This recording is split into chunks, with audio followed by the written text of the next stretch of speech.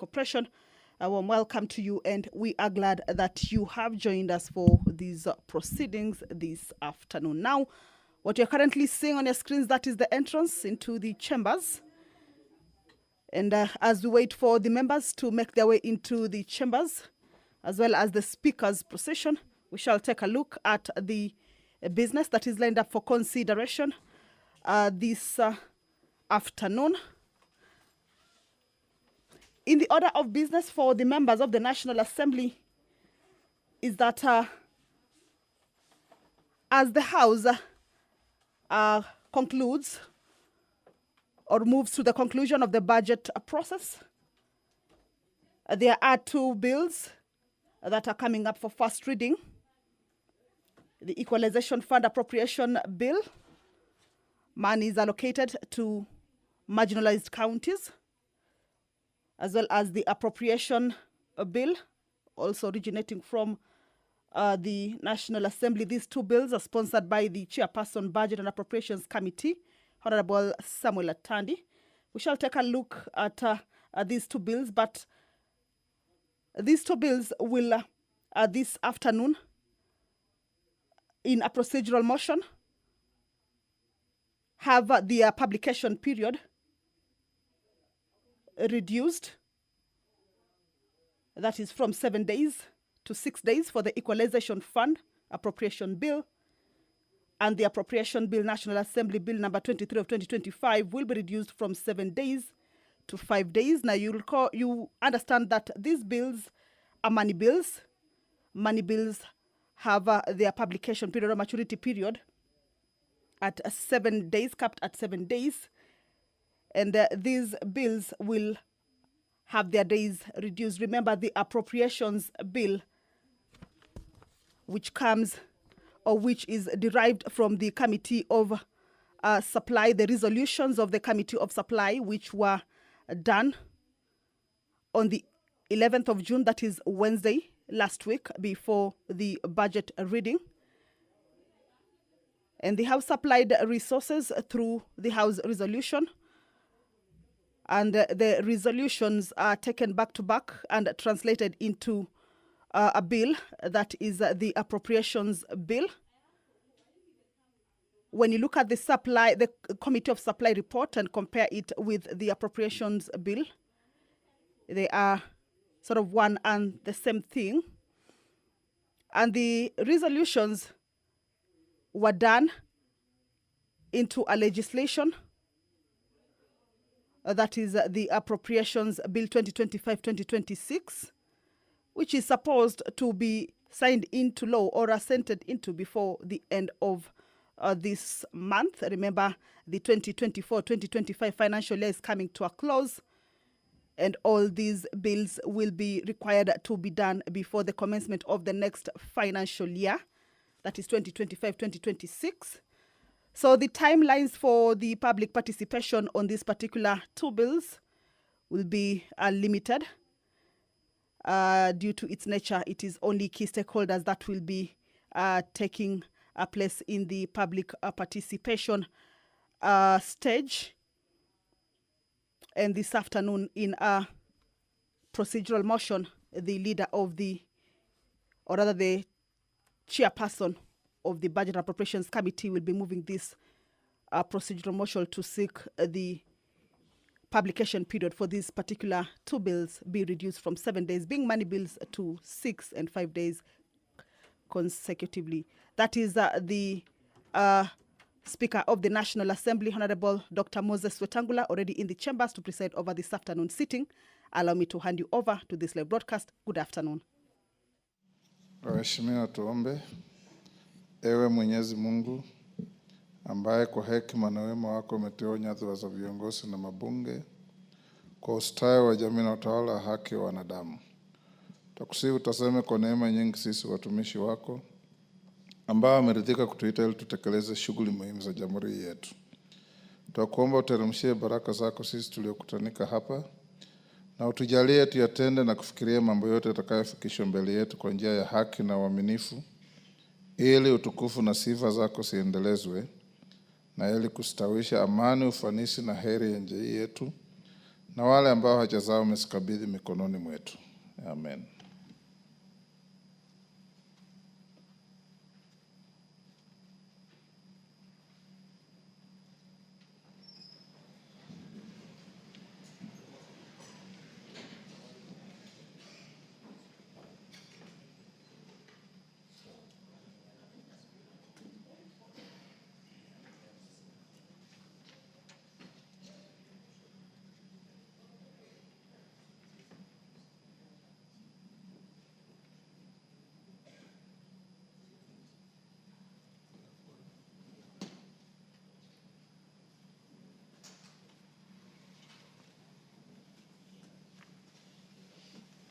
Sergeant, ring the quorum bell.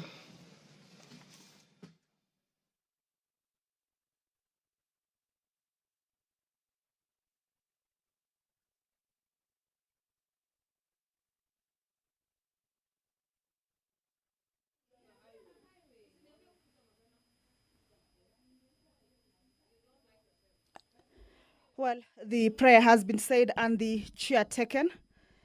However, the House is facing a quorum hitch at the commencement of the business that is lined up for consideration this afternoon.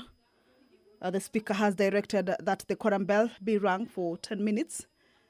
This is to give room to the members who may be within the precincts of Parliament to be able to at least hasten their steps and join their colleagues who are already in the chambers and enable the House attain the required quorum. Now, during this point, or at this point when the quorum bell is underway, you understand that the House seeks to attain a certain number of members inside, at least 50 members. So at this point, members who are already inside the chambers may not be allowed to step out yet, in case maybe they need to undertake a few or address a few concerns. Then they'll just have to wait for the quorum to be. Transact business. Clerk. Order number 1, administration of oath. Order number 2, communication from the chair. Order number 3, messages. Order number 4, petitions. Order number 5, papers. Majority Leader.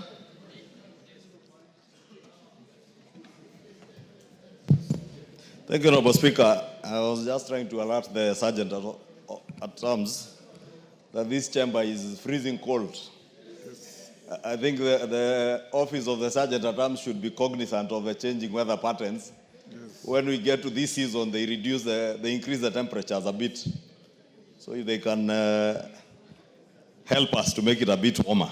Yeah. Honorable Speaker, I beg to lay the following papers on the table of the House today, Tuesday, June 17, 2025. The following documents submitted together with the budget statement from the National Treasury.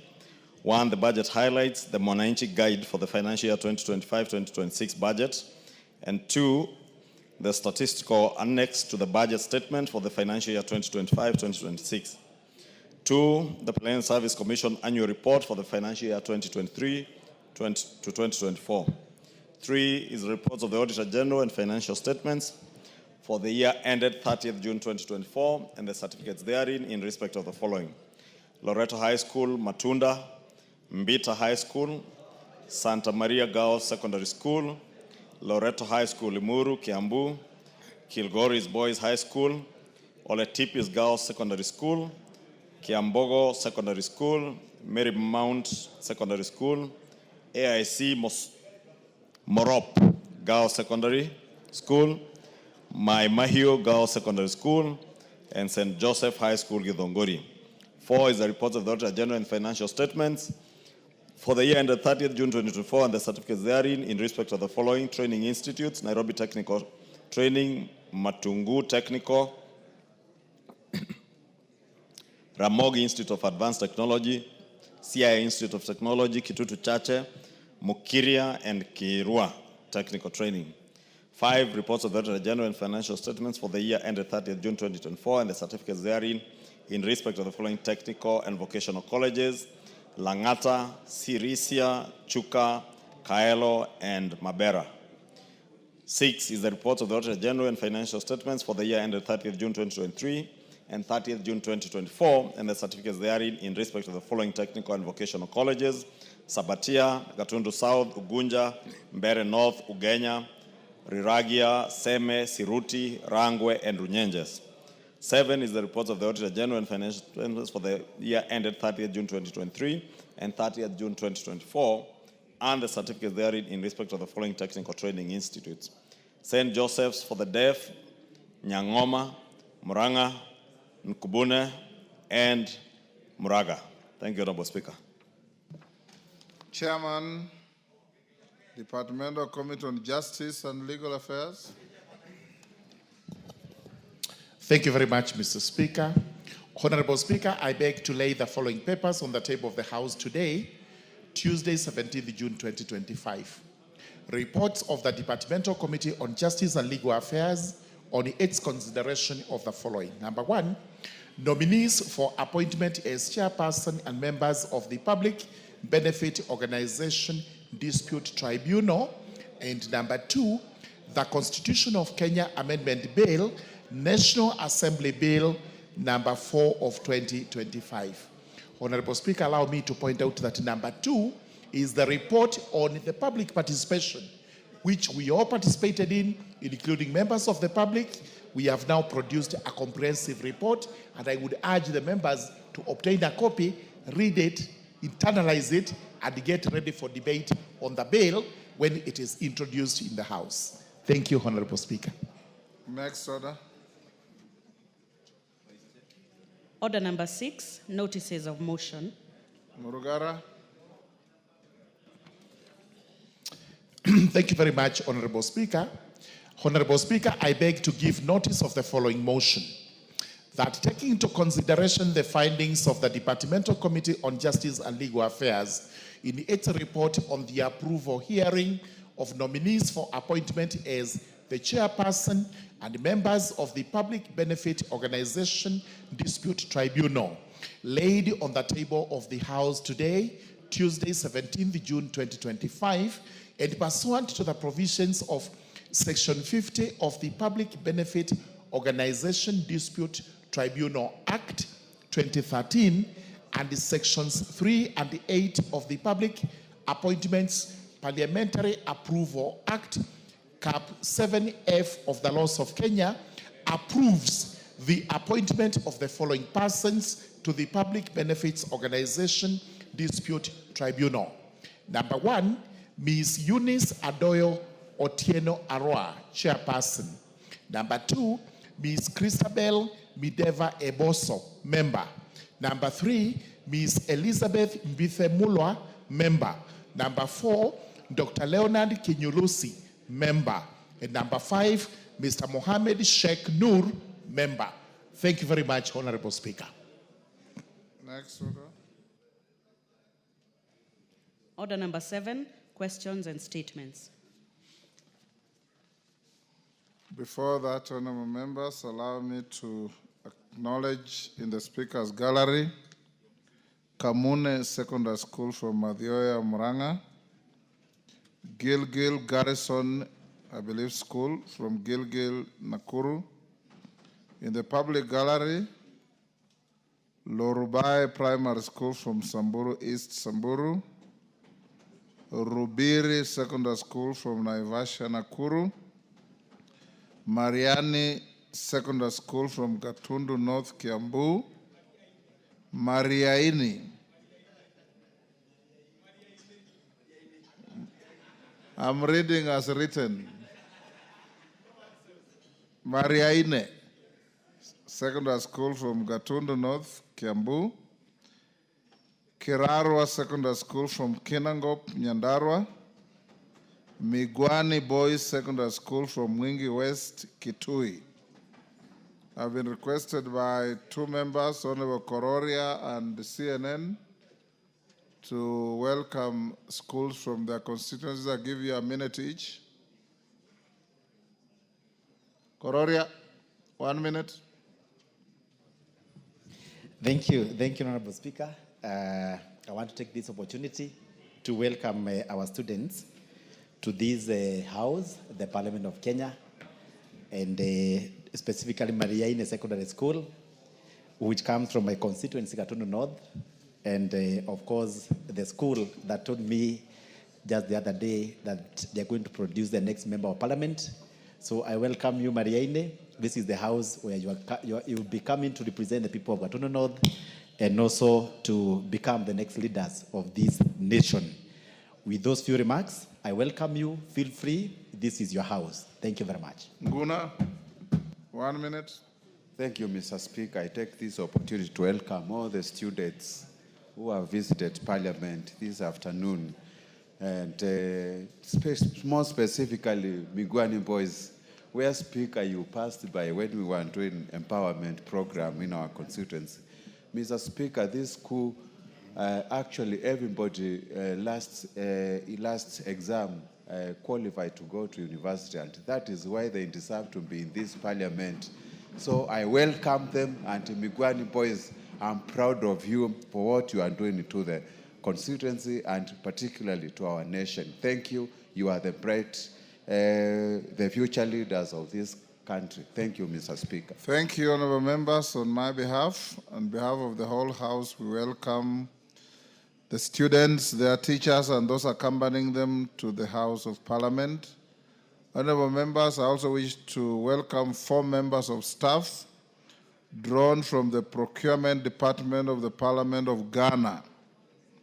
The 4 officers are on a visit to the National Assembly to engage with their counterparts on enhancing the knowledge and skills in the application of technology and digital tools in procurement operations, mechanisms for contract management and dispute resolution, as well as strategies in managing public procurement in a parliamentary setting.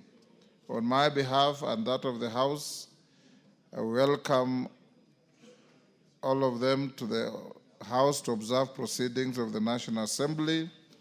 As you say in your country, Akwaba. Thank you. Next. Next order. You had called out already. Yes, we'll go to statements.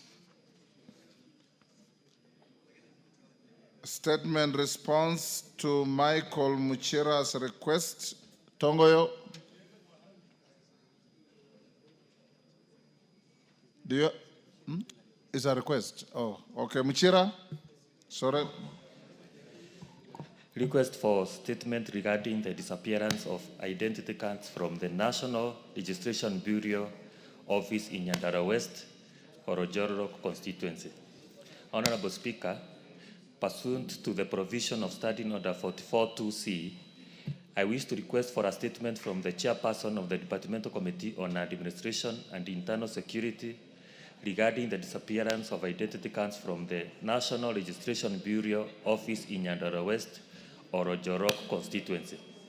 Honorable Speaker, on 29th May 2025, over 2,000 national identity cards that were awaiting collection by applicants, together with the collection register, reportedly disappeared from the National Registration Bureau office in Nyandara West, Orojorok constituency under unclear circumstances. The matter was reported to Orojorok Police Station under OB number 08/29/5/2025. This incident has triggered serious concerns among the local residents, particularly the youth, over the safety of their personal information, hindrance to accessing critical governance services, and participation in democratic process. Notably, the affected residents are concerned that their identity cards are likely to be used for illegal activities. Honorable Speaker, it is against this background that I request for a statement from the chairperson of the Departmental Committee on Administration and Internal Security on the following. 1, a report on the circumstances leading to the reported loss of the 2,000 national identity cards and the collection register from the National Registration Bureau office in Nyandara West, Orojorok constituency on 29th May 2025. 2, the status of investigation into the incident as reported at the Orojorok Police Station under OB number 08/29/5/2025 and the findings of those investigations.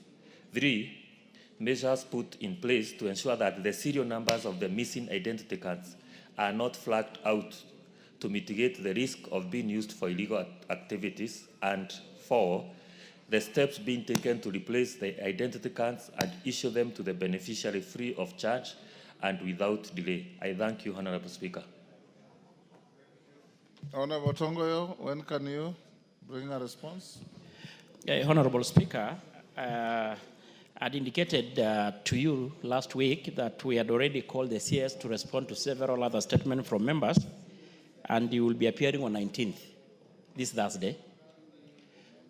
Yeah, this Thursday. So if you can approve, I can also put together the member statement. Honorable Mushira, you can join in on Thursday and interrogate the minister before the committee. That notwithstanding, the request is to the plenary. You'll still bring a response to the plenary. Joseph Munyoro, member for Kigumo. Thank you, Honorable Speaker. I raised a request for a statement regarding review of water tariffs charged by Muswasco in Murang'a County. Honorable Speaker, pursuant to the provisions of Standing Order 44.2c, I raised a request for a statement from the chairperson of the Departmental Committee on Blue Economy, Water and Irrigation regarding reluctance by the Water Services Regulatory Board, WASREB, to review of water tariffs by the Murang'a South Water and Sanitation Company Limited. Honorable Speaker, on 12 May 2025, the Water Services Regulatory Board, WASREB, issued a notification of tariff reviews that affected the Gatamadhi Water and Sanitation Company, Murang'a West Water and Sanitation Company, Mwewasco, and Gatanga Water and Sanitation Company, Gatawasco, in Murang'a County. Shockingly, and without any explanation, Murang'a South Water and Sanitation Company, Muswasco, the sole water services provider in Kigumo, Kadara, and parts of Maragua constituencies, was excluded from the review despite charging the highest water tariffs in the county. Honorable Speaker, presently, residents served by Muswasco are being charged Kenya shillings 107 per unit of water supplied, which is significantly higher than their counterparts supplied by other water companies in the region. Notably, following the tariff reduction by WASREB, Mwewasco reduced its charges from Kenya shillings 90 to 76 shillings per unit, and Gatawasco reduced its tariff from 120 shillings to 70 shillings per unit. And it is also noted that Gatamadhi Water Company charges 60 shillings per unit. Despite repeated complaints from residents on the notably higher tariffs charged by Muswasco, the WASREB seemed non-committal to review rates. This inaction places an unfair financial burden on the affected residents and points towards an apparent regulatory discrimination against Muswasco consumers in Kegumo, Kandara, and Maragua constituencies. Honorable Speaker, it is against this background that I request for a statement from the chairperson of the Departmental Committee on Blue Economy, Water and Irrigation on the following. 1, the basis for the exclusion of Murang'a South Water and Sanitation Company Limited, Muswasco, from the recent downward tariff reviews by WASREB, despite having the highest rates in the region.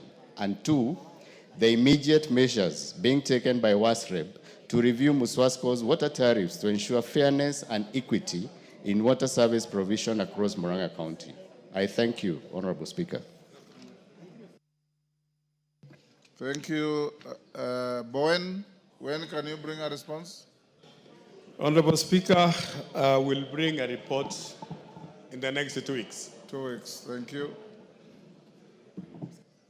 Honorable Farah Yakub, Fafi. Thank you, Mr. Speaker.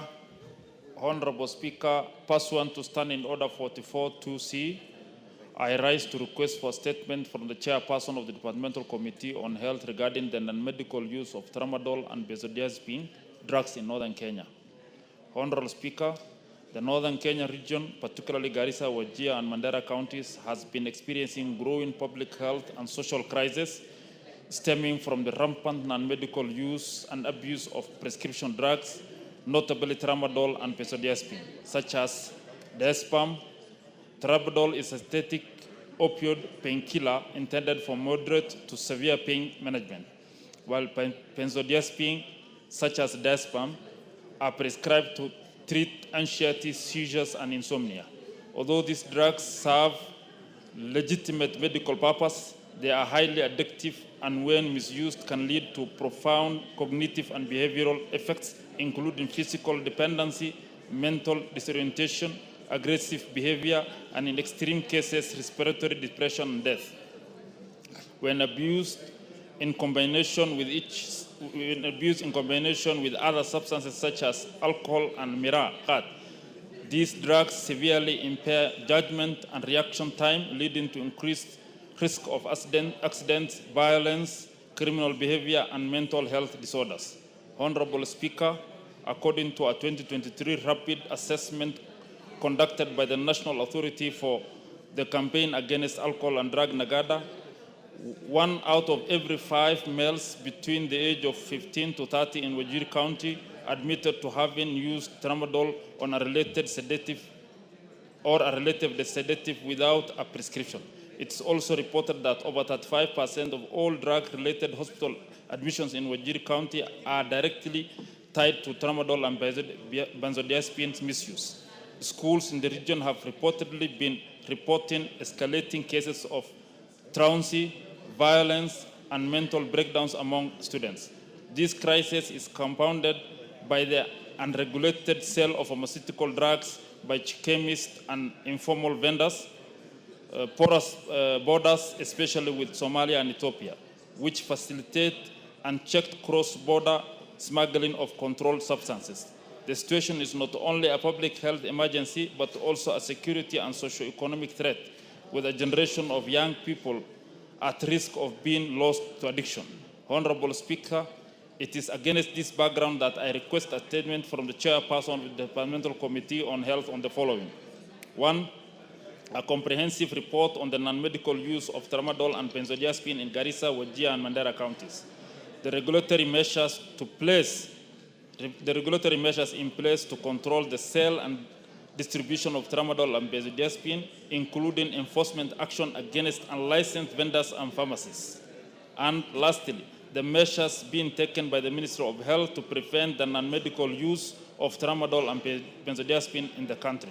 Thank you, Honorable Speaker. Thank you, Chair Health. Dr. Nyekal. Yes, Mr. Speaker. Mr. Speaker, we should be able to give a response on this in 2 weeks. 2 weeks, thank you. Yes. Responses to statements. Tongoyo. Is Jared Okello in the house? Jared Okello. You can deal with that tomorrow. Next, Omboko Milemba's request. Yes, Tongoyo.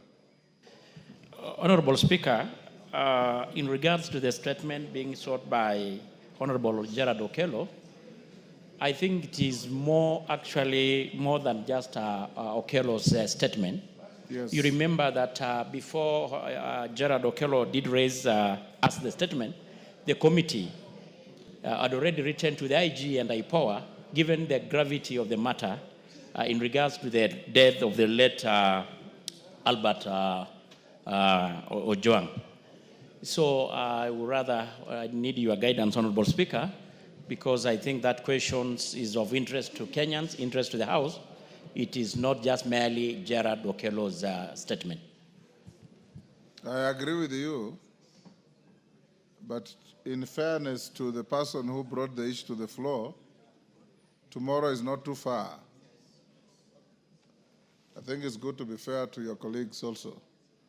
However, Mwenje advised Jared Okello that his statement will be responded to tomorrow afternoon. Omboko Milemba's request, education. Who is responding? Omongina.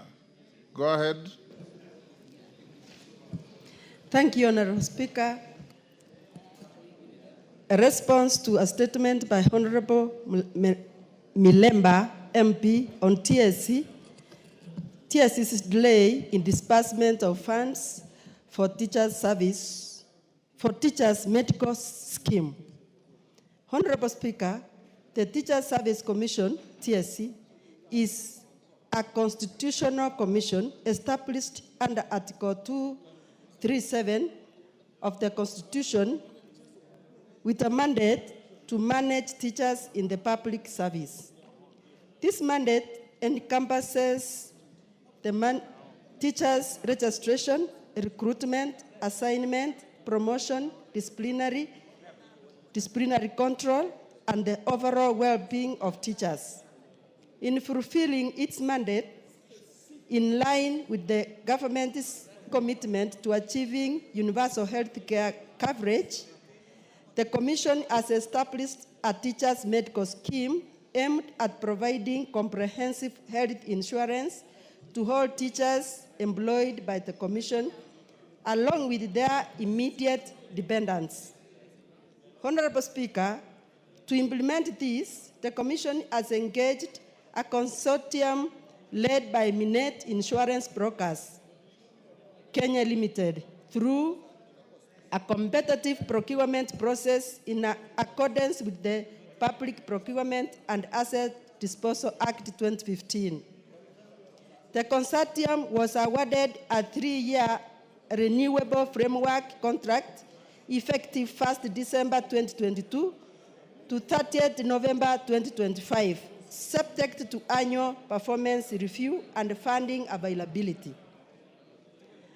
Honorable Speaker, the Commission explains that the medical scheme is structured in 2 parts. Part 1 is capitation model.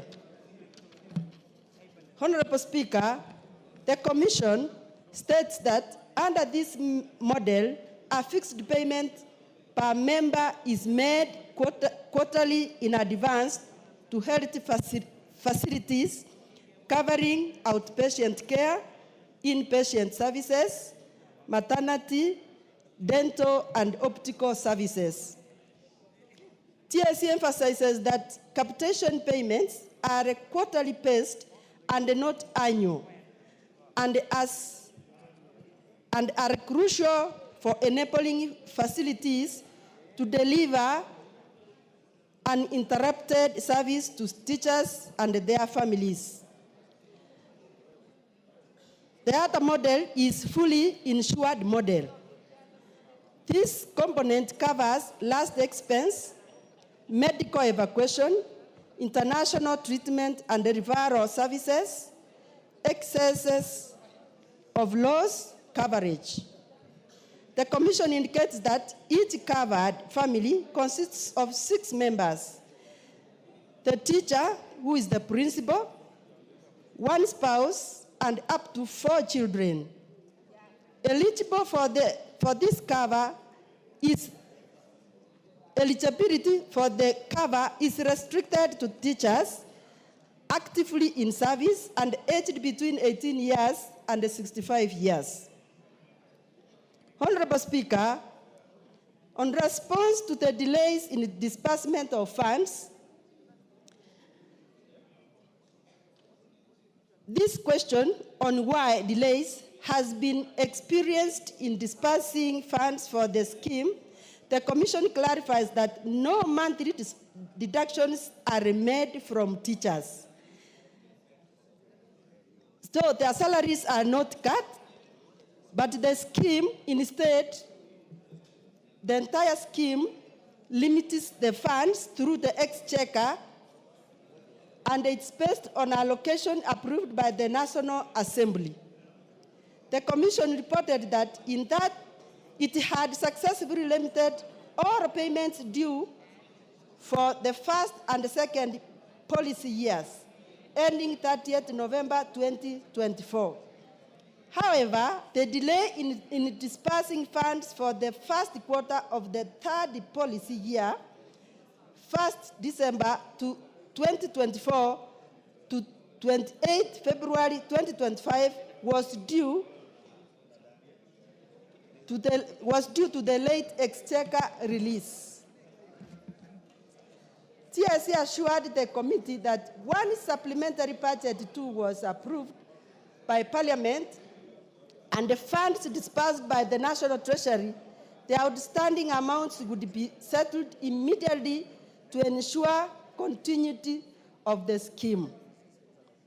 Honorable Speaker, on the alleged 18 billion debt to hospitals, the Commission clarifies that hospitals are not contracted directly by TSC, but rather by the insurance consortium led by Minet.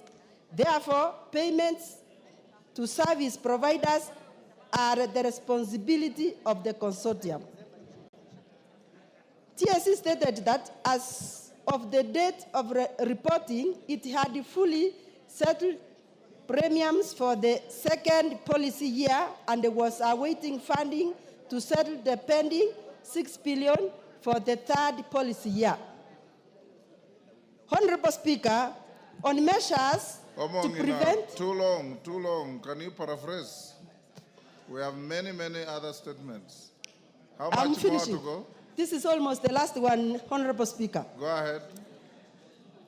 The Commission indicates that it has always ensured that the implementation of the teachers' medical scheme is successful, though on a few occasions it has experienced challenges mainly associated with the disbursement of funds due to budgetary delays. Honorable Speaker, I beg to respond. If you are satisfied, you don't need to ask anything. Oh, Honorable Speaker, thank you. There are gaps and therefore I'm not satisfied.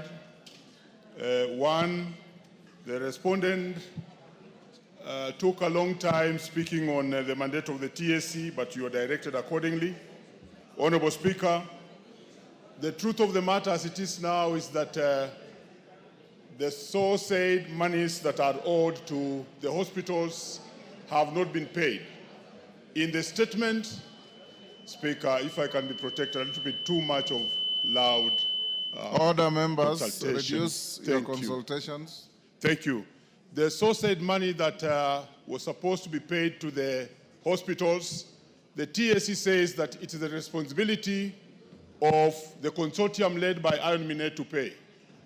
But earlier on in their own statement read here, it says that there has been delay in sending of the money from Treasury. So passing the buck to the consortium, yet it's stating very well that the money needs to come of the exchequer, is a way of just running away from the responsibility of the Teacher Service Commission, because the teachers signed that deal with the Teacher Service Commission and not the consortium. The consortium is only known to the Teacher Service Commission, but the teachers know Teacher Service Commission. Honorable Speaker, the second gap is that the TSC acknowledges that they have not paid the last quarter beginning December and going all the way to February. And they are saying that we wait for the supplementary too. Yes, I want to ask parliamentarians, here we are, that you are all affected by this medical cover for teachers. Because from where you come, we have teachers and they are suffering today. Currently, as it obtains, Honorable Speaker, the hospitals have stopped giving medical cover to the teachers. Honorable Melemba, you are making a speech. Seek clarification. I've raised two clarifications. Yes. Thank you, as directed on why you are passing the buck to the consortium. Yet the main respondent, the main person who should actually deal with the monies is the Teacher Service Commission. As it obtains today, Honorable Speaker, the hospitals stopped giving the services to the teachers. And above all, Honorable Speaker, the teachers lost their medical cover. So it is not something that is free. It is that they are also having payments to this particular scheme. And therefore, can the officer clarify why this money cannot be given to the consortium, given that the teachers themselves surrendered their medical cover, which was formerly medical allowance, which was formerly on their pay slips. Thank you, Honorable Speaker. Omongina, order members, your consultations are too loud. Honorable Speaker, the question was why TSC has not dispersed, has delayed in dispersing. And TSC has tried, of course, to explain, but I will also, with the committee, seek for more clarification from the Commission whether they are the ones who are supposed to disperse the money from the Commission to the service providers. They will have to give us that clarification. Omongina, the reason you are here to respond is to have those facts that you are trying to seek from your principals. Yes. What I had already clarified was that for sure when the exchequer is released to TSC, they also limit the money to the consortium. Yeah, Baba. But as at the time the question was asked, the exchequer had not given money to TSC. But as from the last 2 years, because the contract was 3 years, it has been paid fully. It was only the first and second quarter which they had not limited. Thank you, Speaker. Thank you. Yes, Melemba. 1 minute, Honorable Speaker. So, can we get a clarification on why the money cannot be paid on time, yet the teachers surrendered their medical allowance? They used to earn it as salary. And then they surrendered it to go to the pool to provide the medical cover. Thank you. Dorothy, hold on, Omongina. Yes, Dorothy. Thank you, Speaker. I just want Speaker to weigh on this matter. Speaker, it is evident that teachers' medical scheme is recovered from their salaries every month. Honorable Speaker, diseases cannot wait for release of exchequer. And Honorable Speaker, because teachers pay their money every month, what measures is Teachers Service Commission doing so that they ensure that the service providers are paid on time so that our teachers and their dependents access medical cover seamlessly? Thank you, Honorable Speaker. Honorable Speaker, according to the reply, it is that money that is not directly cut from teachers, but it is the exchequer. It is from TSC to exchequer, and the delays are from the exchequer. So it is this house. Order, exchequer to TSC or TSC to exchequer? It is from exchequer to TSC. It is them who releases the exchequer to TSC. So it is already, it has delayed. So all of us, we should ask why our teachers are getting into this situation because of the delays from the exchequer.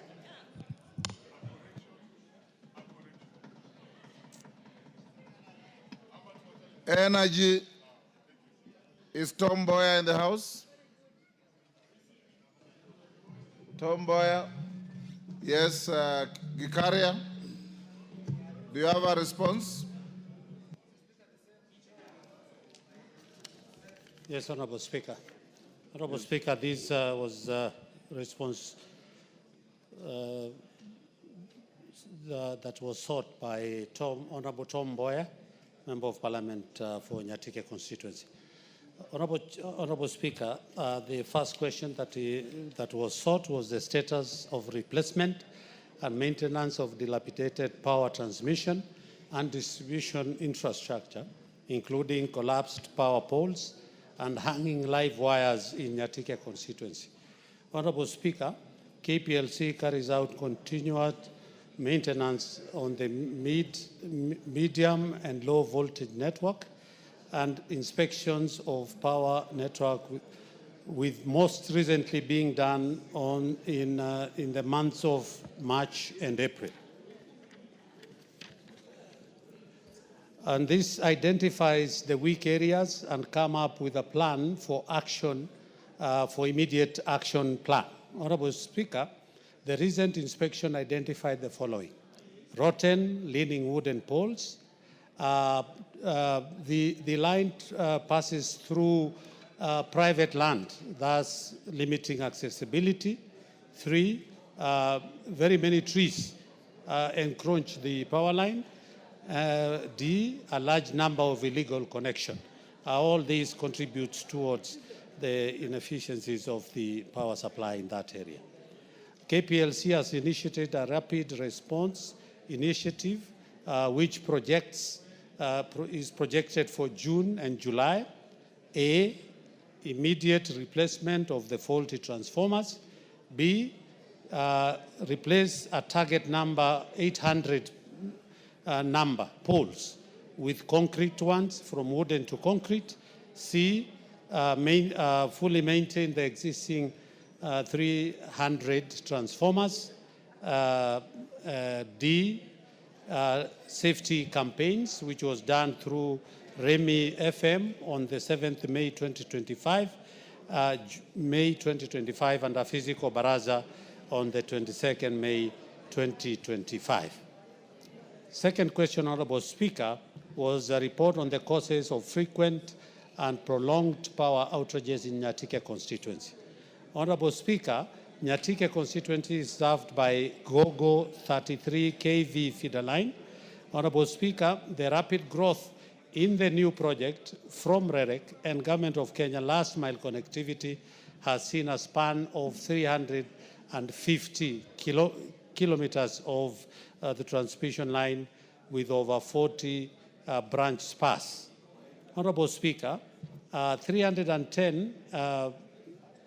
we have 310 transformers which serve 5,961 customers, and of course the numbers is growing. Honorable Speaker, Kengen Gogo Falls Power Station is the one that serves Nyatike area.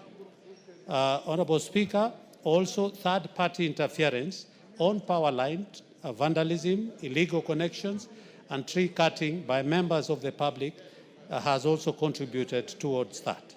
Lastly, Honorable Speaker, is the conducive wind corridor.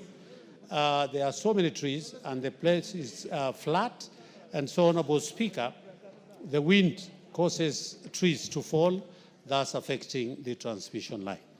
The midterm initiatives, Honorable Speaker, is that Ketraco Masaba 132/33 substation in Migori is in the final stages of completion, and B, a dedicated feeder tee-off at Stella to Gogo generation is ongoing and is expected to be completed by December 2025.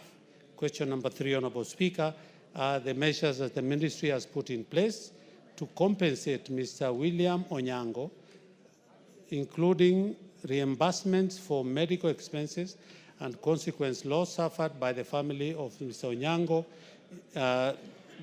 requesting also to indicate specific timelines. On the case of William Onyango, Honorable Speaker, the accident happened on the 22nd April 2025, and the claim was launched at KPLC 12th May 2025 and reported to KPLC Insurance Services Provider the next day, that is 13th May 2025.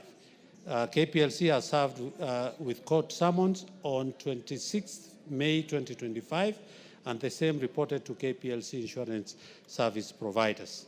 The insurance investigator has commenced the investigation with a view to conclude the matter after all legal formalities are provided. Lastly, Honorable Speaker, the last question is a report on the number of victims or deaths that have occurred due to faulty power infrastructure since 2017. Honorable Speaker, the number of EPRA reportable incidences for 2017 to date are 16, out of which 9 cases were fatal in nature, 5 cases were non-fatal, 1 case involving livestock, and 1 case being and an injury incident where a pole fell near a shop. Among the 9 fatal cases, 4 cases involved illegal and substandard extensions beyond the KPLC metering points by the customers, leading to electrocution accidents. The remaining 5 cases were due to compromised ground clearance of the power infrastructure. Honorable Speaker, out of the 16, 6 cases are in court, have claims in different stages of investigation, 2 cases have been settled, and 8 cases do not have any claims. Thank you, Honorable Speaker. Tom, you are satisfied with that? Thank you, Honorable Speaker. The response is fairly good. The only area of concern is the speed. How Kenya Power is responding to replace the faulty lines. And this one also reported at Masaba. The one they are saying will improve the power in Nyatike. If done in time, I think it will save my business people in the constituency. But on the injured in May, I would wish to report that he finally died and he was buried last week. The kind of power we are receiving in our constituency is not power which can enhance investment or business in that area. It's something which can have a blackout for over 1 week, and no serious businessman can invest his money in Yatike constituency when it comes to power outages. But for the report which has been given, Honorable Speaker, it's fairly good and I appreciate it. Thank you. Thank you. Let it lie there. Beatrice Adagala. Beatrice Adagala, not in the House, stayed to Wednesday afternoon tomorrow. Mark Mwenje in the House. Yes, Chair Health. Dr. Nyikal. Yeah. Thank you, Mr. Speaker. Mr. Speaker, in response to request for a statement by one Mark Mwenje regarding the shortage of polio and BCG vaccines, this is the response from the ministry, Mr. Speaker. 1, the immediate measures the ministry is taking to address the current shortage of polio and BCG vaccines in the country, including specific timelines.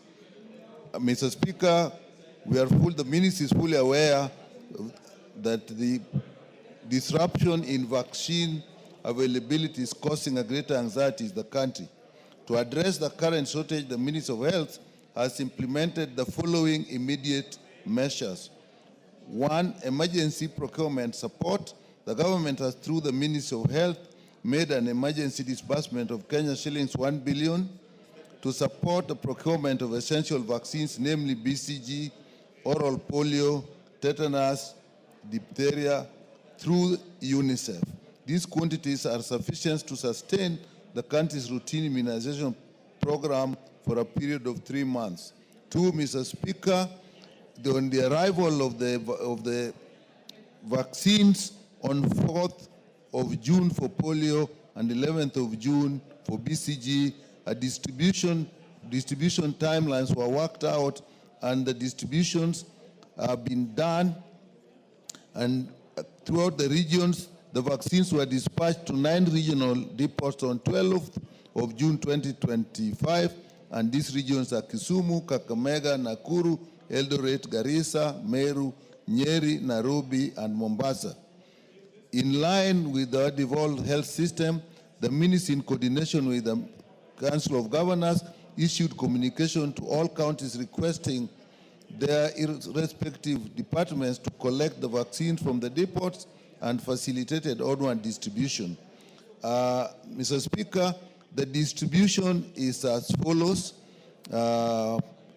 Eldoret, BCG 264,000 doses, polio 264,000 doses, and tetanus 147. Garissa, BCG 114,000, OPV 114,000, diphtheria 63. Kakamega 216,000 for BCG, 216 for polio, and 118,000 for diphtheria. Kisumu Regional Store, 270,000, BCG, 270,000, polio, and 150,000 tetanus diphtheria. Meru Regional Store, 96,000, polio, 96,000, polio, and 54,000 tetanus diphtheria. Mombasa, 192,000, BCG, and polio, 192,000, and diphtheria, 105,000. Mr. Speaker, Nakuru, 192,000, 192,000, 105 for BCG, polio, and tetanus. Nyeri, 78,000, 78,000, 45,000 for BCG, polio, and tetanus. Total was 1,944 for 1,000 for BCG, 1,944,000 for polio, and 1,075,000 for tetanus. Mr. Speaker, there's a balance to be dispatched, indicating, Mr. Speaker, that actually for the period indicated, we'll actually have adequate BCG. Now, the logistics for quick distribution, as you have said earlier, across the country is working with the Council of Governors through the county government. Mr. Speaker, the other important thing about this is the long term. And Mr. Speaker, there's a bit of history to this. Kenya, since the year 2001, has been a valued beneficiary of support from Gavi. So, Speaker, what that means is we actually get support from Gavi to the tune of US dollars 950 million in funding to strengthen our national immunization program. Under Gavi's co-funding financing framework, the government of Kenya is required to make an annual financial contribution towards vaccine procurement. This agreement is based on a shared responsibility model, and continued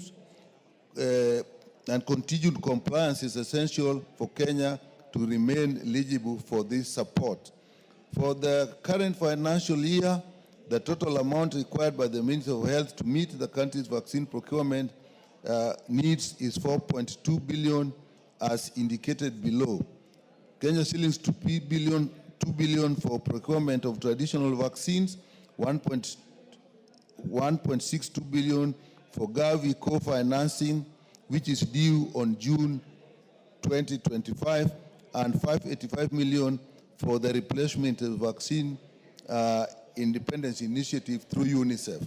So, Mr. Speaker, from this, we actually, as of now, we have adequate vaccines. Now, but we have a shortfall. So, Mr. Speaker, to address the outstanding shortfall, the ministry secured an additional 930 million Kenya shillings for supplementary budget 3, earmarked specifically to cover the 620 million balance pending. Mr. Speaker, basically we have to put some money for Gavi to support us. And that money, 930 million, has actually been made available. The Ministry of Health continues to actively engage the National Treasury to ensure timely release of these funds and full compliance with our financial obligations under the co-financing agreement. These efforts are particularly focused on meeting the June 2025 deadline to avoid any further disruption. This disruption came because we did not meet the deadline, but this money now will help us meet the deadline, and we should be able to forestall any shortages. So, Speaker, the long-term strategy put in place to strengthen the national vaccine supply chain so as to build resilience against future disruption in vaccine available. What the ministry is doing is to really looking for increased future budget allocation and ring-fencing vaccine funds against other budget provisions and timely disbursement of funds. The most difficult one has been the timely disbursement of funds. So with this, Mr. Speaker, the ministry wishes to assure the House that the Kenya public that the government, through the Ministry of Health, is committed to making every effort to prevent stockouts and sustain high immunization coverage. Our goal is clear. No child or eligible person should ever miss a life-saving vaccine due to preventable supply chain failures. So, Speaker, we will continue to work closely with partners and UNICEF and Gavi and county government to ensure that long-term plans translate into consistent availability of vaccines across all regions of the country. Thank you, Mr. Speaker. Thank you, Chairman Mwenje. Thank you, Honorable Speaker. I think your worries are responded to. Yes. Yes, largely.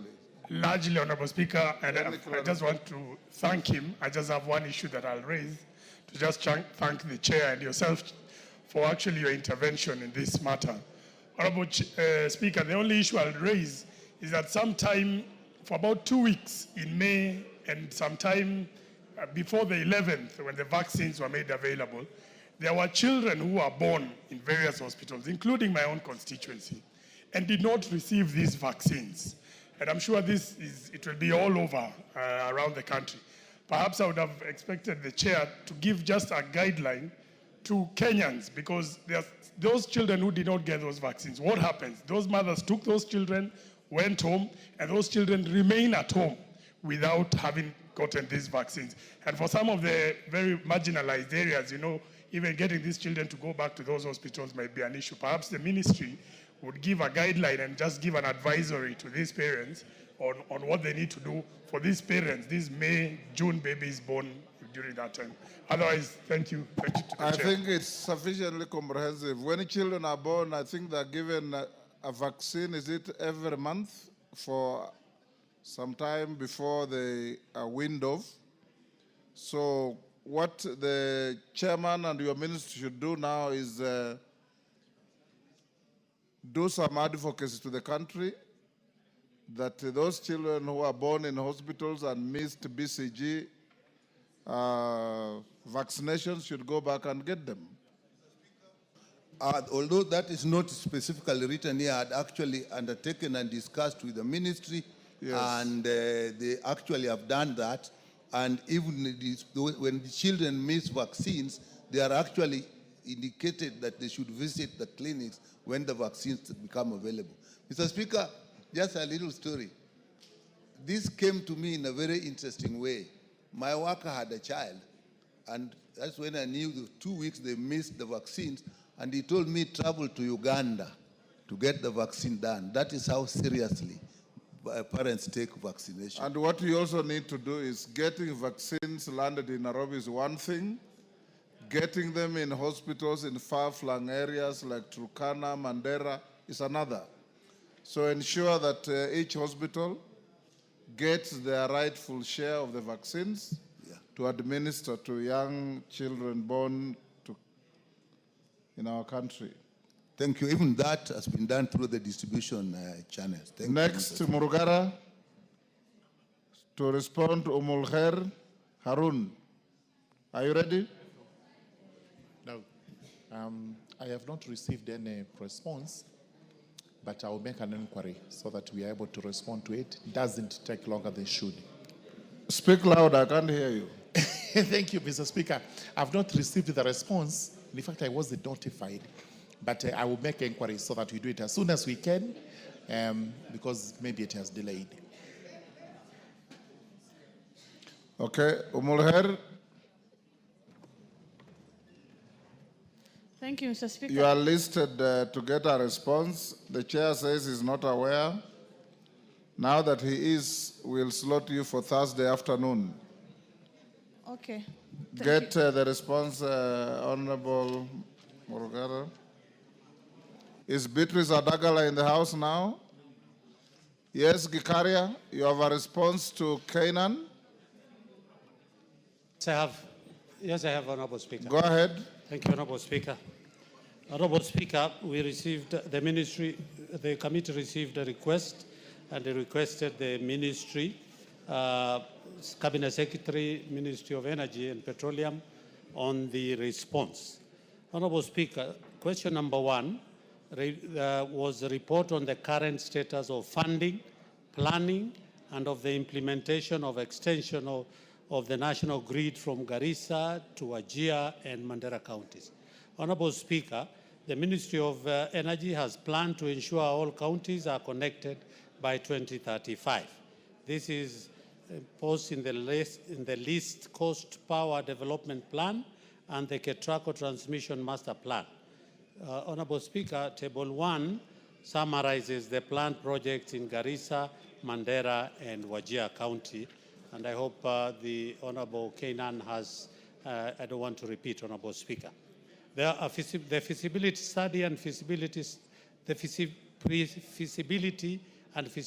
study for Garissa-Wajir transmission line has been done, and the ministry in the process of sourcing funds.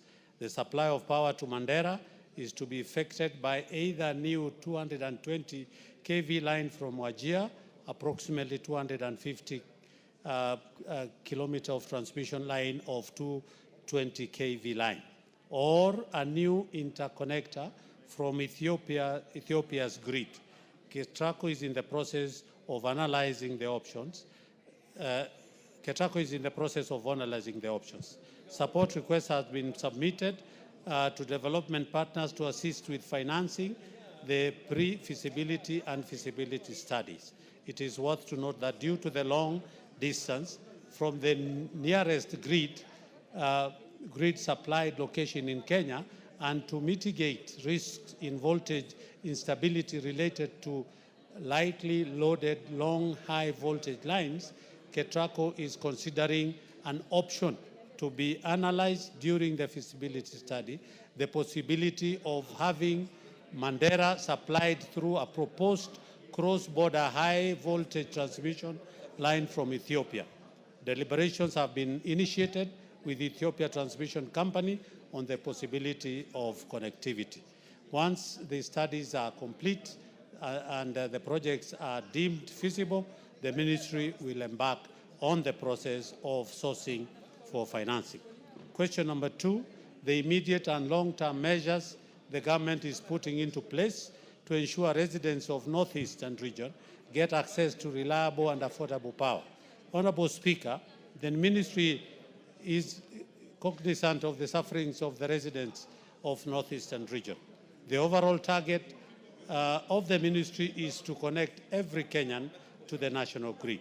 Therefore, as indicated in, sorry, Honorable Speaker, because that is, to this effect, the ministry has been proactive in offering alternative solutions through distributed sources like solar home systems, mini-grids. Honorable Speaker, there is table 2 and 3, which have shows the off-grid solutions to the 3 areas that is under the solar PV mini-grids and the diesel stations. Honorable Speaker, to actualize these plans, the ministry needs more funding, as most of the projects are pending under implementation stage. For example, the financial year 24-25, RELEC was allocated 400 million for operational activities, while budgeted maintenance cost was Kenya shillings 300 million. However, the maintenance cost budget was reduced by 60%. Thus, hence the actual budget availed for maintenance was only 120 million shillings. Honorable Speaker, the major cost of operation of off-grid station is procurement of fuel, as the average annual cost of 7 billion shillings. Honorable Speaker, there is a description of items and the cost that is to be used for off-grid fuel, diesel, and operational costs for staff and the equipment maintenance, Honorable Speaker. It is worth noting that over the time, the demand of these areas served by the mini-grids and diesel stations have been growing and require upgrade. REREC has proposed to upgrade 27 mini-grids at an estimated cost of 1,214 million. The hybridization of 20 diesel stations at an estimated cost of 7 billion shillings, Honorable Speaker, for the northern Kenya counties is demonstrated, Honorable Speaker. On the other hand, KPLC needs an additional 1,553 million for off-grid station as annexed in 4, 5, and 6. Question number 3, Honorable Speaker. The government plans to address the gap in provision for power in the region, including alternatives for provision of off-grid solar access. Honorable Speaker, the ministry is undertaking a vigorous exercise of power provision in northeastern region through Kenya Off-Grid Solar Access Program, COSAP at an approximate cost of 5.66 billion. The program, Kenya COSAP, has the following key components. US dollars 40 million for mini-grids for community facilities, US dollars 48 million standalone solar system, US dollars 40 million standalone solar system and solar water pumps,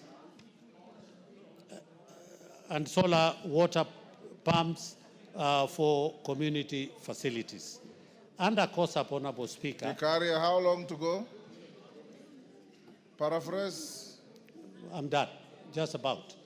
Honorable Speaker, under COSAP, mini-grid and standalone solar facilities, Mandera has been allocated US dollars 15.1 million shillings, approximately 2 billion Kenya shillings. Wajir has an allocation of 20 million, approximately 2.5 billion. And lastly, Garissa has an approximate of 1.4 billion shillings. Honorable Speaker, Table 4 states the number of sites per county under COSAP, Honorable Speaker. And for Mandera, we have 28 number, Wajir 15, Garissa 20, and total number is 63. Honorable Speaker, further, the ministry through KPLC is undertaking hybridization of the substations listed in Table 5 below under AFD funding. Honorable Speaker, the table is indicated AFD funded mini-grids. Thank you, Honorable Speaker. Mr. Speaker, I requested for a statement regarding the extension of the national grid from Garissa, Wajir, Mandera. And Mr. Speaker, I know at one time as a young lawyer, you have been to that part of Kenya. Yes. The answer given by the chair, yes, Mr. Speaker, is a continuation of sessional paper number 10 of 1965, Mr. Speaker. Mr. Speaker, yes, I want to get your attention so that the good lawyer can wait for wise counsel from the Speaker when he's free. Mr. Speaker, I was saying this statement is a product of sessional paper number 10 of 1965. And I'm glad that you have been to that region as a young lawyer. And the question was, the plan the government of Kenya has to extend the national grid from Garissa, Wajir to Mandera, Mr. Speaker, and the three counties combined constitute over 70% of the landmass of the Republic of Kenya, Mr. Speaker. And Mr. Speaker, the answer, if you look at the first question was the current status of funding, planning, and implementation of the extension. And the answer is, and this is what he says, the ministry has planned to ensure all counties are connected by 2035. This is espoused in the least cost power development plan. And what is missing is, and the most efficient power plan, Mr. Speaker. Cost effectiveness is one thing. Efficiency is another thing. And therefore, this plan, as I look at it, Mr. Speaker, I had sought the same question in 2012, Mr. Speaker, from then Minister for Energy, the Honorable Kiraitu Murungi, Mr. Speaker. Unfortunately, I didn't come with a answer report. The answer is the same. 13 years down the line, there is no plan by the government of Kenya, and in particular the Minister of Energy, to connect a third of the landmass of the Republic of Kenya, Mr. Speaker, to the national grid. And what we are being told right now is to continue live in this modern day Kenya and accept the tenants, those discriminatory provisions of Sessional Paper number 10 of 1965, which completely rubbished and excluded Northern Kenya Honorable from, Gikaria, from you made your point. as part of the Republic of Kenya. Mr. Speaker, secondly, there are rights under REREC, which every constituency is entitled to. What I'm asking is connection from extension of the national grid. The national grid has ended in Garbatula. The national grid has reached Garissa and those parts. And they are telling us they have plans to consult the Ethiopian Energy Generation Company, Mr. Speaker, to see. That answer was also given in 2012. Has it taken them 13 years to consult with the Ethiopian Energy Generation Company, Mr. Speaker? Has it taken 13 years for Ministry of Energy to even devise an implementable, cost-effective energy plan for Northern Kenya, Mr. You've Speaker? made your point. This answer, Mr. Speaker, this answer, allow me to say this because it covers 3 counties, Mr. Speaker. This answer, and I know the chairman is innocent because what he's reading, just like you saw the lady, the innocent lady who was responding on behalf of TSC, this answer that you are given lacks every substance, Mr. Speaker. And therefore, I want to urge my good friend, and the reason why the owners of the system decided to bring you back as the chairman of energy. We want you to invoke that inherent right and ensure that under your leadership, Northern Kenya is connected to the national grid. As it is, this answer is wanting, it lacks substance, it lacks vision, it doesn't meet our expectation, and therefore, the only place it deserves is to be thrown to the dustbin. We expect you to provide leadership. Gikaria, is that answer plagiary of an answer given 13 years ago? Honorable Speaker, I don't want to answer about the 13 years ago, but I want to agree with the Honorable Speaker that it is true that there is no proper concrete. But, Honorable Speaker, as the report has indicated, this country cannot operate as in unison on its own. So we have the Kenya-Ethiopia connection line, and there is a talk between the Kenyan government and the Ethiopian government to be able to, using the grid or the transmission line from Ethiopia, that can be able, and it is cost effective, it will be cheaper for this country for it to be, and it is most appropriate because it will be done in shorter time.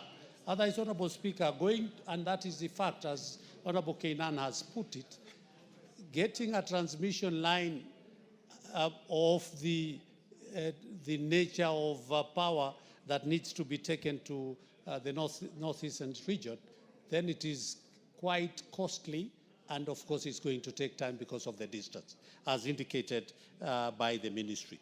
But the ministry has done some interventions by bringing in the mini grids like the solar, particularly solar.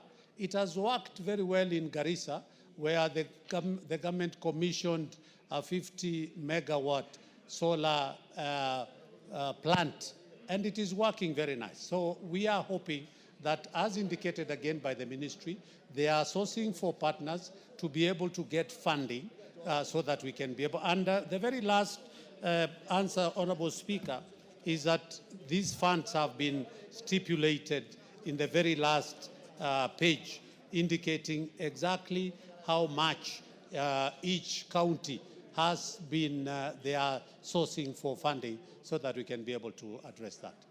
Thank you, Honorable Speaker. Thank you, Mr. Speaker. This is an issue that is very critical, especially in northern Kenya. The grid being one of the most important things that we require as northerners is now in Garissa. and Garissa to Mandera is over 700 kilometers. Unfortunately, during the rainy seasons, vehicles carrying fuel to fuel Wajir and Garissa, because there is no road, the roads are impassable. In fact, they are stuck on the way. Unfortunately, in Mandera, during the heavy rains, vehicles stuck on the road over 7 days. Mandera was in total blackout. Unfortunately, we are in the Stone Age era where generators are used. I think Mandera, Garissa, Wajir are the only areas that up to now use generators. The old generators, that always fail. The last Ramadan. Yes, Rueda, what's your point of order? What is out of order?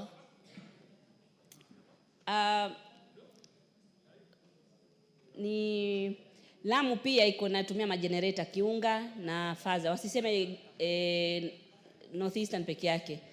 So it is not the only place. Wajue Lamu pia tunatumia Kiunga generator, kwa hivyo alikuwa anadanganya. Kwa hivyo arekebishe Lamu, Kiunga na Faza. Tunatumia majenereta. Hao wenzetu wa Northeastern wakati wa namba wanatuingiza sisi Lamu, lakini wakati wa mapato wani wao peke yao. Wanatusahau sisi Lamu. Thank you. Hao wakijitetea wanatusahau sisi Lamu. Thank you, Mr. Speaker. In fact, Lamu is included in Northeastern most of the times. Most of the times. In fact, in the developmental parts, it is included. Even in security side, it's always included in Northeastern. So if I mention Northeastern, Seek your clarification. I have corrected that. Lamu being part of Northeastern, although it's part of coast, it's also part of Northeastern. So my colleague, I'm sorry for that. So Mr. Speaker, it was very unfortunate that the last Ramadan, my people in Mandera fasted in the dark. It was very unfortunate that throughout the 30 days of Ramadan, we were in total blackout. Reason, all the generators failed. There is no reason as to why the Kenya government... Point made. Kikaria, when in terms of timelines, do you hope our compatriots in the northern parts of Kenya can test the national grid? Thank you, Honorable Speaker. And Lamu. Yes, and Lamu. Honorable, for example, in Lamu, Honorable Speaker, there was a planned project where we were to use an underground cable through the sea to take the off-grid power to Lamu. But again, because of funding, Honorable Speaker. Let me say, with the ambitious program of the country by the current administration, we intend to have a mini grid in the northeastern region. If it goes beyond maybe 3 years, 4 years, we'll be having the grid in the northeastern region. Thank you, Honorable Speaker. Honorable members, allow me to acknowledge in the Speaker's Gallery, Migwani Boys Secondary School, Mwingi West. I thought we had acknowledged that, but I'm told it's a second batch. Bahati PCEA girls from Bahati, Nakuru. And in the public gallery, Kirarwa Secondary School from Kinango, Nyandarua. And Kiva Secondary School from Masinga, Machakos. On my behalf and on behalf of the House, we welcome the students, their teachers, and those accompanying them to the House. Chematia, I have already given direction. Chematia, no. Thank you, Mr. Speaker. We've spent 20 minutes on that statement. Request for statement. Order Gikaria, cross over and see the questioner and satisfy him. Chematia. Thank you, Mr. Speaker. This is a request for statement regarding the unlawful and illegal... Hold your horses. 1 minute, Kainan. Every region or every community has certain expectations from every regime. We as Northerners, we have 3 critical expectations from the current regime. One has been solved. One was training, recruitment, and posting of teachers. That has been solved by His Excellency the President. 2 more critical issues are remaining. And and you may be part of the solution because you are a major stakeholder in the current government. One of which is extension of the national grid from Garissa, Wajir, Mandera. That has yet even to get the attention of the government even at the planning stage. The third one, Mr. Speaker, and I want you to go on record, is the construction of the road from Isiolo, Modogash, Wajir, Mandera, Samatar, all the way. Mr. Speaker, I want to beg you. Just a minute, Mr. Speaker, I want to request you. I know, unless the planners are seized off with this, it is difficult even to get a donor. I want to believe with the chair. There is no time when the resources will be enough. We have been excluded from the national planning by that discriminatory sectional paper called number 10 of 1965. Under your leadership, can you include this in the next budgetary framework so that Northern Kenya is connected to the national grid? And I want to request you, Mr. Speaker, using your administrative, parliamentary, legal skills to assist us also as a stakeholder of the current regime to push this so that once and for all in our lifetime we see connection to the national grid, just like we are waiting for that critical road connection to our region. Thank you, Mr. Point Speaker. made, I'll be your champion for that. Chematia. Order. Chematia. Honorable Speaker, pursuant to the provision of Standing Order 444 Cap 2C, I wish to request for a statement from the Chairperson of the Departmental Committee on Finance and National Planning regarding unlawful occupation of land LR number 209/10 210 IR 66157 belonging to the College of Insurance. Honorable Speaker, in 1992, the Insurance Training and Education Trust, ITET, established the College of Insurance in Nairobi, South Sea, to offer insurance training. In 1995, the ITET acquired a 5-acre piece of land adjacent to the College of Insurance for purposes of future expansion. The land, which is registered as LR number 209/10210, LR number 66157, under the deed plan number 193902, remained non-property to ITET until 2010, when one Rajab Ahmed Karume claimed to have been issued an allotment letter in 1998 for the same parcel of land.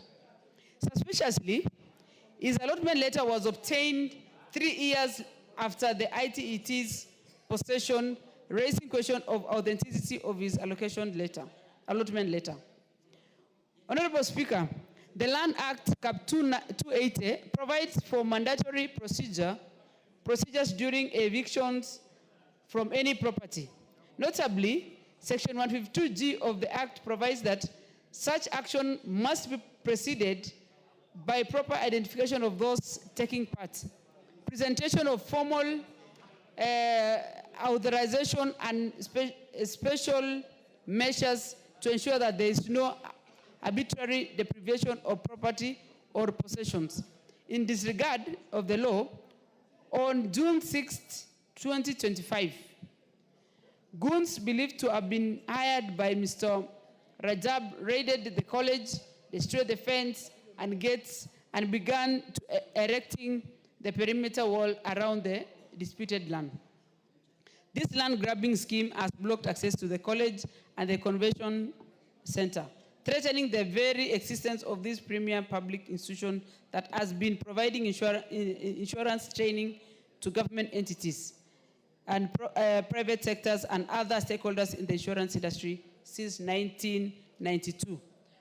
Honorable Speaker, it is against this background that I request for a statement from the Chairperson of the Departmental Committee on Finance and National Public Planning on the following statement. 1, I report on the rightful ownership of LR number 209/10-210, IR number 66157, including all entries, entered under the said land and the authenticity of the allotment letter issued to the parties.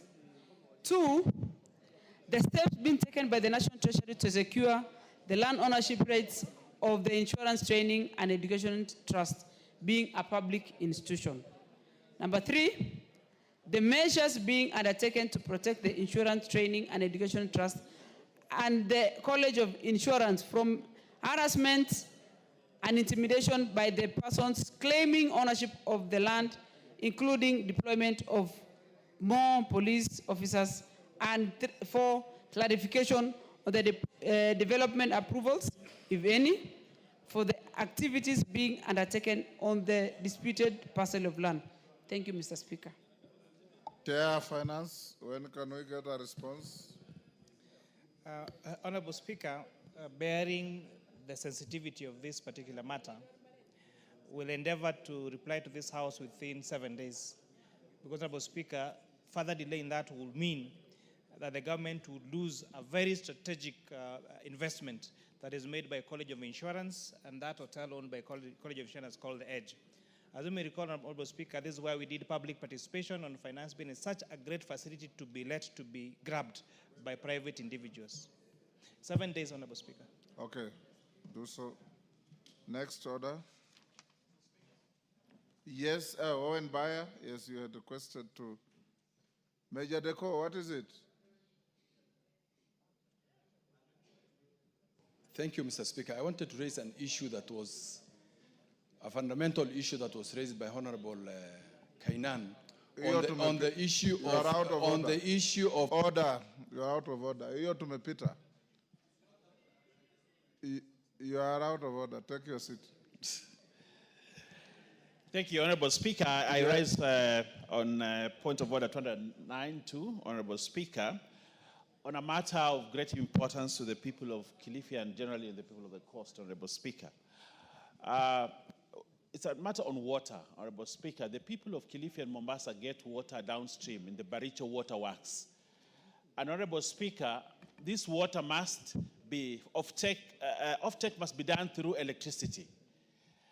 And Honorable Speaker, every time we have to use electricity, we have to pay bills as is expected, Honorable Speaker.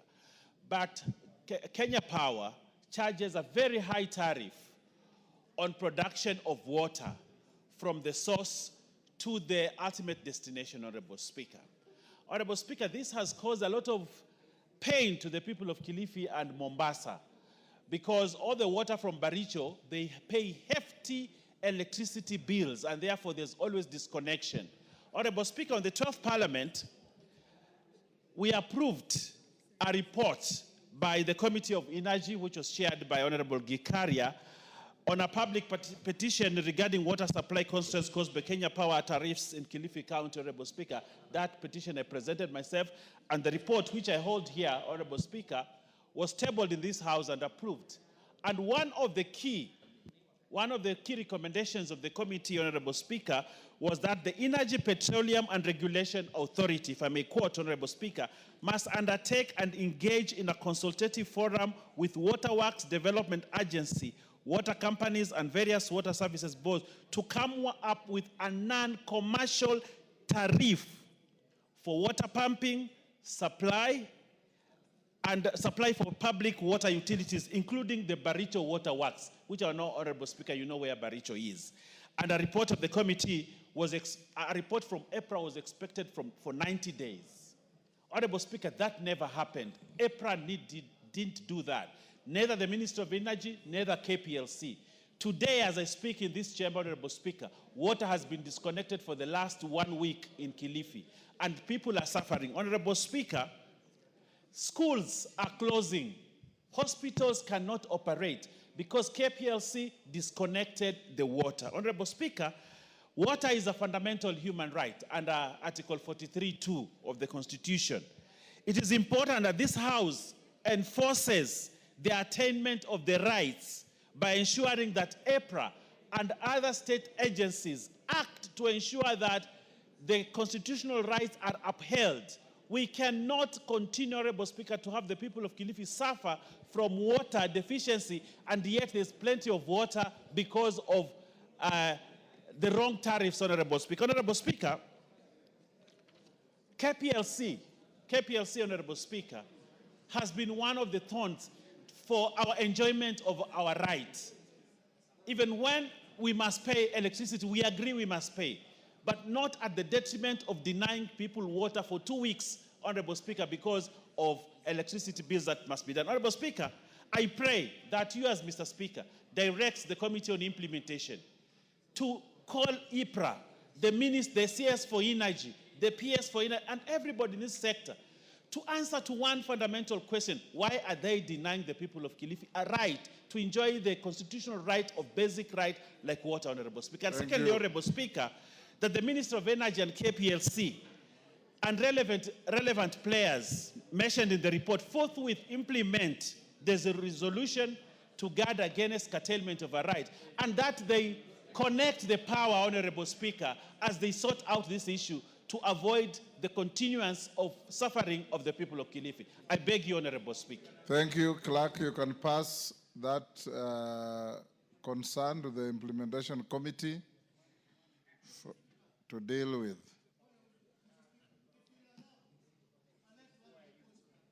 The voice he has raised is loud enough. It doesn't need an addition. Next order. Order number 8, procedural motion, reduction of the publication period of specified bills. Majority Leader. Majority Leader. Yes, what is it? Order number 8. Who is prosecuting that? Honorable Speaker, give me 1 minute so I consult with the leader. He moved away with everything. We don't have anything. This is my paper.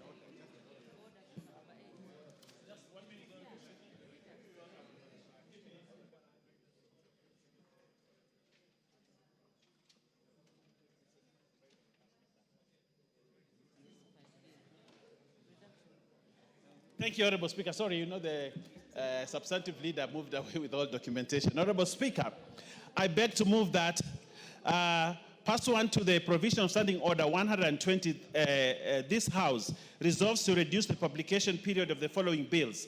1, the Equalization Fund Appropriations Bill, National Assembly Bill number 21 of 2025 from 7 days to 6 days, and 2, the Appropriation Bill, National Assembly Bill number 23 of 2025 from 7 days to 5 days. Honorable Speaker, this is a straightforward procedural motion. Honorable Speaker, as you know, we have constitutional timelines.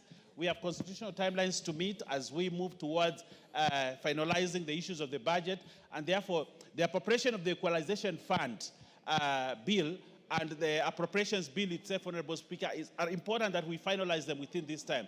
And therefore, we want to reduce that publication period by only 1 day so that we can catch up with constitutional timelines, Honorable Speaker. Honorable Speaker, having moved the motion, Honorable Speaker, I would like to request the substantive leader of majority to second this motion. I thank you. Thank you, Honorable Speaker. Honorable Speaker, I beg to second. And as my very able deputy has said, reduction of these timelines on these budget-related bills is important for us to be able to conclude this business before the end of the financial year, and bearing in mind, Honorable Speaker, that we are bound to progress on recess. And therefore, beg to second. And being a procedural motion, Honorable Speaker, I would request the honorable members to support and we put the question. Order. Members on their feet, take your seats. Carole Omondi and group. Order. Take your seats.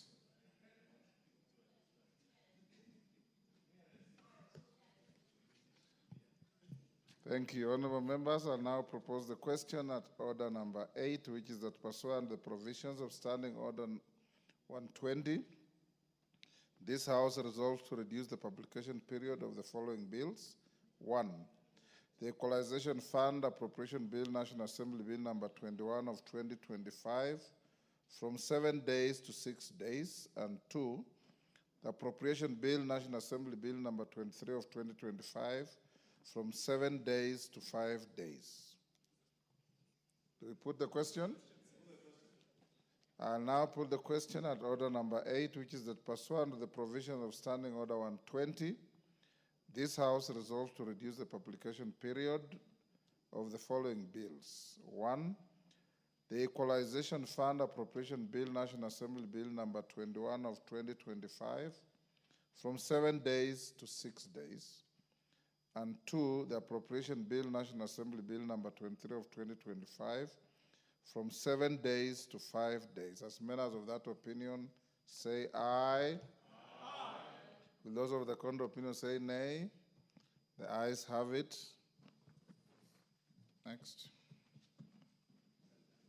Order number 9, the Equalization Fund Appropriation Bill, National Assembly Bill number 21 of 2025, first reading. A bill for an act of parliament to authorize the issue of a sum of money out of the Equalization Fund and its application towards the service of the year ending 30th June 2026, to appropriate that sum for certain public basic services and for connected purposes. Order number 10, the Appropriation Bill, National Assembly Bill number 23 of 2025, first reading. A bill for an act of parliament to authorize the issuance of a sum of money out of the Consolidated Fund and its application towards the service of the year ending on the 30th June 2026, and to appropriate that sum and a sum voted on account by the National Assembly for certain public services and purposes. Order number 11, special motion, consideration of nominees for appointment to the National Police Service Commission.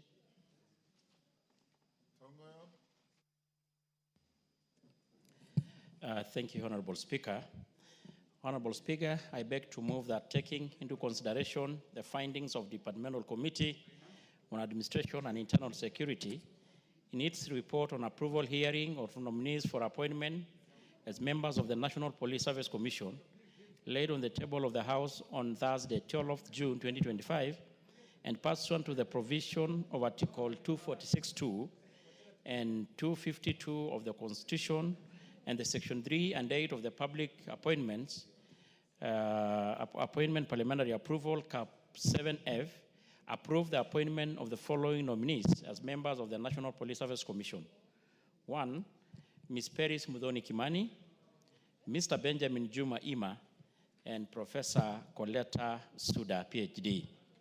Honorable Speaker, the nomination of the 3 nominees was conveyed to the Speaker of the National Assembly on the 21st May, and the nominees' curriculum vitae, testimonial, and report of the selection panels are enclosed in the letter. And pursuant to the Standing Order number 42, on the 27th May, you yourself, Honorable Speaker, conveyed the message from His Excellency the President to the House on their nomination of the 3. And Honorable Speaker, the names of the nominees were referred to the Departmental Committee on Administration for the approval hearing. And upon conclusion of the hearing, the committee was required to table its report, which we are tabling, which we did, Honorable Speaker. Consequently, in fulfillment of the provision of Article 118 of the Constitution, Section 6.4 of the Public Appointment, Cap 7.5, and the Standing Order number 45.3, the Clerk of the National Assembly on the Thursday 29th notified the public through the print media that the Departmental Committee will consider an approval hearing for the 3 nominees on the Monday, June.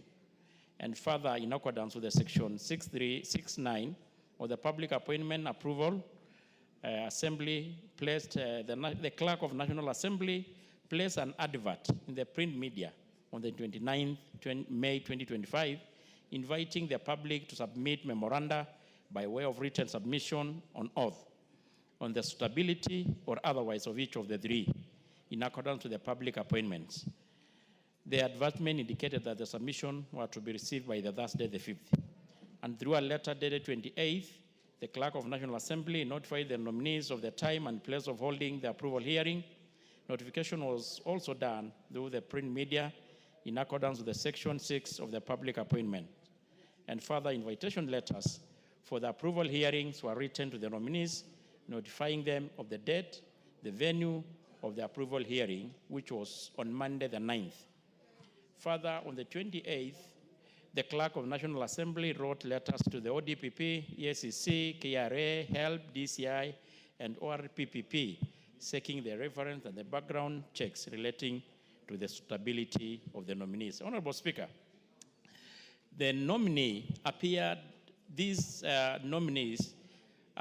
before the committee on Monday the 9th, 2025 for approval hearing and in accordance to the provision of Constitution and the National Police Service Act Cap 85 and the Public Appointments Act 7F and the National Assembly Standing Orders. Honorable Speaker, during the approval hearing of these great Kenyans of outstanding performance in the civil service, Honorable Speaker, of course, all of them actually had very long work experience in the civil service. During the approval hearing, the committee went through their curriculum vitae and their training and the experience. And they were so impressed, Honorable Speaker, by the performance and the experience of all the three nominees, Honorable Speaker. And actually, Honorable Speaker, I think it's worth to mention that we didn't receive any objection or any submission against any, having placed the advert and notified the public of the same, Honorable Speaker. All the nominees were nominated in accordance with the provision of the Constitution 246 of the Constitution and Section 65 of the National Police Act, Caps 85. Honorable Speaker, the members started doing or listening and interviewing the three, starting with the lady, Ms. Peris Mudhoni Kimani, who has got a long withstanding experience, who was recruited in the police service as a constable and raised through the ranks to the position. By the time she was exiting the service, she exited in the position of AIG, which is just away 3 ranks below the position of the IG. And she had worked in the National Police Service for almost 40 years, Madam Speaker. Honorable Speaker, throughout her service of the 39 years, she had worked virtually in every part of this country, to include the most hard part of this country, despite being a woman. She had really demonstrated patriotism. She had demonstrated, of course, leadership skills. And all along, Honorable Madam Speaker, she had actually even demonstrated to be a team leader. And we had considered that, Honorable Madam Speaker, she will bring much experience and commitment, patriotism to the National Police Service Commission. Honorable Speaker, on the part of the professor, on the part of the Benjamin Juma Ima, this is a distinguished Kenyan who equally rose through the ranks in the National Police Service, starting as a constable.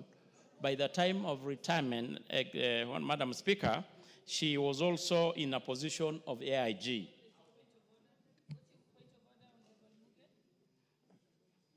Your point of order, Honorable. Thank you, Honorable Speaker.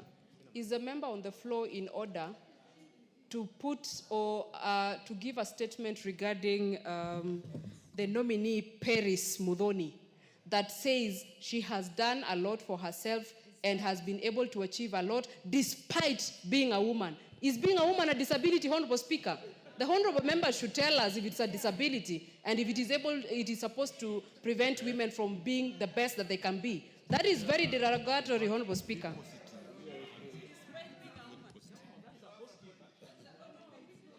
Honorable Tongoyo, I think you kindly apologize. For what, Madam Speaker? I think, no, listen, members. I'd said it's simple. It is in a positive note. Oh, Madam Speaker, what I've said, we should be able to have a positive. I've said, despite being a lady, she had worked even in the most hardest banditry-prone areas in this country and demonstrated leadership. Hold on. Women have been known to even serve in Iraq and Afghanistan with distinction. Okay, so the fact that they are a woman is not to say that they have done so well despite being a woman. Okay. In fact, women ordinarily if it pleases do well. them, just apologize. So may it be. Just apologize. Honorable Speaker, apologize by saying that she's an outstanding woman who served this country with distinction and ability. Yes. Order, honorable members. Order, honorable members. Honorable Member Chematia. Chematia, you have something to say? I want to support what Honorable Cynthia is saying, Madam Speaker. It cannot be despite. What do you mean despite? In this floor, Madam Speaker, I earn same salary with Honorable Tongoyo. It doesn't mean it is because I am despite being a woman, that is why I'm here with him. Member for Kericho.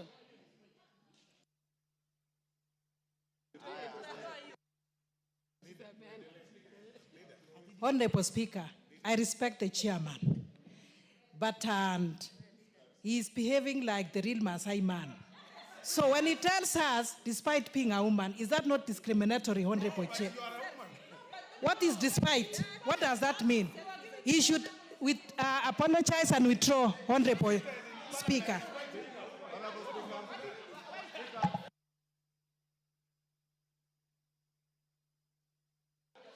Honorable members would like to finish this topic. So Honorable Tongoyo, do apologize, or else I'll read for you the dictionary meaning. Okay.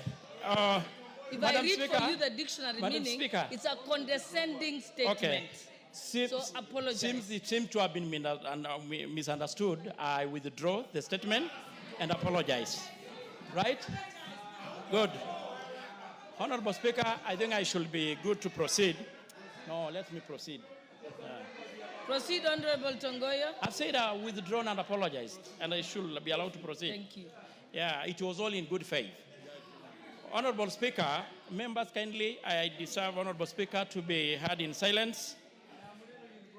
Honorable Speaker, on the part of the second nominee, kindly protect me from members here.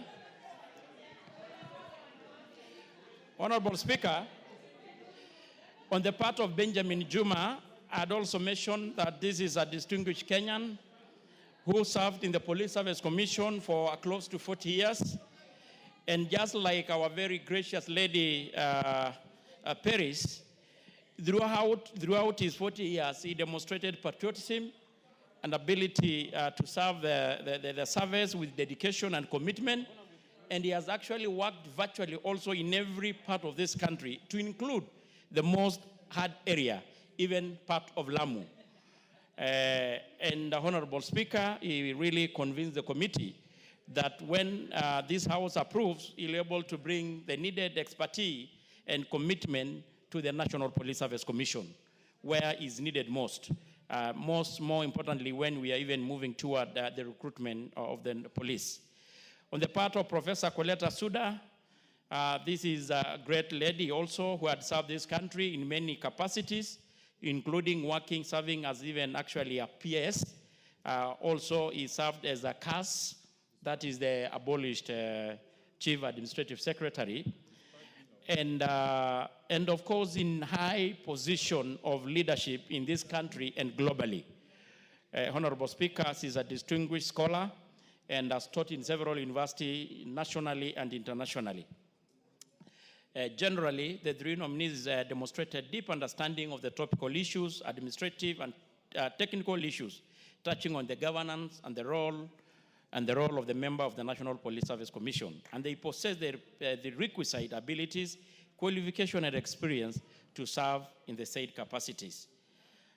Honorable Speaker, Madam Speaker, having considered their stability, their capabilities, and qualification and integrity of their nominees during the approval hearing, the committee recommended that the House approves the nomination of all the three. And I repeat again, Ms. Paris Muthoni Kimani, Benjamin Juma Ima, and Professor Coletta Suda for the said position as commissioners of the National Police Service Commission.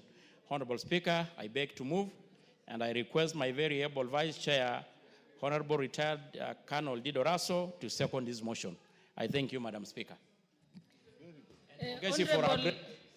Honorable Tongoyo, I've just searched my dictionary just so that I can educate you. He says, using that phrase, despite being a woman, can indeed be considered problematic and patronizing, and in fact, condescending of women. Why is it potentially derogatory? being a woman is not an obstacle to serve in any service at all. 2, a woman's service is not unusual or surprising, even no matter how tough it is. 3, it implies that her gender makes her achievement exceptional, not because of the achievement itself, but because she's a woman. A better, more respectful alternative that you should have used is that you don't highlight her gender and limit it to the service to merit, but say in the context and where she has, the things that she has achieved. So I'm sorry, Honorable Tongoya, as a woman, I take great exception. So let us proceed. Who's seconding?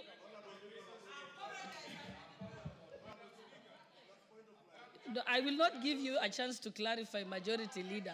Let us just go straight, because you're going to say something that might also give you worse repercussions. So let us proceed. Who was seconding? Honorable Millie, you are the one seconding? Who was seconding, Honorable Tongoya? Honorable Tongoya. Thank you very much. Honorable Tongoya, Honorable Raso, you may proceed.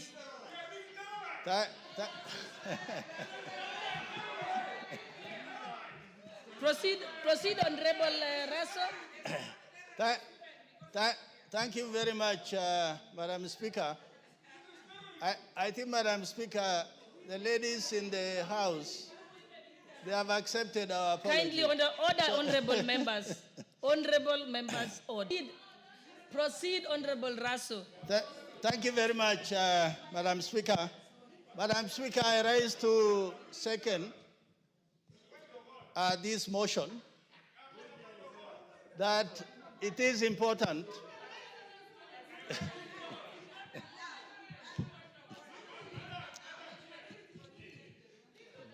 Honorable Raso, proceed.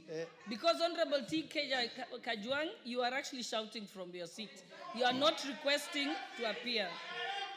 So proceed. Thank you very much, Madam Speaker. Madam Speaker, I rise to support this motion, and I wish to associate the good bits that my chairman has covered, particularly on these 3 nominees. Article 246, Sub-Article 2, Sub-Article A, Sub-Article Roman 2, clearly states that 2 retired senior police officers, this is Peris Mudhoni Kimani and Benjamin Jumaimai, representing the Kenya Police Service, and the other one representing the Administration Police Service. And on Roman 3, 3 persons of integrity who had served public with distinction, and in this, they are referring to Professor Coletta Suda. To that extent, this meets the constitutional threshold that is required in terms of appointing the members of National Police Service Commission. Honorable Speaker, the functions of the National Police Service is to recruit, to appoint persons to post, confirm appointments, promotion, transfers, disciplinary control, and also remove persons. At this point in time, where we are facing a bit of difficulties as a country, that we should not look away, the work of the National Police Service Commission is cut out, particularly in the area of accountability and transparency, of us being able to address ourselves to the citizens of our country. Secondly, the issue of human rights and fundamental freedoms, that our police officers must actually not only sing, but must walk the talk. The idea of politicizing everything has come out as a result of we going down professionally as a force. And something must come out that the relationship between the National Police Service and the people of Kenya must be restored. That confidence, that trust, it must be there. Madam Speaker, we have been watching the TV on what has been going on in the last 2 days, today and even yesterday. The people of Kenya must respect those who enforce the law. They put their lives on the line so that we are able to even transact in this house, so that when we are on the road, we feel safe that somebody is looking over our backs. But when we accost a young man or woman who is armed, then it means as a country we are being provocative and reckless. And this must be called by its name, that Kenyans must respect those who enforce the law, those who protect them.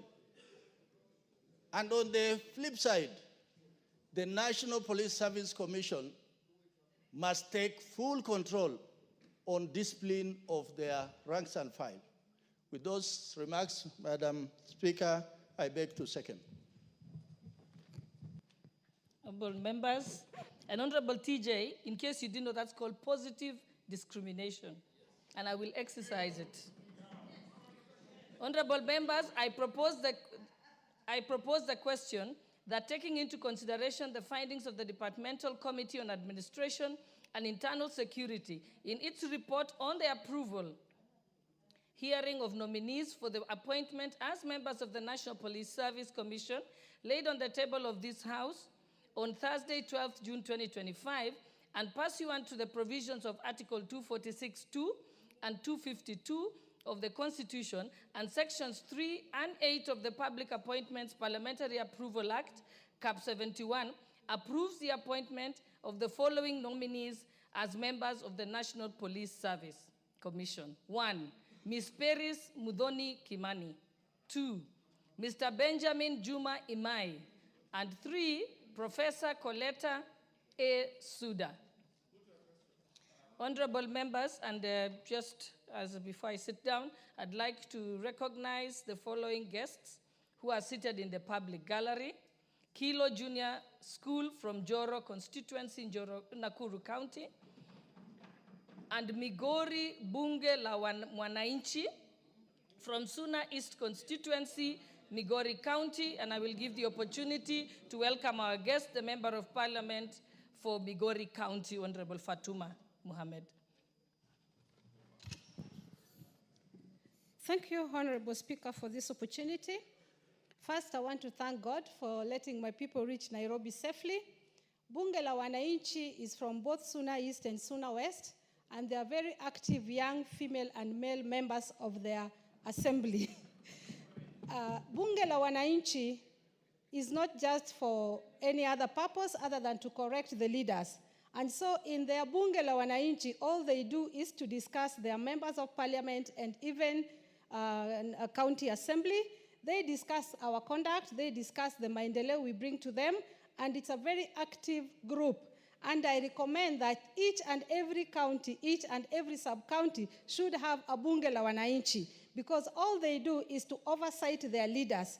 And even the finance bill, they are aware what is in the budget, they are aware what is in the finance bill, and if you happen to go against their wish, which is the wish of the Wananchi, they do correct it. So I welcome you from Migori County, and I thank you for taking your time to attend and see our assembly and see how we conduct our business here. Welcome and safe journey back home.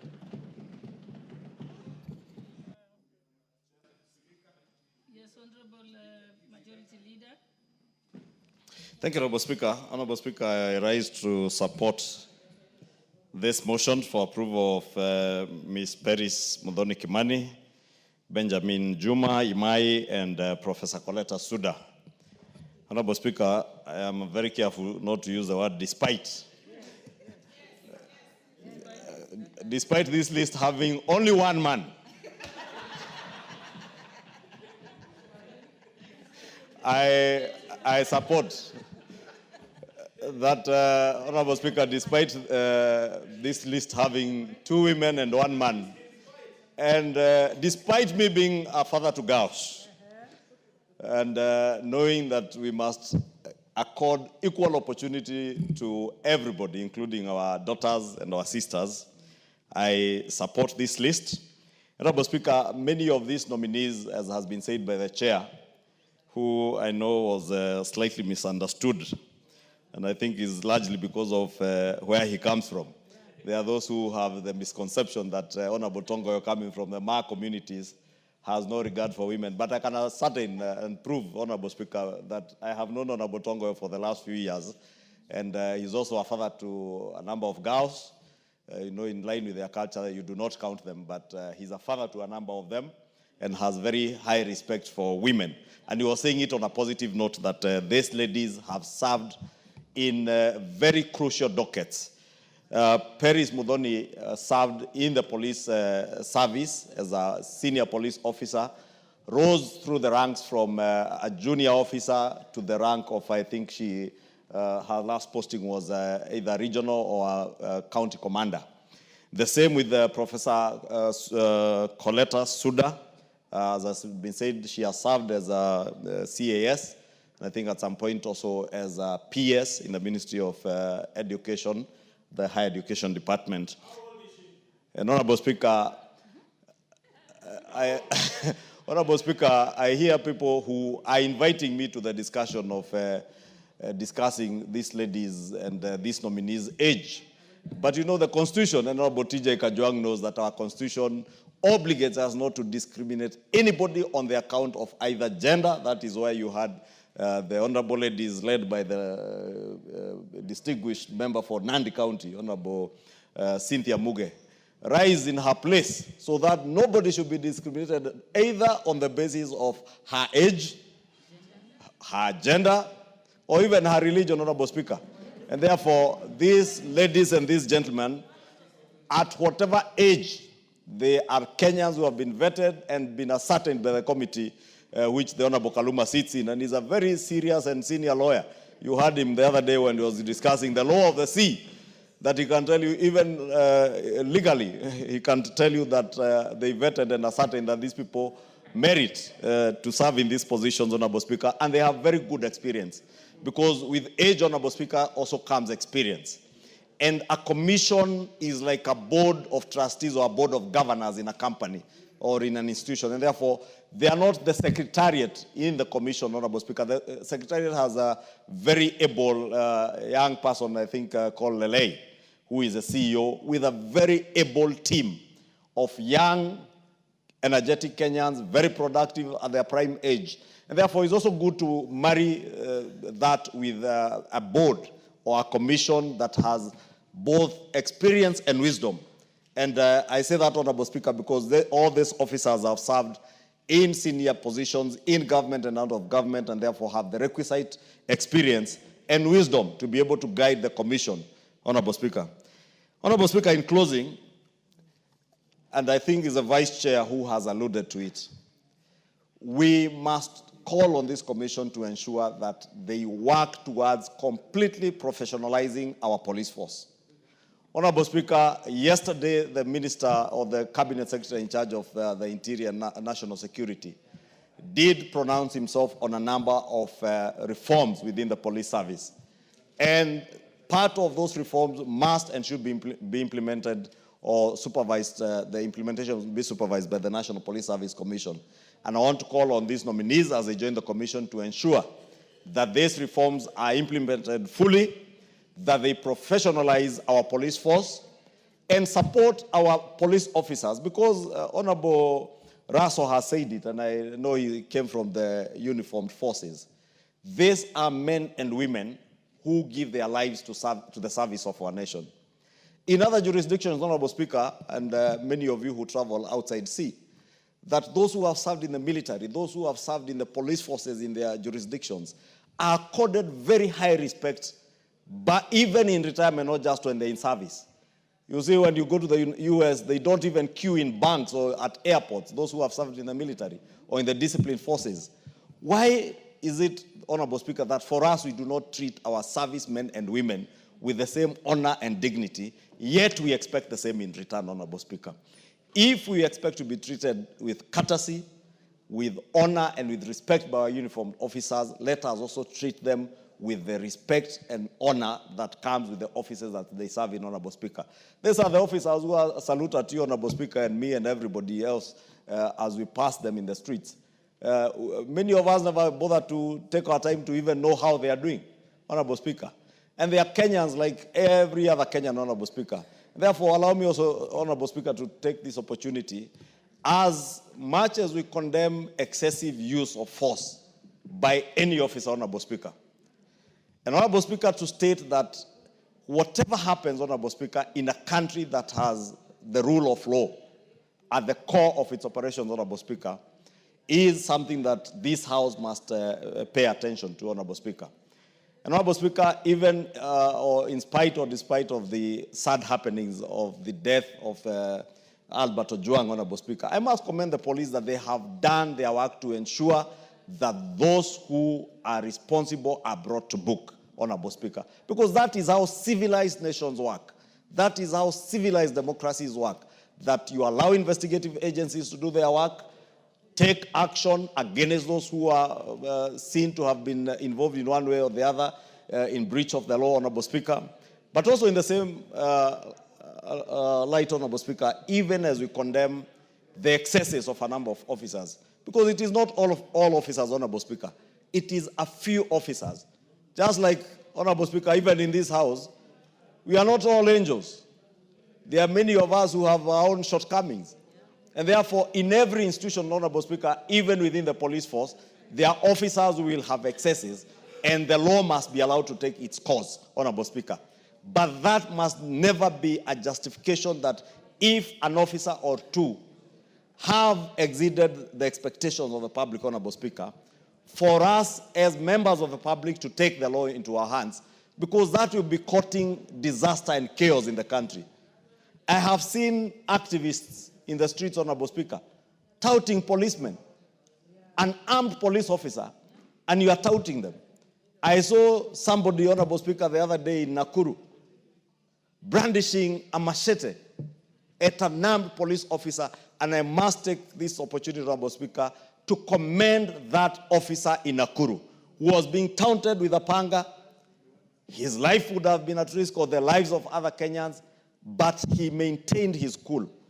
That is the kind of spirit we want to see, Honorable Speaker. But we must also speak to our people. We must also speak to the public that let us also treat our policemen and women with respect, with honor, and with the dignity that they deserve. Honorable Speaker,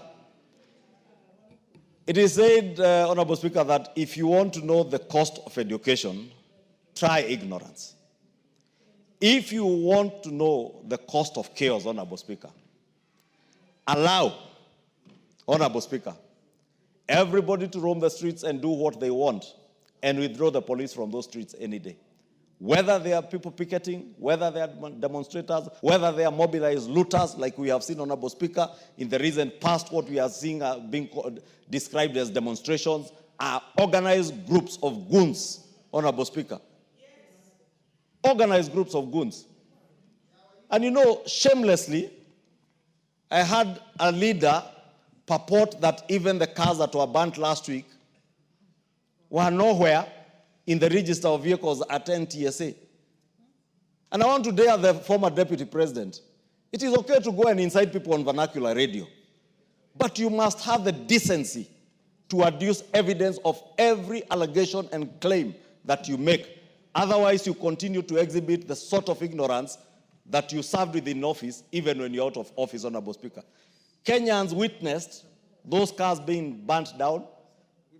It only took me 5 minutes, Honorable Speaker, to be able to check. Just zoom in, look at the number plates, check for those number plates at NTSA, and you'll be able to see that these are cars, one of them belongs to a security company, Honorable Speaker. You saw the officers who are in the escort car. Those officers, mind you, Honorable Speaker, are allowed to use brutal force to protect what they are escorting. Because most of them, it's cash in transit. They do not know who are these who are stopping them in the streets when they are transiting with cash. But those officers, Honorable Speaker, if you saw the video clips, They fired in the air to scare the people who are blocking the van that had the valuables that were transporting, and they were able to sail through. Unfortunately, the one that had unarmed officers, Honorable Speaker, ended up being torched. I'm saying this, Honorable Speaker, to appeal to members of the public. Let us not taunt our officers. Let us not throw our hands at them. Because I've seen people just brandishing their hands at officers, Honorable Speaker, and some restrain themselves. It's not every day you come across an officer who will be able to restrain themselves. Therefore, conduct ourselves, Honorable Speaker, in a dignified way. When we want to picket, when we want to protest, Honorable Speaker, we do it in a way that we are also not provoking these officers, that we are not provoking those who are running businesses in our towns, Honorable Speaker, because also this chaos comes with a huge cost to business people, especially those in the CBD who've had to lose their property last year, and as you can see, Honorable Speaker, this year. And Honorable Speaker, may I dare say, as I said here last week, you will find many of the people causing chaos and mobilizing chaos, Honorable Speaker, are not in pursuit of justice. Some have not even had the decency and the courtesy to even say pole to Mzee Ojwang and his family, the family of the young man from Homa Bay who is deceased. But they will want to use his name for politics, Honorable Speaker, and mobilize all manner of things, shenanigans that they want to, Honorable Speaker. Therefore, let me, Honorable Speaker, in conclusion, just say I support these names. As I said, despite there being only one man, Honorable Speaker, these are very able officers who will serve this commission, Honorable Speaker. And Very important business to transact. I'd like to close this. I'd like to close this motion so that we can move to the next business. But I think it would not be right for me, especially as a woman leader, not to correct the Hansard, which was, your report. So I think I propose that you change to say that Mrs. Paris Muthoni Kimani has served with distinction in the police forces, including in hardship areas. That's a nicer way. Or if you must mention her gender, then I prefer if you said it this way: as one of the few women in the police force at the time, Mrs. Paris Muthoni Kimani served in the police force, including in hardship areas, demonstrating her resilience and commitment. Thank you.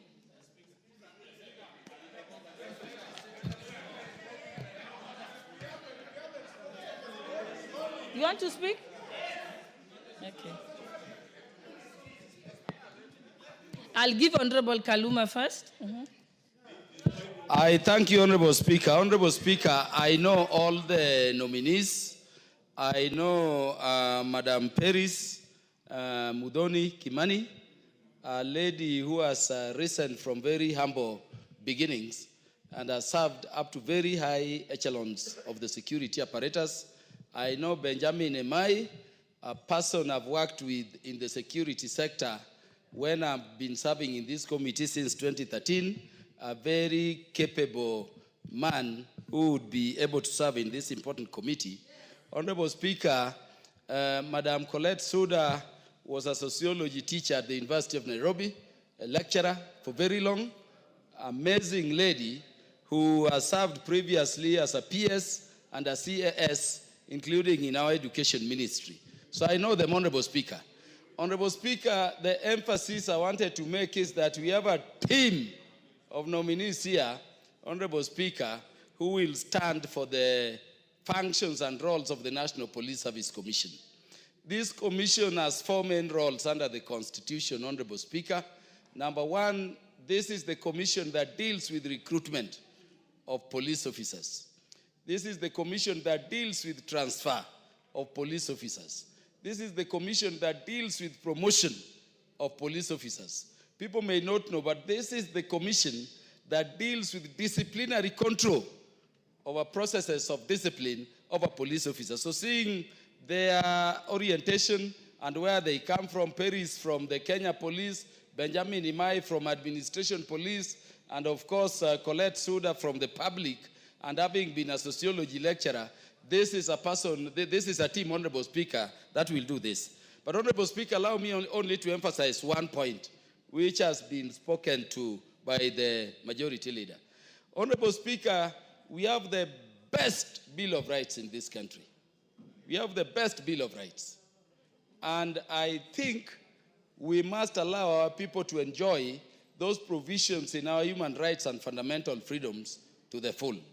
But Honorable Speaker, we need to begin reminding all Kenyans and even foreigners in the country, Honorable Speaker, that we can only enjoy those fundamental freedoms and human rights within the confines of the law, within the confines of the Constitution, and alive to the fact that ultimately we need a stable state. Honorable Speaker, I was very sad when I saw a video of a person now confirmed to be a foreigner wielding a panga at our police officers on the main street in Nakuru.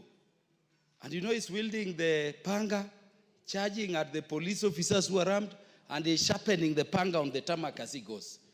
I want to say, Honorable Speaker, that such an individual is lucky because of the richness of our Bill of Rights.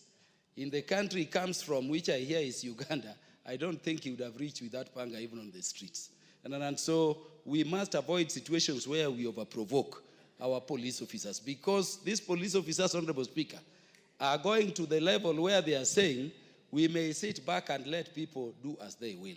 That would be the birth of chaos. That would be the birth of anarchy. Honorable Speaker, on just the other day when we were dealing with the matter of budget here, I saw a young Kenyan lady, an activist who has been doing very, very well. A lady from Western, I know. These are over 6 police officers all armed to control demonstration. And I don't know whether the House and members watched that video. The girl just charged at police officer and went pulling the neck, pulling it. You don't do that. Soon thereafter, you watched the law and order sector in the United States. And I don't know, Honorable Speaker, you watched what that law and order officer was saying. You abuse our police officers, you will go to jail, but you pass through hospital. You spit on our police officers, you will go to jail, but you will pass through hospital, because our dogs, our beautiful dogs, will bite you. You touch the body of our police officers. He said, your relatives will be called to pick the remains, your remains, wherever they are. I'm not saying we should go to that extreme, but I see a challenge where we must, Honorable Speaker, begin thinking of how we can enjoy these fundamental freedoms while aware they have limits, and while aware these police officers, if they avoided keeping law and order, there is a problem. That is not to say our police should behave. Indeed, those ones who misbehave must be held accountable in the manner we are doing this otherwise, and expeditiously. And Honorable Speaker, that will be the reason as to why we are sending this gentleman and these great ladies of Kenya to go and deal with disciplinary control. And when they go, if they will be approved, let them balance the scales to allow our police officers to act while allowing Kenyans also to enjoy human rights and fundamental freedoms without fear or favor. I thank you, Honorable Speaker, and I support Okay, there are people on this their side who have appointment. their hands Thank up. you. I just want to make sure if you could speak kindly for 3 minutes so that we close this matter. So, Honorable TJ, are you still interested? You look like you've zoned off. Honorable Member for Ndiwa, and then I'll come to you, Honorable Loundo, and I'll come to you. Thank you, Speaker. Madam Speaker, thank you so much. People who requested to actually contribute were I rise to support these nominees. Actually, one of them is from my constituency. Colette Suda worked very well as a PS. So as much as we recommend their appointment, Madam Speaker, there is a problem in the police force that they must address. Police service, yes. I hope it will translate to that and be seen. This is one area we spend 1.3 billion every year. So these individuals have their job cut so that we can transform this into accountable, transparent, professional, and disciplined police service. Madam Speaker, today we were watching young people on the streets, the capital of Nairobi, with the rungus. This is a country that is well respected, and such scenes are not welcome. So as their job relates to recruitment, which we always have a problem with, I hope they will strengthen that. The issue of promotion. Madam Speaker, some police officers take years and years before they can be promoted. I hope they will address that squarely as well.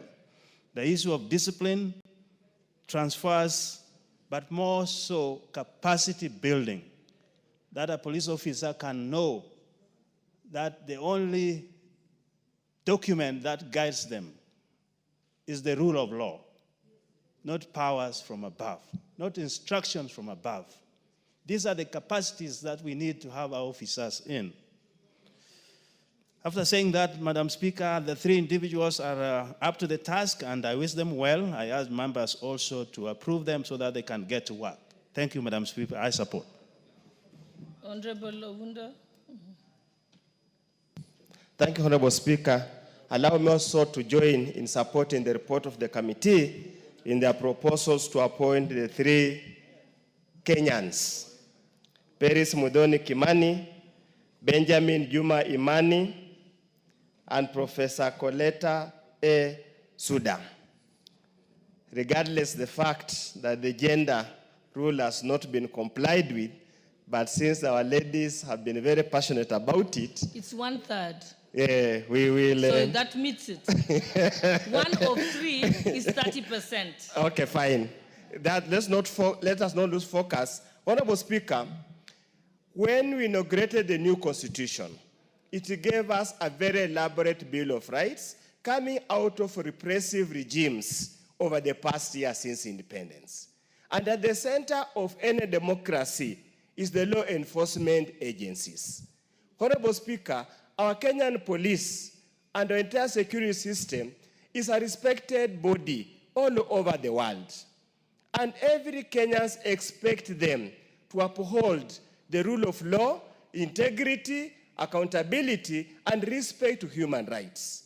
Honorable Speaker, as we stand here today, truth be told without even bias, the relationship between the Kenyan police service and the general public could be considered to be at the lowest ebb ever. Why, Honorable Speaker? Two issues, Honorable Speaker, and on both sides. One, there is a general lack of motivation in the police force, a police service. Their level of empowerment, their level of welfare, their salary, their living conditions, their working conditions are deplorable and to the very best, not acceptable for a human person working. And the chair knows, many places, Honorable Speaker, at this time of age and era, there are no vehicles to transport policemen to go to work. At this particular time and era, many police stations, even those that have got police cars, do not have fuel allocation. They have to rely on members of public. You call a policeman to come and rescue, the first question they'll ask you, nitumie pesa kununua mafuta. We diminish their morale.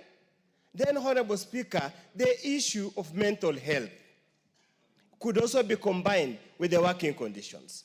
On the other side, Honorable Speaker, the police are trained to serve the people of Kenya.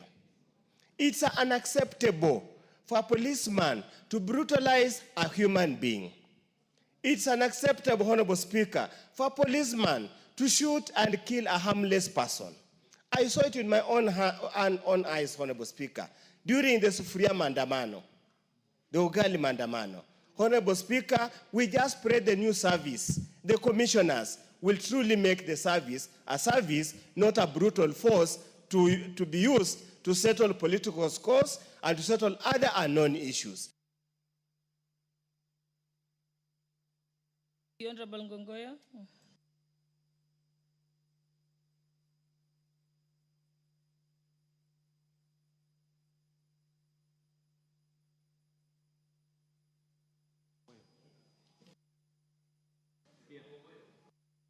I said Ngogoyo. Oh, they were giving you? No, Ngogoyo.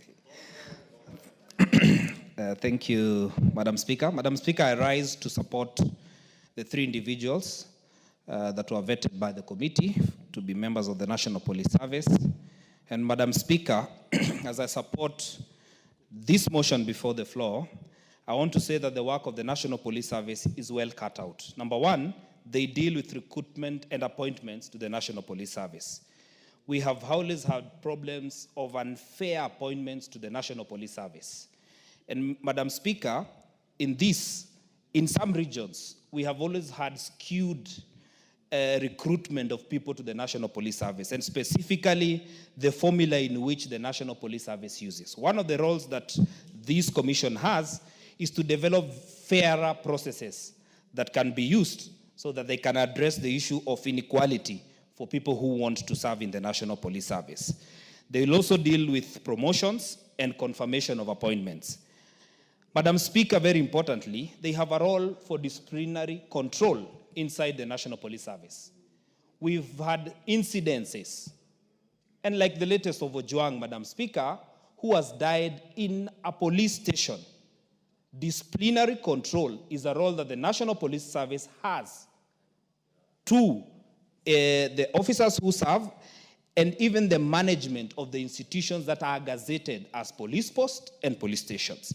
Madam Speaker, will be looking forward to have new brains, to have new ideas so that they will not serve like those who have been there before, that they can better the commission so that the commission can serve this country. Madam Speaker, and I want to say this while I agree with the majority leader specifically on this, a country is held together by institutions such as the National Police Service. But we must agree one thing, Madam Speaker, what has happened, for instance, today, a young man selling some items in town has been shot down by a police officer, selling face masks. Madam Speaker, the young man did not run, he was unarmed. It's just worrying. And one of the roles that the National Police Service has to do is to bring our country together. And the greatest threat now we have is when an institution or leadership loses touch with the people they lead. Where I come from, Madam Speaker, we rear cattle. The worst shepherd is the shepherd who cannot look back and see where his cattle is. Let us be careful that we do not lose touch with Kenyans. A good shepherd looks back to see whether he still has his flock. Let us not lose Kenyans in the race of leading Kenya. And specifically for us who are elected on Kenya Kwanza, we promised the police service that we will improve their conditions for working.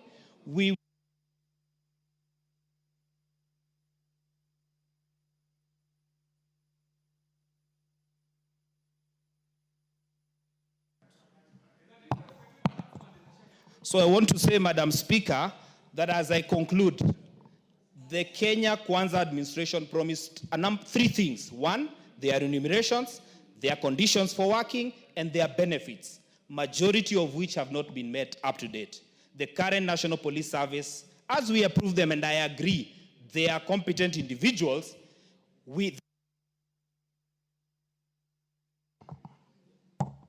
they need to work so that, Madam Speaker, they are able to get benefits. Otherwise, with those very many remarks, Madam Speaker, let us approve them. Some of them are people we know, very competent, and I want to say that these are people who can serve this country and make it better even as we go forward. And I want to thank Kimani Ichung'wah for listening to the ground, because now I've seen you have changed your talking. Thank you very much. Thank you, honorable members. Let me now put the question. Honorable, oh, you reply first. Sorry.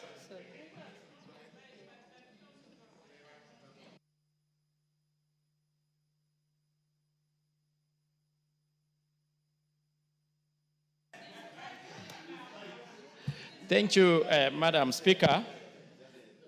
I beg to reply, despite that no one of our great ladies in the House has supported, but I know they have already supported all of them. Madam Speaker, I want to thank all members who actually contributed to this Honorable debate. Togoyo, you can donate some of your reply to Honorable Millie, because I know she was there from the beginning. Mm-hmm. Yeah, so I donate 2 minutes. Sorry? Okay, Irene, 2 minutes, Millie 2. Then. Thank you, Honorable Chair.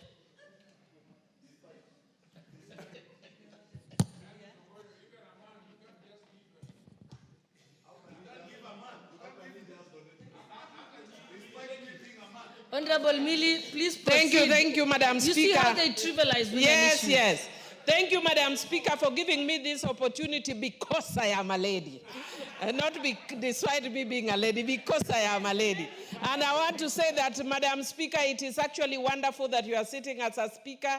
And in this commission that we are doing the appointment now, there are 2 women and 1 man. And let them feel what it is like. They are all complaining using words like despite. We can give you further English to use to complain because as we've been complaining all our lives. But that aside, Madam Speaker, I support. Of course, it would have been, I know the one of them, Honorable, Madam Colette, and I know the issue of our age as a reason, and I wish we had brought in somebody younger, but she still has competence because we cannot also do away with our people who are older. We will also one day be all 70, Madam Speaker. But having said that, Madam Speaker, I think members have spoken to this, but I'll also just say that yes, we need to respect our police, but our police need to restrain themselves as well. Just now, a young man has been shot dead. It is very unfortunate because the police have a higher duty of care, just the way we as members of parliament. We are abused daily. We are even attacked physically, but we restrain ourselves. When you are given to him whom much is given, much is expected. So even if the public goes against you, please restrain yourself. I support. Honorable Mayaka. Thank you, Honorable Speaker. Honorable Speaker, I also stand to support these particular nominees. And Honorable Speaker, it is actually very refreshing that this time round we have the 2/3 gender favoring the female gender. It's a very refreshing thing, Honorable Speaker, but we believe in the competence of these 3 nominees. And Honorable Speaker, it is the role of the National Police Service Commission to ensure that our police are upholding the highest standards, especially in discipline.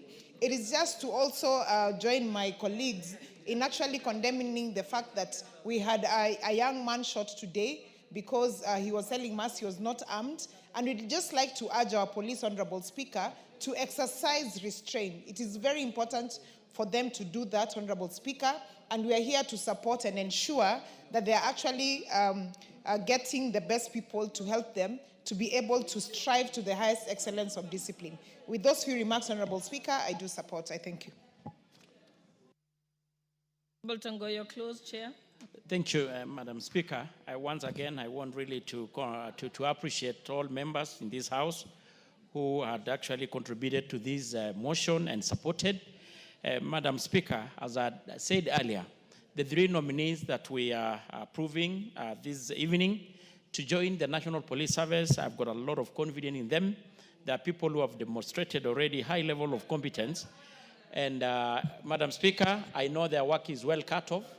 The recruitment is just around the corner. And yes, Honorable Millie, what's your point of order? I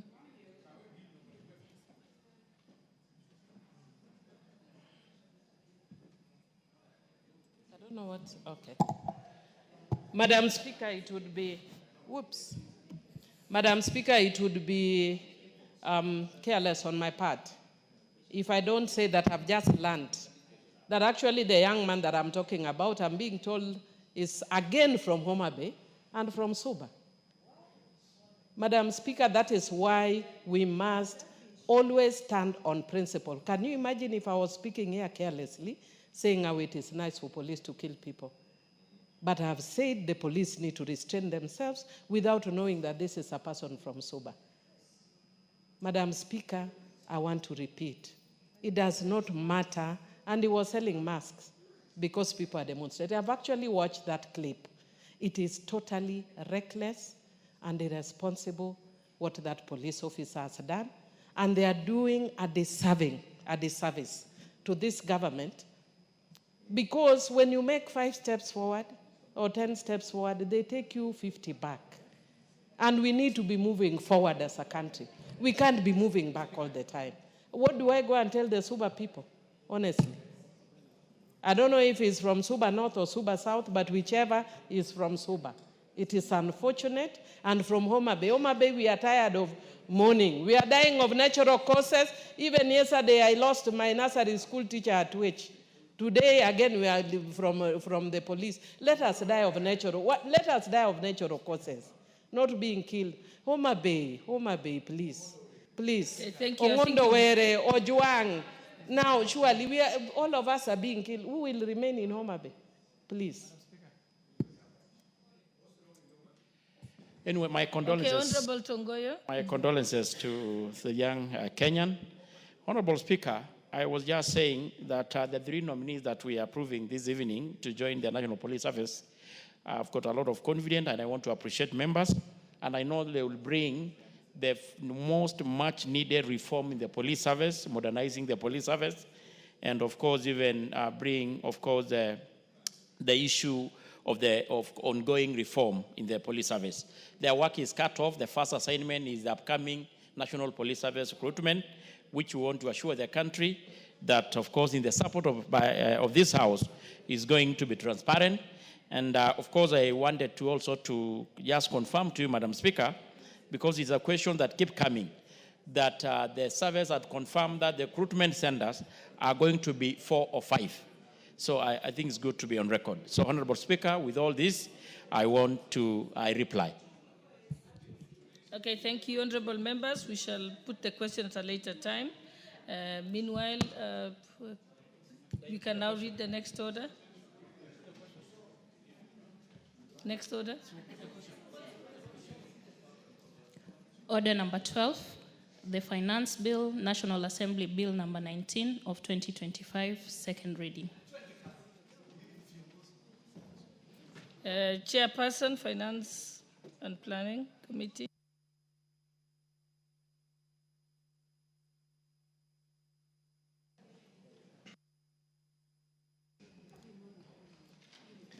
Thank you, Madam Speaker. Madam Speaker, I rise to move that the Finance Bill, National Assembly Bill number 19 of 2025, be now read a second time. Honorable Speaker, for the last 32 days, my committee, that of the Finance and National Planning Committee, has dutifully and diligently discharged its mandate in accordance with Standing Order number 245 through a comprehensive review and a consideration of the Finance Bill of 2025. Honorable Speaker, these men and women have had to work even during weekends and holidays, usually from 9 a.m. all through midnight, every single day, traversing 20 different counties of this great republic to ensure that this House has a comprehensive report on this bill. Honorable Speaker, the task now rests with this House to dutifully deliberate on the committee's report and the proposed tax measures with a view to ensuring that this country has a prudent balance between revenue mobilization and expenditure obligations. It is our collective responsibility to ensure that the bill supports sustainable economic growth while remaining responsive to the needs of the people. Honorable Speaker, unlike previous finance bills presented to this House, the Finance Bill of 2025 is not merely a revenue-raising tool, but a vital policy-making instrument that is reforming the broader tax landscape. Its central focus is to enhance tax revenue collection through strategic administrative reforms and improve taxpayer compliance, rather than by introducing new taxes. The bill proposes the simplification of existing tax laws to make them clearer, more predictable, and accessible to all taxpayers. This simplification includes consolidating overlapping provisions and eliminating outdated or redundant clauses that continue to burden the current legal framework. Honorable Speaker, the Finance Bill embodies the government's commitment to modernizing tax administration and fostering a culture of trust and cooperation between the Kenya Revenue Authority and its citizens. It introduces a range of policy measures designed to strengthen the efficiency of revenue collection, including the use of technology, improved data analysis, and risk-based audits. These reforms are aimed at curbing tax evasion, expanding the tax base, and ensuring that all eligible taxpayers contribute their fair share of tax. Mr. Speaker, the decision by the Committee on the Finance Bill 2025 is anchored in a well-established framework and pass legislative measures. Since the enactment of Finance Act of 2023, the committee has operated under a consistent set of guiding principles and policies that have shaped its review of various tax measures, including the Finance Bill of 2024, the Tax Laws Amendment Act of 2024, the Business Laws Amendment Act of 2024, the Tax Procedures Amendment Act of 2024, the National Tax Policy, and as the overarching framework, together with the medium-term revenue strategy, which has been very central to these efforts. These policies, Honorable Speaker, aim to ensure predictability and sustainability within the tax system, thereby fostering a more environment for business. Mr. Speaker, since the enactment of the Finance Act of 2024, this House approved a series of tax measures aimed at achieving specific revenue targets that support fiscal sustainability. The Finance Act of 2022 had a projected revenue of 22 billion shillings. The Finance Act of 2023, 211 billion shillings. The Finance Bill of 2024 had intentions to raise 344 billion shillings. The Tax Laws Amendment Act now 2024, 49 billion shillings. By the Finance Bill of 2024, only 24 billion shillings. Therefore, Mr. Speaker, through the rationalization of tax incentives, improved compliance, and ongoing legislative reforms, the government projects to generate an additional 24 billion in revenue for the 25-26, underscoring the commitment to building a fair, transparent, and efficient tax system. Mr. Speaker, after reviewing the Finance Bill of 2025, the committee proposed a series of amendments aimed at enhancing the efficiency of a country's tax framework. In its deliberations, the committee carefully considered stakeholder submissions along with the strategic guidance provided by the medium-term revenue strategy and the national tax policy. Further, Honorable Speaker, the Pigovian taxing principle, Honorable Speaker, one of the works of the great British economics Arthur Cecil Pig, Honorable Speaker, are also reflected in this bill. Measures such as maintaining tax exemption for renewable energy products and electric mobility companies, Honorable Speaker, correct negative externalities. By rewarding consumable practices, this aligns with Kenya's commitment to climate change under the Paris Agreement and Vision 2030. Mr. Speaker, many of the proposals draw from the Keynesian fiscal stimulus principle, which argue that for proactive government intervention to spur spurring aggregate demand during times of economic slack, Honorable Speaker, by incentivizing sectors such as housing, green energy, and manufacturing, this bill aims to create jobs, increase household incomes, and drive long-term economic growth while preserving fiscal discipline. As Richard Musgrave said in his book, The Theory of Public Finance in 1959, public finance is not just about raising revenue, but about shaping the economy and the society we, the just people of Kenya, want. Further, Mr. Speaker, the primary objective of the consideration of this bill is guided by stakeholder input with the views of Kenyans and established policy frameworks, which was to streamline tax expenditures, reduce revenue leakage, and promote fairness through targeted tax incentives aligned with the national development goals. In addition, Honorable Speaker, the amendments proposed by the committee aim to enhance predictability and stability within the tax regime, critical factors in fostering a conducive and competitive business environment that support long-term investment and effective economic planning. A consistent and transparent tax framework empowers investors to make informed, long-term decisions with greater confidence by reducing the uncertainty often associated with frequent and predictable legislative changes. Honorable Speaker, the committee conducted extensive public participation and, based on the views received, proposed far-reaching amendments to the bill while also expressing support for certain provisions as originally drafted. Clause 2 of the Finance Bill, Honorable Speaker, under the definition of software, includes both the software itself and its distribution within the meaning of royalty. The committee observed that the distribution of software does not, by itself, constitute a royalty-generating activity, and therefore, including it in as such could lead to unintended tax implications for distributors. In line with international best practice and OECD guidelines, and to safeguard the interests of stakeholders and Kenyans operating the sector, the committee recommended the deletion of the phrase and includes distribution of software from the definition. This amendment seeks to provide clarity amid misinterpretation and ensure a fair, accurate tax framework for software-related transactions. Clause 4 of the Finance Bill proposes a cleanup of the amendments introduced under the Tax Amendment Act of 2024, which exempted all pension payments, including lump sum withdrawals from income tax. However, certain provisions that previously granted separate exemptions for lump sum pension payments were not repealed, resulting in a potential ambiguity. To address this bill is seeking to repeal these redundant provisions and related exemptions. The committee supported this proposal, noting that the amendment enhances clarity and affirms that all pension payments, and I mean all pension payments, whether received as a lump sum or monthly, are fully exempt from income tax as originally intended. Clause 6, which proposes to remove the Kenya shillings 5 million threshold for the significant economic presence tax, was carefully considered by the committee. The committee observed that the existence of the threshold creates loopholes for revenue leakage, particularly because non-resident entities or individuals are not required to file tax returns. This is making it difficult for the Kenyan Revenue Authority to verify compliance. As a result, KRA is unable to confirm whether the threshold has been met and therefore hindering effective enforcement. To address this challenge, the committee supported the proposal to remove the significant economic presence tax threshold altogether as a means of enhancing compliance and reducing opportunities of tax avoidance.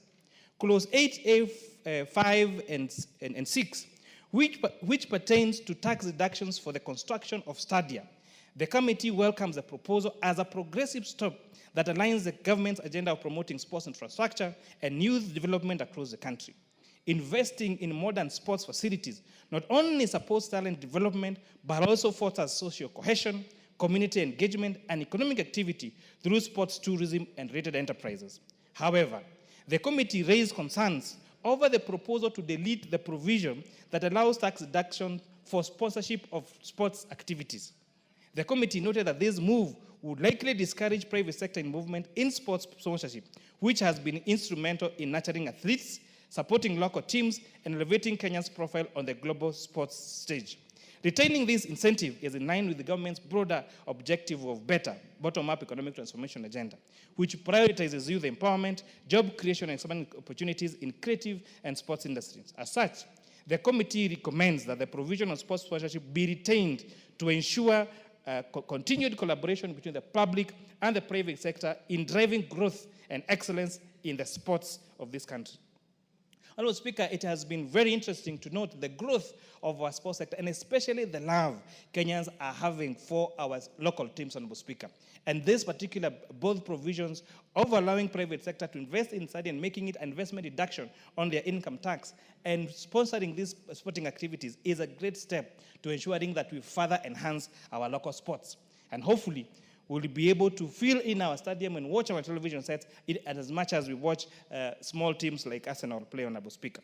Clause 8B1, which proposes to amend the Income Tax Act to allow interest deductions on mortgages taken for the construction of a residential house, was reviewed by the committee.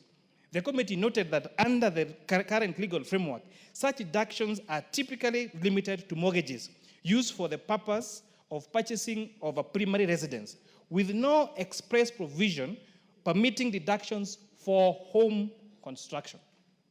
This gap in law has excluded individuals who opt to construct their own homes from benefiting from mortgage interest relief.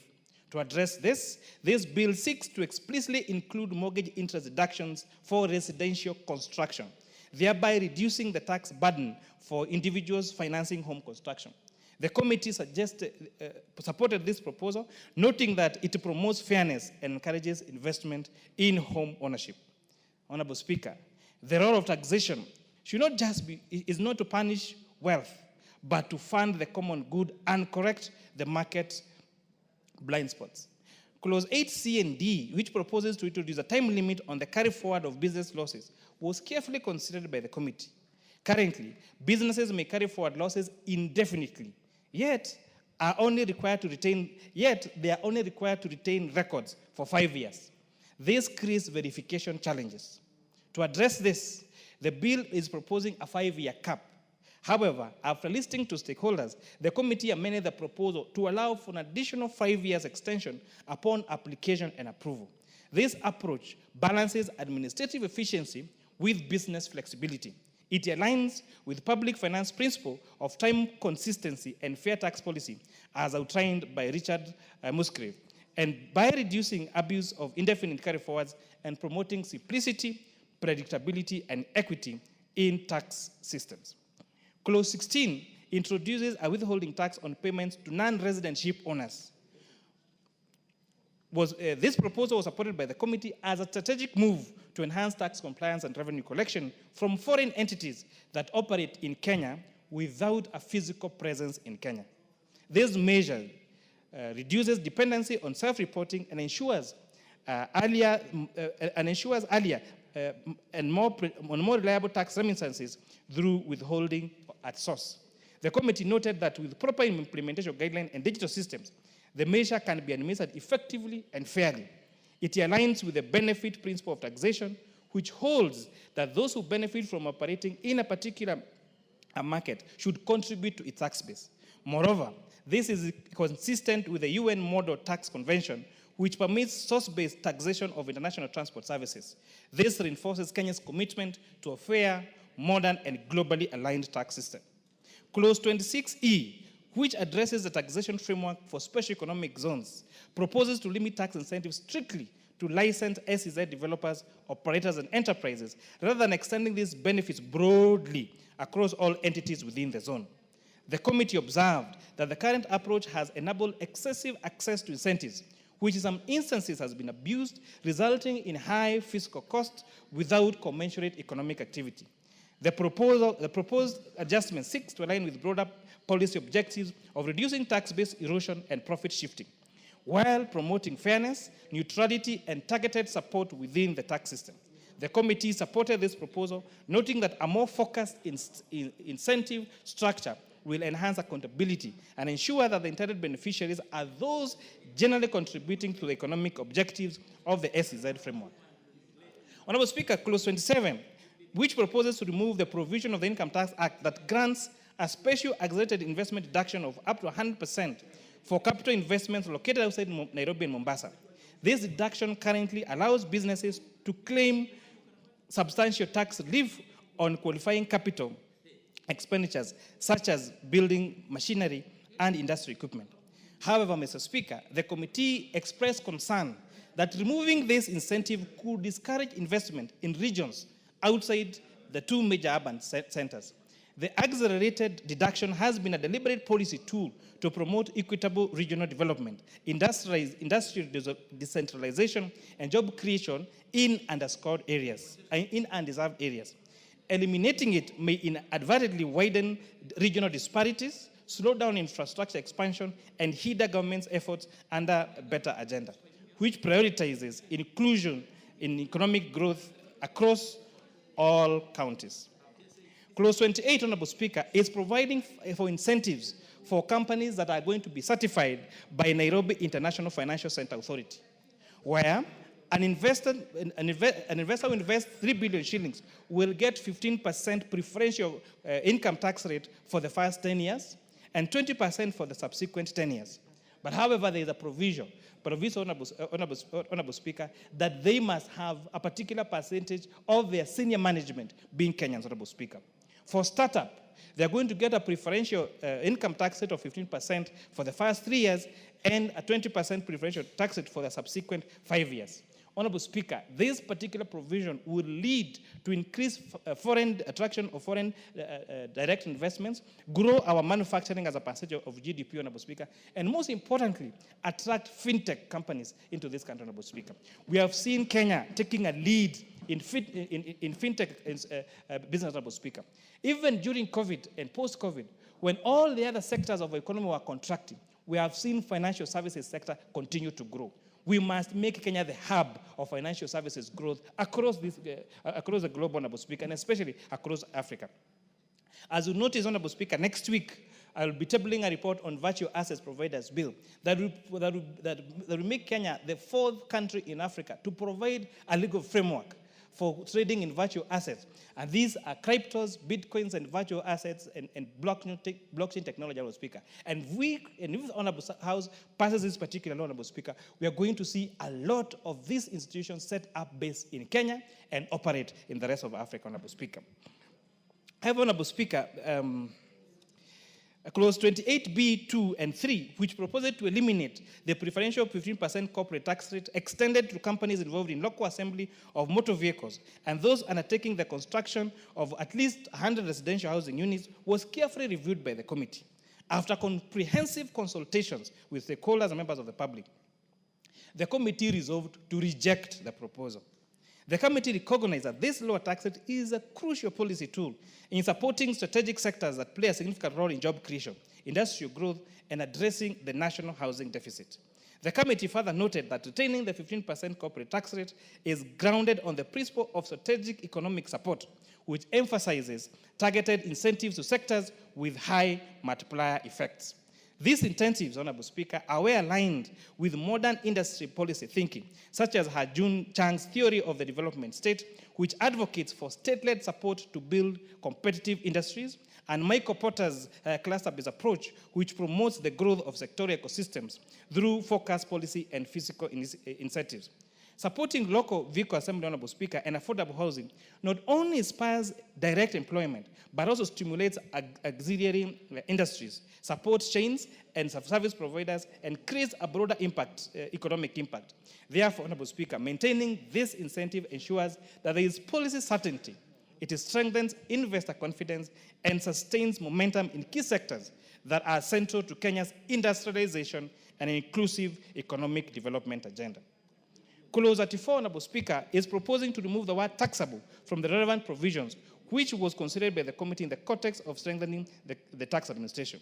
The committee observed that this amendment is intended to mandate the issuance of tax invoices for both taxable and exempt supplies, thereby addressing existing challenges in the accurate determination of total turnover. It also aligns with the current requirement under ITIMS, which mandates invoicing for all transactions, except where specifically exempted under the Tax Procedures Act, Cap 469B. The committee supported the proposal, noting that it will enhance transparency, it will improve record keeping, and contribute to more effective and consistent tax enforcement across all sectors of the economy. Clause 36 and 37, which sought to reclassify certain suppliers from zero-rated to exempt status, were thoroughly scrutinized by the committee. The affected items included local assembly and manufactured mobile phones, electric buses, motorcycles and electric bicycles, lithium-ion and solar batteries, raw materials for production of fertilizer and animal feeds, and bioethanol vapor stoves classified under HS code 1200. These are all critical areas in this country's industrialization. Food security and green energy transition.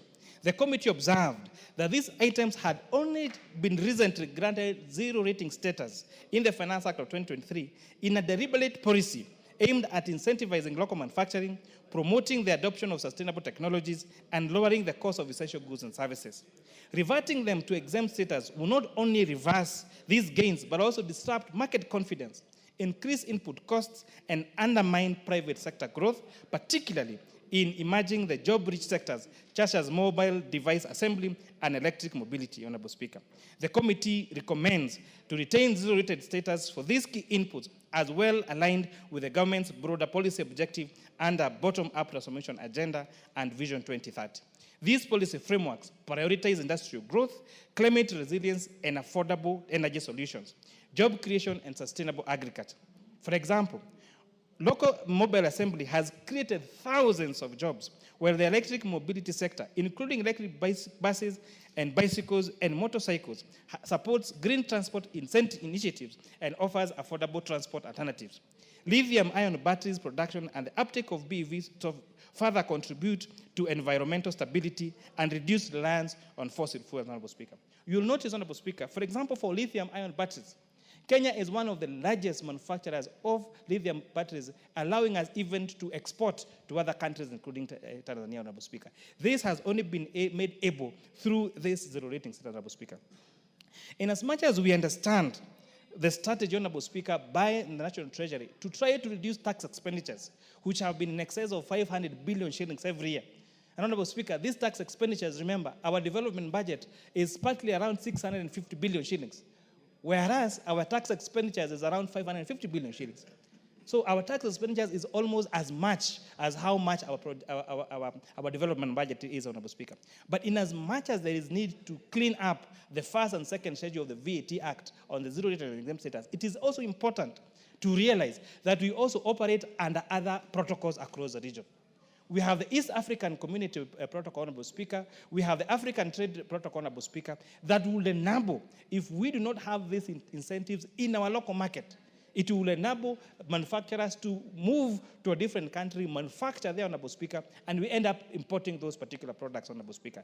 Therefore, it is very important that we are very deliberate to continue with the incentives that, Honorable Speaker, support our local manufacturer, Honorable Speaker. Most importantly, we have provided another clause where this abuse of exempt status or zero-rate status is going now to be punishable, Honorable Speaker. And therefore, there are administrative measures to make sure that these particular incentives of zero-rating and exempt status is used properly administratively rather than punishing a whole sector and making us uncompetitive in the region, Honorable Speaker. Clause 36 proposes subjecting several strategically important goods to a standard rate of 16%. However, Honorable Speaker, after careful consideration, the committee recommends that these goods remain listed under the first schedule and continue to enjoy VAT exempt status due to their critical role in advancing key national development priorities.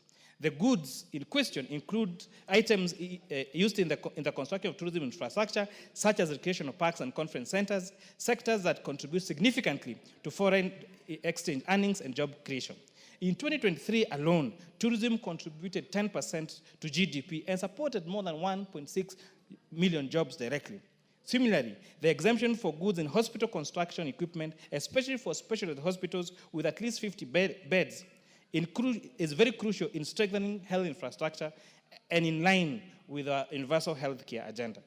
Honorable Speaker, the exemption of aircraft, sports, spare parts, and tourist transport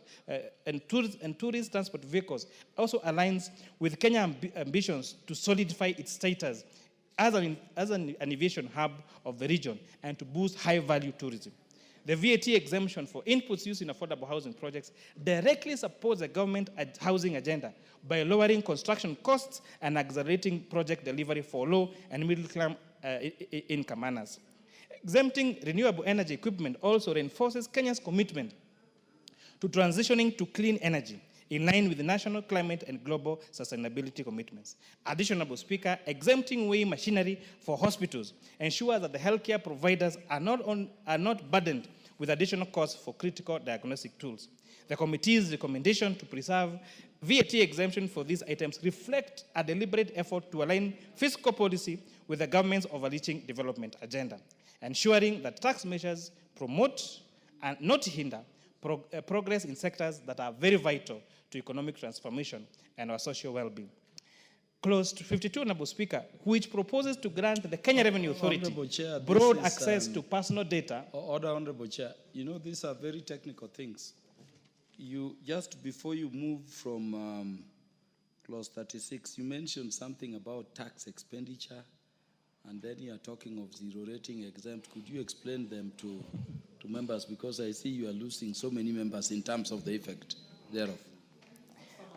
Honorable Speaker, KJ is following. You can proceed. Honorable Speaker, there are 3 VAT rates in Kenya. A product can be vatable under the standard rate of 16%, or exempt from VAT, or zero-rated. Now, the difference between a zero-rated and exempt product is that for a zero-rated product, the manufacturer is allowed to claim the amount of VAT they spent during input. Just to demonstrate, if a manufacturer is manufacturing this bottle of water, there are costs involved in the plastic container, for example. there are costs involved in the electricity bill that are vatable in manufacturing of this bottle. And therefore, the final outcome of this, like water, is vatable. So that means that when it is zero, if this product was zero rated, then the manufacturer is allowed to claim the amount of tax they spent on their inputs. Whereas in exempt, although there is no tax, there is no VAT in an exempt product, however, they are not allowed to claim the amount of tax they spent in inputting, as an input, Honorable Speaker, in manufacturing of that particular item. And therefore, Honorable Speaker, this is why ideally, as a product, a zero-rated product is meant to be cheaper than an exempt and than a standard product, Honorable Speaker. However, what we're referring now to tax expenditures is, when you are now claiming of input VAT, it means this is foregone tax by the government. It actually means that where your input tax could be higher than your output tax, then you go to KRA and ask for a refund. And now the challenge with this, and that's why you can see a deliberate effort by National Treasury trying to clean up the first and what we call the first and the second schedule of the VAT Act, which is now zero-rated products and exempt products, is we have many fictitious claims of input VAT. Where we have some entities that employ more accountants, Honorable Speaker, than actually the officers who run.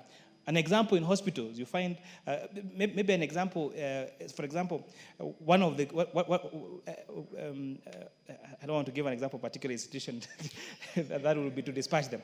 But you've seen institutions that say manufacturing X product, but the number of accountants they have in that business is more than anyone else. And therefore, all they do is process refunds for VAT.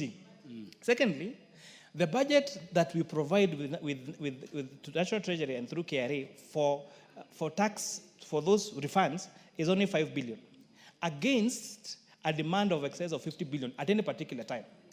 And therefore, that also creates a loophole, because how do you determine who gets paid, who gets refunded when, Honorable Speaker? And therefore, the ideal situation in future could be for the products that we must protect is probably introduce a lower VAT rate of maybe around 2% or 3% or 4%, so that we remove this issue of zero rating, Honorable Speaker. However, this bill has provided now for a recourse where KRA is able to satisfy itself that a particular entity is misusing this particular product is supposed to be zero rate or exempt, Honorable Speaker, then there is a penalty for it. A very good example, Honorable Speaker, one of the debates that we've had, even with you as a member of our committee, has been the zero rating of transportation of sugar, of sugarcane in sugar bacteria. So although that is a very huge cost for those particular areas, now the question has been, when you zero rate, now you allow them to claim that fuel, for example, they use on the tractor, how do you verify that fuel was actually used for the transportation of sugarcane? Or is that fuel bought and goes to support other activities, but is claimed or said to have been used to transportation of sugarcane? So those are the complications, Honorable Speaker, that we deal with now vatable products, exempt products, and zero products. And that is what now accounts to tax expenditures. And I hope I've been able to explain to you, Honorable Speaker. So Clause 52, Honorable Speaker, is proposing to grant Kenya Revenue Authority, and this is very important, broad access to personal data for tax compliance purposes, including trade secrets and confidential customer information. The committee thoroughly scrutinized this provision, and after extensive public engagement and consultation with stakeholders, we found that this proposal fails to meet the constitutional standards set under Article 31C and D of the Constitution of Kenya, which guarantee the right to privacy. The committee also noted that Data Protection Act, particularly Section 51, sets out clear and limited grounds under which access to personal data may be exempted from certain protections. Furthermore, Section 60 of the Tax Procedures Act already provides the commissioner or an authorized officer with sufficient powers to obtain necessary information for tax administration, subject to court-issued warrant. These safeguards strike a balance between tax enforcement and protection of individual, Honorable Speaker. As you check, if you check, Honorable Speaker, the Tax Procedures, the Tax Procedures Act, it expressly provides and gives power to Kenya Revenue Authority to require a business to integrate with their system. And they can even, through a court order, access any information they want from a taxpayer, Honorable Speaker. However, we provided for, through the Tax Procedures Act that we amended in December, Honorable Speaker, to exempt the following two from access by KRA. Trade secrets, A, and B, private and personal data.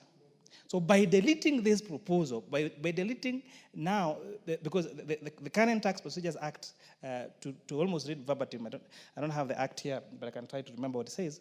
The commissioner shall not require the taxpayer to provide information relating to A, trade secrets, B, private and personal data. So by this proposal to delete that shall not require KRA to provide that particular data, Honorable Speaker, it actually means that KRA can access all private and personal data, and include even trade secrets, Honorable Speaker. There are some institutions that have a recipe for some beverages that are said should never be shared with members of the public. Now, what happens if you give access to such particular data, Honorable Speaker? So we feel that there is sufficient provision in the Tax Procedures Act on access to data, and we do not need to expressly provide for absolute access to trade secrets and private and personal data held by taxpayers, Honorable Speaker. Honorable Speaker, in the view of the existing legal framework and of concerns by the Kenyans, the committee concluded that the proposed amendment is both unnecessary and potentially unconstitutional. The committee has remained consistent on this matter in previous finance-related measures brought before this House. Moreover, Honorable Speaker, this decision aligns with the global best practices, including the General Data Protection Regulation, GDPR, a landmark policy privacy law that took effect in European Union in May 2018. Although GDPR, the General Data Protection Regulatory Framework, is an European-based law, Honorable Speaker, its principles have set global standards for data protection and directly influence Kenya's, our own Data Protection Act. These principles emphasize individual control, transparency, and strict conditions for data processing. Upholding these standards is vital for protecting citizens' privacy, maintaining public trust, and ensuring that Kenya's regulatory environment remains credible, secure, and investor-friendly in an increasingly digital world.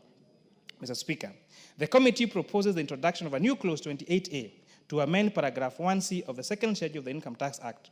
This amendment will allow telecommunication operators to claim investment allowance on the cost of spectrum licenses, just as they currently do for the items like optic cables.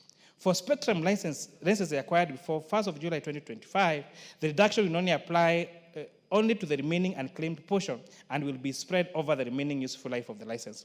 The committee fully supports this proposal as it aligns with our agenda to access on digital transformation and youth empowerment. Spectrum licenses are key investment for telecom companies.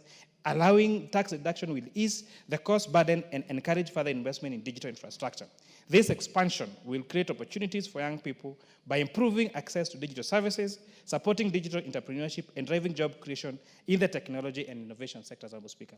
It is quite unfortunate, despite Kenya being one of the countries with the highest mobile connectivity, there are still some places in this country that there is no network. And therefore, Honorable Speaker, this particular incentive would incentivize our telecom companies, Honorable Speaker, to create, to have more mobile connectivity, Honorable Speaker, including in some of the places in my constituency, like some lower parts of Mareshani. Honorable Speaker, these committee's proposals reflect not only a stakeholders' input, but also a sound economic reasoning grounded in Canadians' fiscal stimulus principles. By incentivizing housing, manufacturing, and green energy, the finance bill supports aggregate demand, promotes employment, and stimulates growth in all while preserving fiscal discipline. Mr. Speaker, as we deliberate the finance bill 2025, it is crucial to prioritize measures that effectively expand our tax base and enhance revenue generation. This may involve innovative tax policy approaches such as incentivizing compliance, simplifying tax procedures, and overreaching barriers that hinder our revenue growth. Mr. Speaker, addressing this issue proactively and implementing them effectively, tax policies will ensure that we increase our tax revenue collection in line with our economic potential. This will strengthen our fiscal position, allowing for investment in key sectors, social welfare programs, and infrastructure development that will foster economic growth to benefit all Kenyans. Honorable Speaker. Honorable Speaker, this huge task would not have been completed without the efforts of our dedicated and most professional secretariat staff. These unsung heroes work day and night without any supervision to ensure that the committee report before the House comprehensively responds to each of the 5,000 plus submissions received by this committee. Honorable Speaker, this report would not also have been possible were it not for the commitment of members of the Finance and National Planning Committee. Honorable Speaker, I am proud to be one among the equals who lead a very effective, committed team of members of this particular committee. Honorable Speaker, we were able to divide ourselves in groups, and with the record 10 days covered public participation in 10 different counties across this republic. Honorable Speaker, in conclusion, in your inaugural speech at this House as the newly appointed Speaker in 2023, you indicated that one of our key visions for the National Assembly was to go e-Parliament. Honorable Speaker, I am proud that in consideration of the Finance Bill of 2025, it was a paperless exercise. The only paper in the process was a copy of the report we tabled last week. I also to inform this committee, Honorable Speaker, this was an invention of a young man, an intern in the Committee of Finance and Planning, National Planning, called Alan Kimani. This young man, Honorable Speaker, an intern, a computer science graduate of Kenyan University, Honorable Speaker, developed a QR code that stakeholders, when it came to submit their proposals, they will just scan and they will register without having now to jump the queue, and we will know who came first and give them a first chance. In addition, stakeholders do not have to bring photocopies of their submission, Honorable Speaker.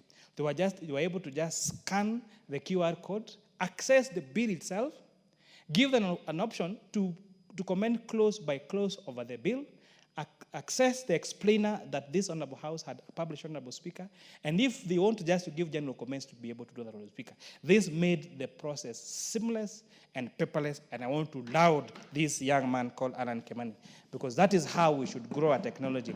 That is how we should use our energies, our young people, Honorable Speaker. And I want to challenge young people in this kind, Honorable Speaker. I have seen a lot of people even text me, Honorable Speaker, asking, is it true you are taxing new babies? Is it true we are taxing this and the other? And Honorable Speaker, it's unfortunate some of these people are very learned people. And this public finance, this is the finance bill, and even the explainer are publicly available documents. Just by a simple Google search or a simple access to Parliament website, Honorable Speaker, you will access this particular information, Honorable Speaker.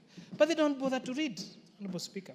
And lastly, Honorable Speaker, the disinformation and the deliberate misinformation and disinformation is sickening, and it must stop. These people who deliberately create stories, whereas they know it is lies. You are saying there is tax for new babies, and you know for sure there's nothing like that. They should be ashamed, and they should use their knowledge for better purposes, Honorable Speaker. With that, I beg to move, and I request the Honorable CPA Julius Ruto, the MP for Great Member of Keses, to second.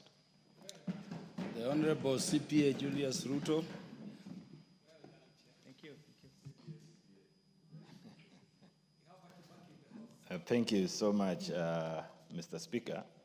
And I think the leader of majority is confirming that the committee is well professionalized, and that is why the report goes beyond any reproach. Mr. Speaker, I stand to second the report tabled by the Chairman, Finance and National Planning Committee, CPA Kuria Kimani, and to express our joy as a committee as we stand before the House that this particular year finance bill, as it is said, is one of the best finance bill because it never focuses on the vertical adjustment as it used to be traditionally, but rather it's trying to stress on the horizontal adjustment, broadening the pace of tax collection and ensuring that it makes ease for Kenyans to participate in tax payment, unlike the complexities that were there before.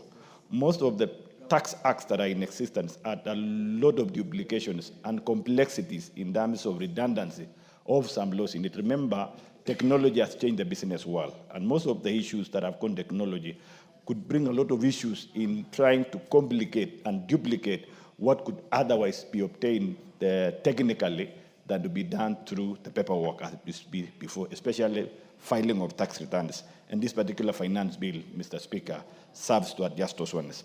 Again, we need to remember that this particular Honorable House, recently we passed what we call tax laws, tax policy, which has never been there before.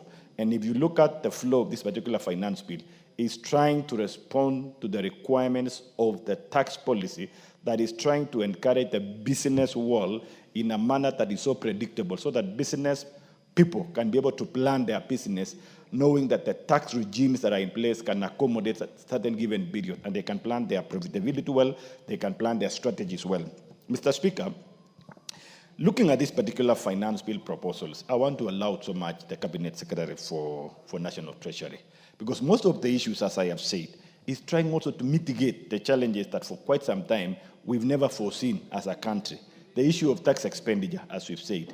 Tax expenditure, which the report of finance of 2023 indicated we lost the tune of 560 billion, between 510 to 560 billion. When we talk of tax expenditure, Mr. Speaker, these are exemptions that we give, these are tax remissions that we give, and the tax reimbursements that are being claimed by the business owners, manufacturers, and those who trade in the zero-rated inputs. And most of them has no clear line of transferring the final benefit to the consumer.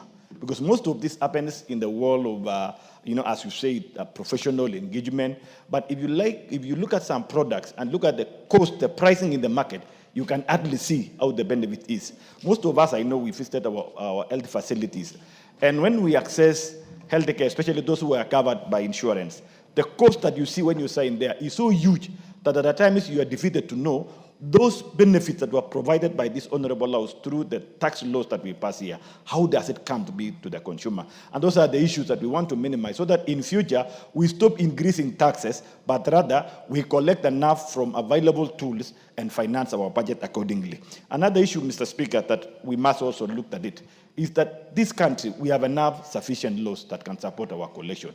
The challenge we are having is the tools and the systems our Kenya revenue team are using. And this is something this particular finance bill is speaking about it, to encourage the Commissioner General of Kenya Revenue to ensure that he puts in place proper system and mechanism. And if there is any support, and I saw the other day in the budget, they are asking for additional funding to improve on their systems so that they're able to reduce on leakages, reduce on corruption, and reduce on losses that could not be seen through the weak systems they have in place, so that we can reduce on under collection, maximize the target revenue that we give each and every year without stressing Kenyans. And I think that's a main issue that, Mr. Speaker, this particular finance bill is speaking about it. However, Mr. Speaker, as a committee, and I want to invite members of public, especially the stakeholders who had an opportunity to engage the committee, to read this particular report from the chair from today, that this particular report reflects almost more than 80% what members of public proposed in the public participation. More than 80%, if you look at it from the VAT, from the excise duty, from the income tax. And this is the area that we want to ask members of public, before they react on a proposal tabled by the Cabinet Secretary, they need to give time their own house, National Assembly, because through the procedure of National Assembly, where the laws are made, and where Constitution of Kenya, Article 118, has guided this honorable house to seek the views of Kenyans before they legislate on any bill before them. This is a good example that has onboarded this one. That is why most of the clauses, like clause number 28, and remember, Mr. Speaker, it is just 2 years, or not more than 2 years, where we passed a law, a finance act, where we zero-rated most of the locally manufactured items that are needed by Kenyans, especially issues like phones, in response to climate change mitigation steps that this country and any other country in the world that we are adopting to address the challenges brought by climate change, that we pass the law to give leeway for these ones. And this proposal was seeking to take out that particular advantage that was given to the manufacturing concerns. Mr. Speaker, the committee, in listening to the members of public, decided to protect that and to protect that particular and deleted that particular proposals. There's another critical issue that the chair said, the issue of data protection. Whereas Kenya Revenue are trying to give justification as to why they are facing challenges, but there are enough laws, if you look at it, under Section 51 of the Data Protection Act that gives some limited opportunities or grounds of which Commissioner General, and even Section 60 of Tax Procedures Act, it has given some limited powers to the Commissioner General to go beyond some limits to obtain the information they need, especially during assessment or in-depth audit when they are carrying out on their taxpayer. But giving a blanket leeway for them to access personal data became so insecurity. I mean, it's a question of insecurity. And most members of public are worried about this one. And so to the committee, we decided to stay out this particular clause until and when Kenya Revenue can prove that they have any other limitations beyond what the law has provided. Mr. Speaker, the other issue that is coming out is the issue on SEP, that is the taxes or levied on, that is clause 6 of this particular bill. Clause 6 of this particular bill, where it's trying to address the issue of significant economic presence tax. The last Finance Act gave a limitations of 5 million as a threshold. However, it came out to be clear that these particular practitioners in this particular world or space of business, most of them are not within the boundaries of the Republic. And you are aware that non-residents doesn't file taxes. So the proposal to eliminate this particular threshold was a welcome, because so that everybody who derives income within the boundaries of Kenya would be able to pay tax despite the limits of whatever income they can derive in this particular republic. So, Mr. Speaker, I stand to support this particular bill and to call on Kenyans that for once they need to be patient and consume the right message that has been tabled in the House. I saw the other day the cabinet secretary in a public forum somewhere where a Kenyan was asking him, it is said, or there is a proposal that the VAT rate will be increased from 16% to 18%. For sure, of all the 52 clauses, nowhere is mentioning about adjusting the VAT rate. But look at the information that is moving around there. All the information that is distorted outside there, that is meant to incite Kenyans by some few quarters, some people who are enemies of economic progress. We need to call out on them, but again to ask Kenyans to be of good spirit and of goodwill, and let them follow the procedures of the National Assembly and the reports that are at the table here, the bills that are at the table here. They can obtain them through the space, the website of the Parliament, or they can even request through our table office, and they can get even through their representatives who are the members of Parliament, who might not, they can access this information so that they can deliberate on these critical bills and give the value they deserve input in these particular bills. With that, Mr. Speaker, I second the bill. Thank you. Order, honorable members. Honorable members, I now propose the question that the Finance Bill, National Assembly Bill number 19 of 2025 be now read a second time. The Majority Leader.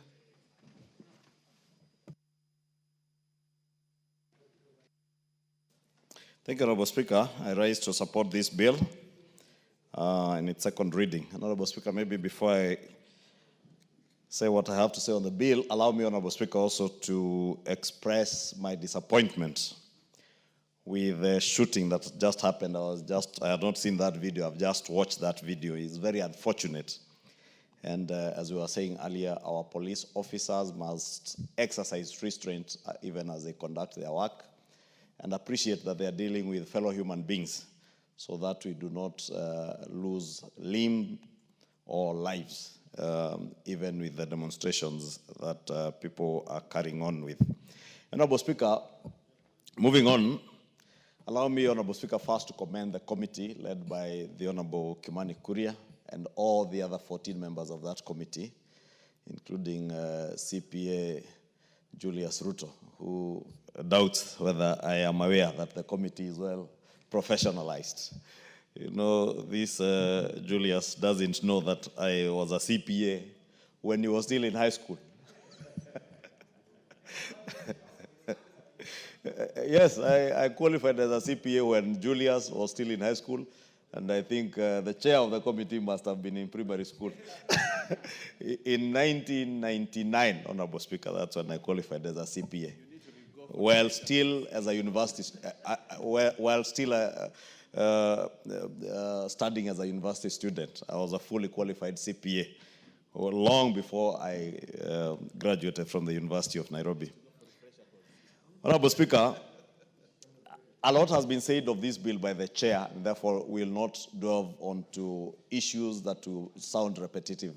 But it's important, Honorable Speaker, to highlight just a few things, because, Honorable Speaker, over the last 2 years, the finance bill in this country has been christened as a bill that is there to punish Kenyans, to punish them with what has been called overtaxation, Honorable Speaker, and make Kenyans poorer.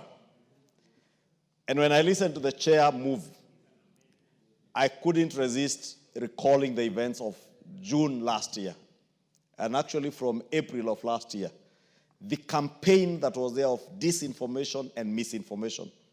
Honorable Speaker, you remember again in April this year, the same campaign began. And the chair has alluded to it, that a lot of negativity has been spread about the finance bill. And there are many Kenyans out there who believe that the finance bill is a tool to punish them or a tool to make them poorer. But, Honorable Speaker, allow me to just point out that the finance bill also serves as a tool to improve the lives of the people and not necessarily to punish them. And I'll just highlight a few things, Honorable Speaker, beginning with some of the provisions that have been alluded to on the Income Tax Act, Honorable Speaker. For those who have cared to look at this report, because again, as the chair has said, very many people rush to comment on the finance bill without even having read what is contained in that finance bill, or even seeking to get help from those who have read it to be able to interpret what is provided for. Honorable Speaker, if you look at the Income Tax Act, for instance, there is a proposal to increase the tax-free cash benefit, or what are per diems that are paid to employees, both in the private and public sector, from 2,000 shillings to 10,000 shillings per night. Therefore, Honorable Speaker, for those of you who enjoy per diems when you work out of your station, including members of parliament, you are only allowed a tax-free amount of up to 2,000 shillings. Now you can enjoy a tax-free per diem of up to 10,000 shillings. Meaning if you're out of your station for 30 days and you are paid 300,000 shillings, that will be tax-free, Honorable Speaker, is a direct benefit to employees and workers in our country. Remember, Honorable Speaker, in our 2024 bill, which was demonized with disinformation, there was a proposal which we later passed in December. But Kenyans, again, because they never paid attention, never got to know that. Also touching on non-cash benefits, I've spoken about cash benefits. Non-cash benefits, for instance, there are many people who are working in factories, in industrial area, who get non-cash benefits, probably in allowance, things like lunch, which is a non-cash benefit, or free transport, and you are taxed for it. And we had elevated that, Honorable Speaker, last year from 36,000 shillings to 60,000 shillings. That now non-cash benefits you enjoy up to 60,000 shillings, which is equivalent to about 5,000 shillings. If your employer is facilitating you with the company transport or company lunch, up to 5,000 shillings a month is tax-free. Per diem, up to 300,000 shillings or 10,000 shillings a day is tax-free. Honorable Speaker, moving on again on the Income Tax Act, there's a tax relief that has been introduced on mortgage interest on residential home construction. Again, Honorable Speaker, in our 2024 bill, we had a tax deduction that we moved on interest that you pay on purchase of a house from 300,000, and we upped that to 360,000 shillings. That fell with the finance bill of 2024. When we did the tax amendment laws in December, to the benefit of Kenyans, we reintroduced that particular provision, and today Kenyans can enjoy tax-free tax reliefs on mortgage interest up to 360,000 shillings, up from 300,000 shillings. That means for every 30,000 shillings that you pay as interest on your mortgage, you don't pay tax on it, or you can claim tax against it. And I can see the Honorable Kwenya nodding because I know he's enjoying a mortgage that he's paying heavily from the National Assembly.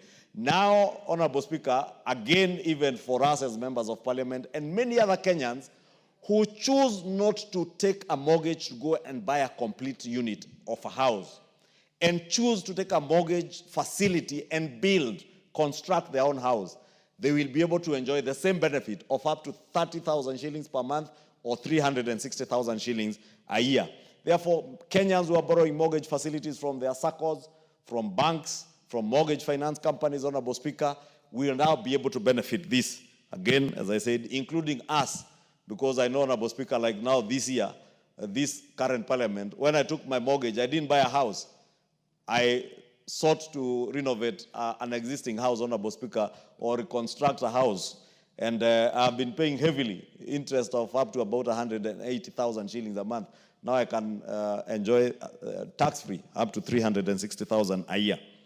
Honorable Speaker, if you look at other provisions on pay as you earn, Honorable Speaker, again, many Kenyans have been overtaxed, largely because on account of their employers or the people who pay them, the employers not allowing them to claim all the deductible expenses, Honorable Speaker, that are deductible ahead of paying pay as you earn.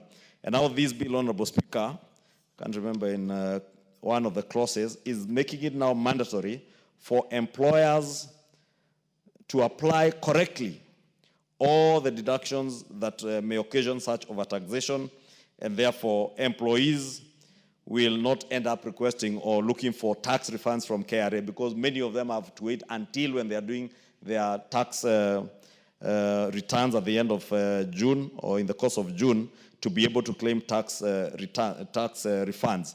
Now that will be checked, Honorable Speaker, with now this particular provision that allows all deductions and exemptions and tax reliefs that previously were not being claimed to be now be claimed ahead of paying your pay as you earn. This also, Honorable Speaker, will ease the tax burden, not only on Kenyans, but also reduce the workload on Kenyans. Honorable Speaker, another important aspect is advanced pricing agreements that are contained in this particular bill relating to multinationals and that are operating in the country or have permanent establishments in Kenya, and in their pricing transactions between them and related entities, that you can now have an advanced pricing agreement between a multinational and its subsidiary, if that multinational is operating in Kenya, to create certainty, Honorable Speaker. And this CPAs here will tell you one of the cardinal principles of taxation is certainty, so that you know at what pricing levels you'll be able to claim between a parent company or a multinational and its subsidiary here or outside the country. Honorable Speaker, there is also an incentive on the capping of carry.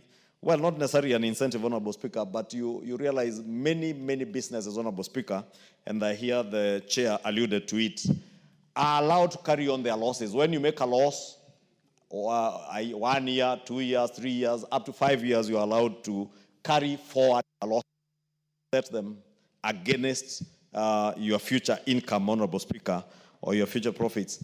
Not profits, Honorable Speaker, but taxes. And therefore, the bill had proposed to limit this to a 5-year period. That if you make losses for a period of 5 years, year in, year out, you can continue carrying forward those losses. But at the end of 5 years, then you are stopped, or you are stopped from claiming against your tax obligations any losses that you incur. But as the chair has said, the committee, Honorable Speaker, and it's important because Kenyans were asking last year, do these parliamentarians ever listen to us? And you remember we were accused of not listening. But, Honorable Speaker, it is actually Kenyans that were not listening to Parliament. Because last year, when the bill came to this House, the chair went through the rigorous process that they have gone through today. public participation, proposed amendments to the bill, like he is saying today. And I'm saying this because he has just said this particular provision is one of the provisions that elicited a lot of reactions from Kenyans when they came through public participation. And I must commend the committee because they did not just do public participation in Nairobi. They went to other counties. I saw from their report, I see they went to Kwale, they went to Migori, they went to Nandi, they went to Busia, Trans Nzoia, and Mombasa counties, Kilifi, and that which they were doing in Nairobi. And across all these counties, part of the provisions that elicited a lot of reactions from Kenyans was that particular provision to stop Kenyans from carrying forward losses. The committee, in cognizance of the issues that were raised by Kenyans, again, like last year, is proposing that we amend and allow that period on application to be carried forward beyond the 5 years. Therefore, if you have a business that you set up today, you make losses for 5 years, and the 6th year, you think you still qualify to claim against your future tax obligations, on application to the Cabinet Secretary in charge of the National Treasury, you will be allowed for a further period of 5 years, Honorable Speaker. That, again, is to check the abuse of that process, because there are people who make money, make profits, but continue claiming or using tax avoidance measures to claim their losses into perpetuity, Honorable Speaker. Therefore, even with a capping of 5 years, again, that can be extended. Honorable Speaker, there was also the issue of the income tax exemptions for public and private sector gratuity, Honorable Speaker. Again, last year, we had this provision in the finance bill. When Kenyans said, don't amend, reject, it was rejected. But again, in the tax amendment laws of 2024, we brought in the provision to allow any person who enjoys gratuity, whether you're in the private or public sectors, Honorable Speaker, and now the bill is clarifying that it is retirees or people who are getting gratuity, both from the private or public sectors, Honorable Speaker, to be able to enjoy exemption on income tax. Therefore, whatever gratuity you paid, you will not pay income tax on it.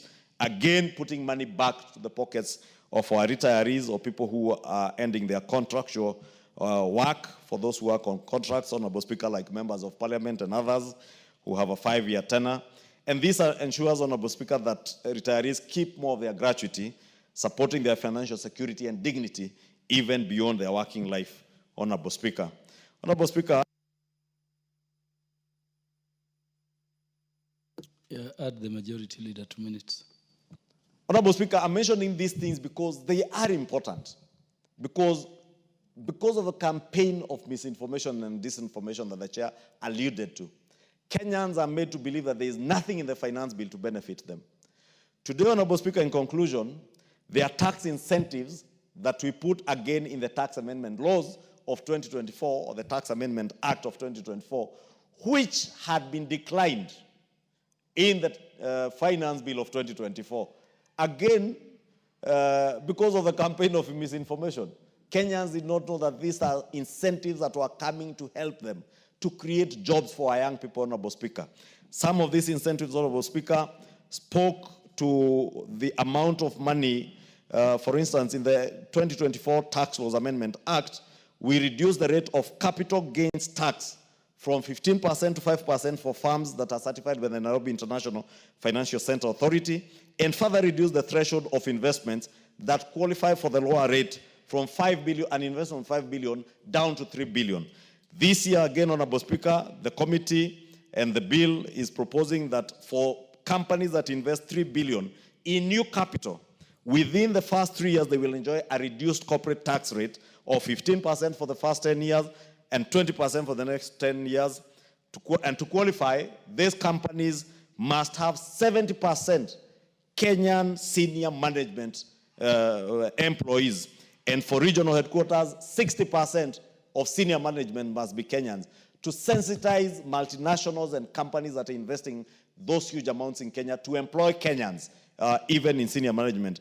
Also, Honorable Speaker, for startups that are certified by the Nairobi International Financial Center Authority, they will benefit from a lower tax rate of 15% for the first 3 years and 20% for the next 4 years to support their earlier growth. This, again, as I said, is to support the growth of new industry, new investments that will create jobs for our young Kenyans, Honorable Speaker. And therefore, even as people inside others out there, it is important that, I thought it was important, Honorable Speaker, not to be very technical, but just to highlight a few of the good things, very good provisions that are in this bill, some which were lost last year because of the misinformation, and plead with Kenyans, as I congratulate the young in turn, and plead with the management of the Parliament, led by the Speaker himself as the chair of the Parliamentary Service Commission, to consider when this young man, Alan Kimani, graduates from his college, to consider hiring him permanently as a staff of this Parliament, Honorable Speaker, because it is such genius, Honorable Speaker, such innovative young Kenyans who are utilizing their intellect for the benefit of Kenyans, not utilizing their time on social media to demonize, disinform, misinform other Kenyans, Honorable Speaker. The platform and the QR code that this young man created, as you have heard, enable Parliament as an institution to be able to engage more meaningfully with Kenyans. Unlike the other lady, Honorable Speaker, who was arrested, can't remember her name, for creating a platform that was, one, disinforming Kenyans.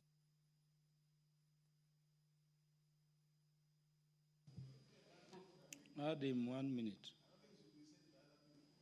Honorable Speaker, you need to inform the Honorable Member for Kitui Central that I am not this guy. I am the member for Kikuyu. My name is Kimani Ichung'wa. Honorable. And the leader of majority. More senior than Kalonzo Musyoka today. Honorable Speaker, I was saying that lady who had created a platform that simply at the click of a button was sending a lot of emails to the parliamentary website, Honorable Speaker, to clog the system and stop Kenyans from giving valid views. I must congratulate Mr. Alan Kimani, a young Kenyan, very innovative and a genius. And I plead with the Parliamentary Service Commission at the right time to consider him. So that those who are fond of praising young people in this country and stratifying them into generations, like Makali Mulu's party leader, to know that it is the intellect of such young people that you need to harp on. Because some of those people, even praising those young people and stratifying them into generations, don't have children in the generations that they keep talking about in political rallies. They don't even understand or comprehend the kind of intellect that these young people have that are helping Kenya.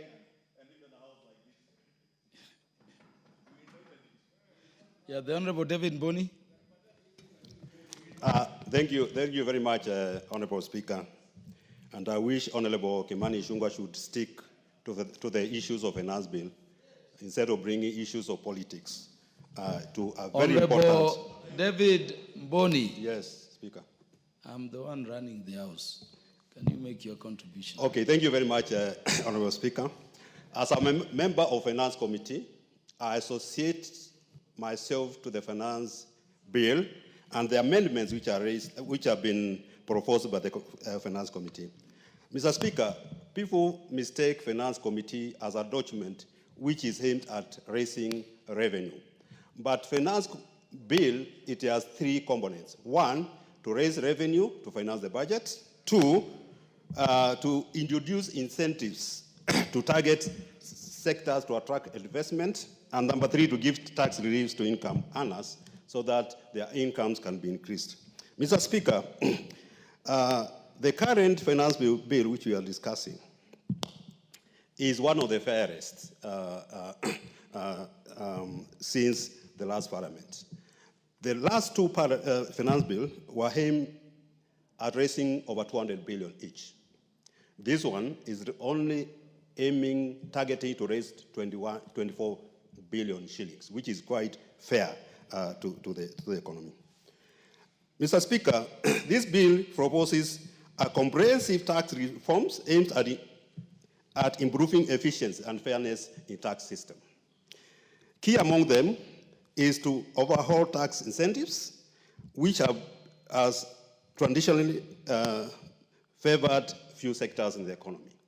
Mr. Speaker, if you look at what has been happening, some sectors have been really favored to the extent that we already have state capture in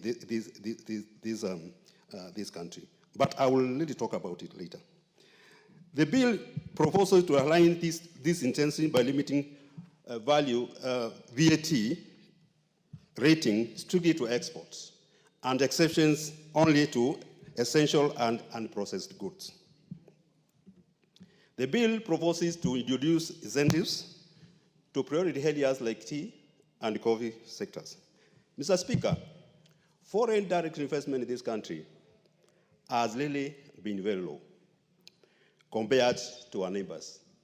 2023, our foreign direct investment, which came to this country, was $710 billion US. Compared to Uganda, which had 2.5 billion, no, Kenya had 750 million US dollars. Uganda had 2.3 billion. Tanzania had 1.5 billion. Now, Kenyan economy is a very big economy to get such a foreign direct investment. And this bill is trying to encourage foreign direct investment through Nairobi International Finance Center. Now, this is what the bill is proposing, that anybody who is investing $3 billion and above will get tax relief of 50% corporate tax for 10 years, and 20% or in the next 20 years. These are very good things because it will attract people who want to come and invest in this country, and the country will be able to create jobs and incomes, and therefore economic growth. Mr. Speaker, looking at the bill is proposing tax relief on retirement benefits, which include gratuity and pension. Mr. Speaker, the people who are earning pension and gratuity, they are the people who have really served this country. And they are the people who have actually spent a lot of time, and giving them a relief on their pensions and gratuity is going to increase their disposable income, and therefore help them to live a better life. It is also proposed to increase tax-free per diem from 2,000 to 10,000. So, Speaker, basically, if the current situation is that if you're earning 2,000 per diem, that is tax-free. Anything above 2,000, you are supposed to pay as you earn, because that one is treated as an income. But the bill is proposing this provision to move to 10,000. Above 10,000, you are supposed to pay income tax. Mr. Speaker, the bill is proposing major cleanups in VAT, whereby they are proposing several items from zero rating to exempt. This includes supplies to pharmaceuticals, transportation of sugarcane, supply of electric bicycles, among others. Mr. Speaker, the effect of this is that we are likely to see prices of these products going up because manufacturers and suppliers are likely to transfer that cost to the final consumer. However, this is actually aimed at reducing tax expenditure. Tax expenditure in this country has been very high. 2023 tax expenditure was 510 billion shillings, of which 332 billion was VAT refunds. Mr. Speaker, when you look at our deficits, currently it's around 925 billion. Now, if you remove 510, for example, then our deficit is going to be lower than what we expect. But tax incentives are also very important. Tax incentives are also very important because they are also incentives to manufacturers and investors who will come to invest in this country.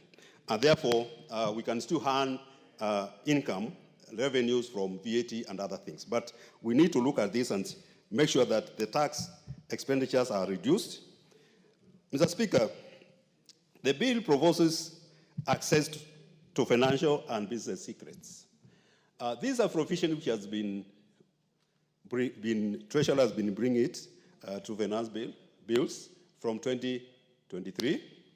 And this one, to me, is a very dangerous provision, because you are saying, if, for example, you go sleep in a hotel, KRA can be able to get your data to know where you slept and whom you slept with. KRA will be able to go to accounts and know how much money you're depositing in your account. So I think this one, and given that there are other provisions in the bill, especially on the Tax Procedure Act, which gives KRA authority to go and access that data. I think this is this provision, as my chair said, this was as a committee, we say this provision can be misused, because that data can be misused. So that one we declined. Mr. Speaker, there's an issue which has been going on export promotion levy. And basically, we feel this export promotion levy has not been actually beneficial to even to exports. Because even you look at the exports in this country this year, last year, they increased by 2.5%. Now, if you gross it up using inflation, that does not make sense. But more so, this bill is proposing reduction of export promotion levy of iron, steel, and iron, just from 17.5 to 10%. I think we also need to reduce it further. Due to reduce it further to 5%, because the time we increased these rates for imported billets and clinker, the cement and steel increased. Cement rose from 650 to around 900. And if you look at the growth of construction last year from annual economic survey, the construction, building and construction industry shrank by negative 0.7%. Now, these are the effects of this export promotion levy, which is not helping the country. And we also understand that money is not reinvested. It's going to Treasury, and these people cannot even be able to access it. Therefore, I think we need to further reduction of this. I think the California taxes, the proposal of 10 or 5 years, and I think the committee has pronounced itself to this. If you tell somebody to invest 2 billion, and I understand putting up a factory of 2 billion, you require like 5 years.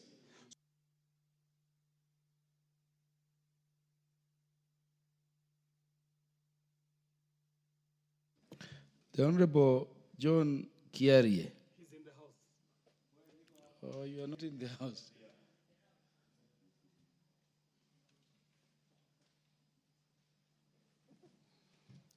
Honorable Speaker, I thank you. And allow me, Mr. Speaker, to, before contributing to this bill, to say that the events in the streets of Nairobi this afternoon were tragic. The death was needless, and Mr. Speaker, I will say no more. Mr. Speaker, on the onset, I would like to thank the Committee on Finance and congratulate the Honorable Kimani Kuria and all the esteemed members of this committee, those who have burnt the midnight oil, Mr. Speaker, to present to us a finance bill that is generally agreeable and mostly favorable to the people of Kenya. Mr. Speaker, the work that goes into the preparation of a finance bill, knowing that a finance bill is new every year, amending quite a number of laws, we have to commend this committee for the judicious work they have done, combing through our laws, combing through the Income Tax Act, combing through the value-added tax, combing through our excess duty tax, the Tax Procedures Act, and all these other miscellaneous laws that could be existing for them to be able to compile such a good report, Mr. Speaker, that we are debating this afternoon. Mr. Speaker, I see reason to celebrate, and that's why I support this bill. For us who are in sector, in the ICT and digital economy sector, Mr. Speaker, we see a reason to smile. Mr. Speaker, the proposals being made here are going to issue tax incentives on spectrum license, Mr. Speaker. And Mr. Speaker, as you would understand, connectivity today is not a luxury. Even what we used to think to be a utility, like mobile connectivity, or even telephony, or computer connection through the internet, Mr. Speaker, is no longer a luxury. Today, connectivity, Mr. Speaker, is a matter of life and death. But even more importantly, the investment that goes to allow for this connectivity is a very heavy capital investment, Mr. Speaker.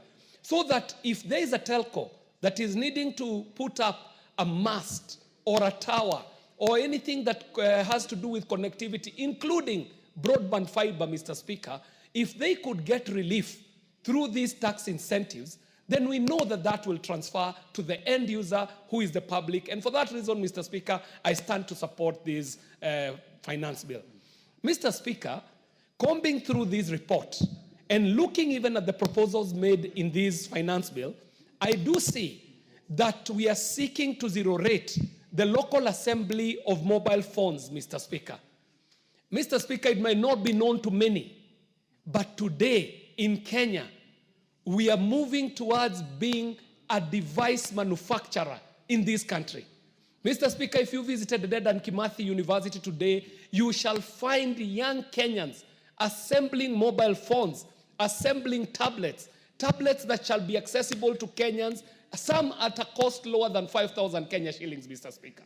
So when this finance bill zero rates the local assembly of mobile phones, Mr. Speaker, not only are we increasing the accessibility to these devices, Mr. Speaker, but we're connecting our country further and growing the digital and creative economy by availing affordable gadgets to the hands of local content creators and even the developers who are developing apps, Mr. Speaker. Some of the young people who are doing an amazing job coding solutions for country, Mr. Speaker, stand to benefit from this finance bill if we do agree as a House to zero rate the local assembly of mobile phones, Mr. Speaker. And I can assure you that just by that one act of zero rating the local assembly, we are going to drastically lower the cost of mobile phones that shall be assembled in this country, Mr. Speaker.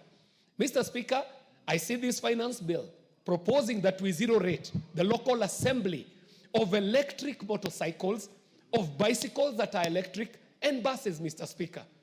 Mr. Speaker, you know we are not a producer of oil. We do not have oil wells in this country. The oil we depend on for fuel, Mr. Speaker, is imported at a premium, Mr. Speaker, at a time when we really need to secure our foreign exchange, Mr. Speaker.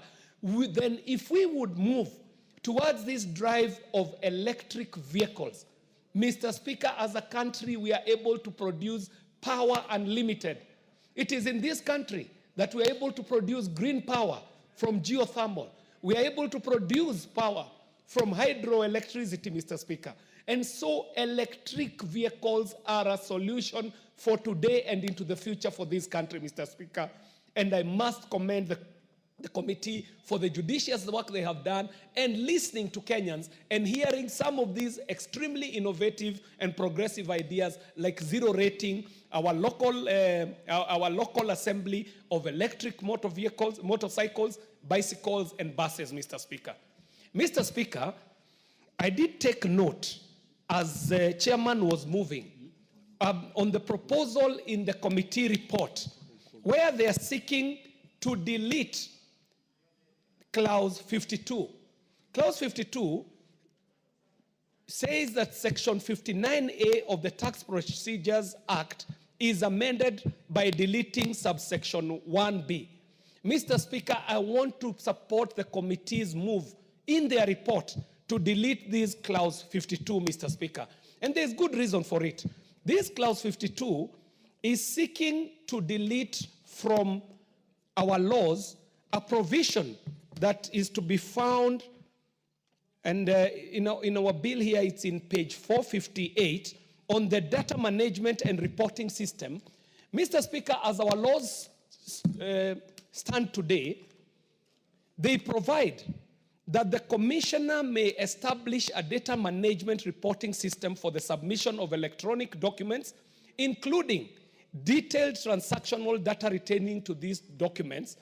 And in 1B, our laws provide that the commissioner shall not require a person to integrate or share data relating to 1, trade secrets, and B, private or personal data held on behalf of customers or collected in the course of business.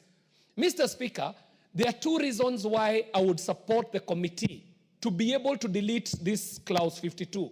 One is the fact that even if they succeeded in going in this direction, they might not be able to raise the taxes that they are seeking to raise by allowing the commissioner to be able to require a person to integrate or share their data relating to trade secrets or private or personal data that is held on behalf of customers or collected in the course of business.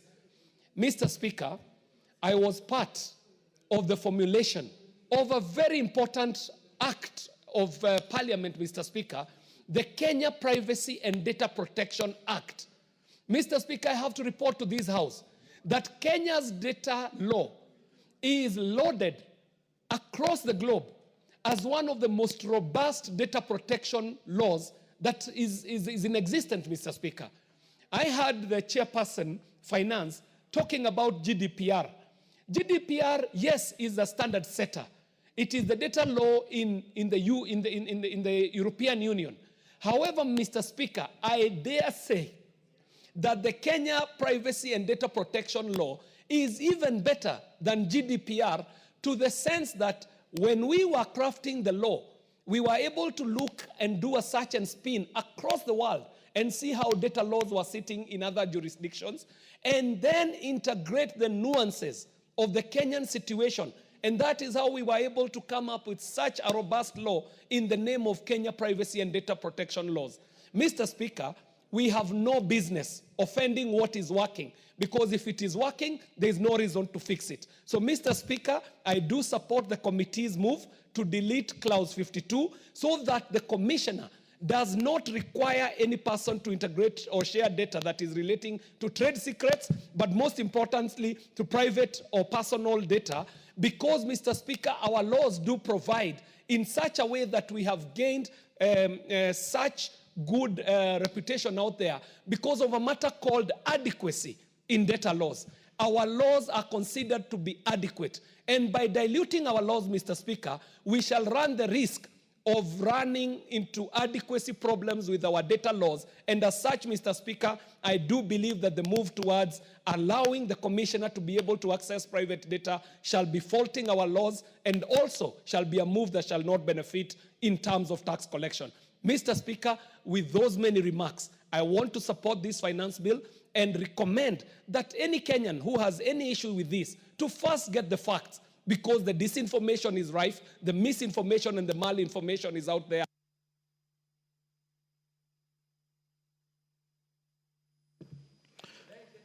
The Honorable Wilberforce Oundo will be followed by the Honorable Dr. Makali Mulu, and I would request you do under 5 minutes each because of time.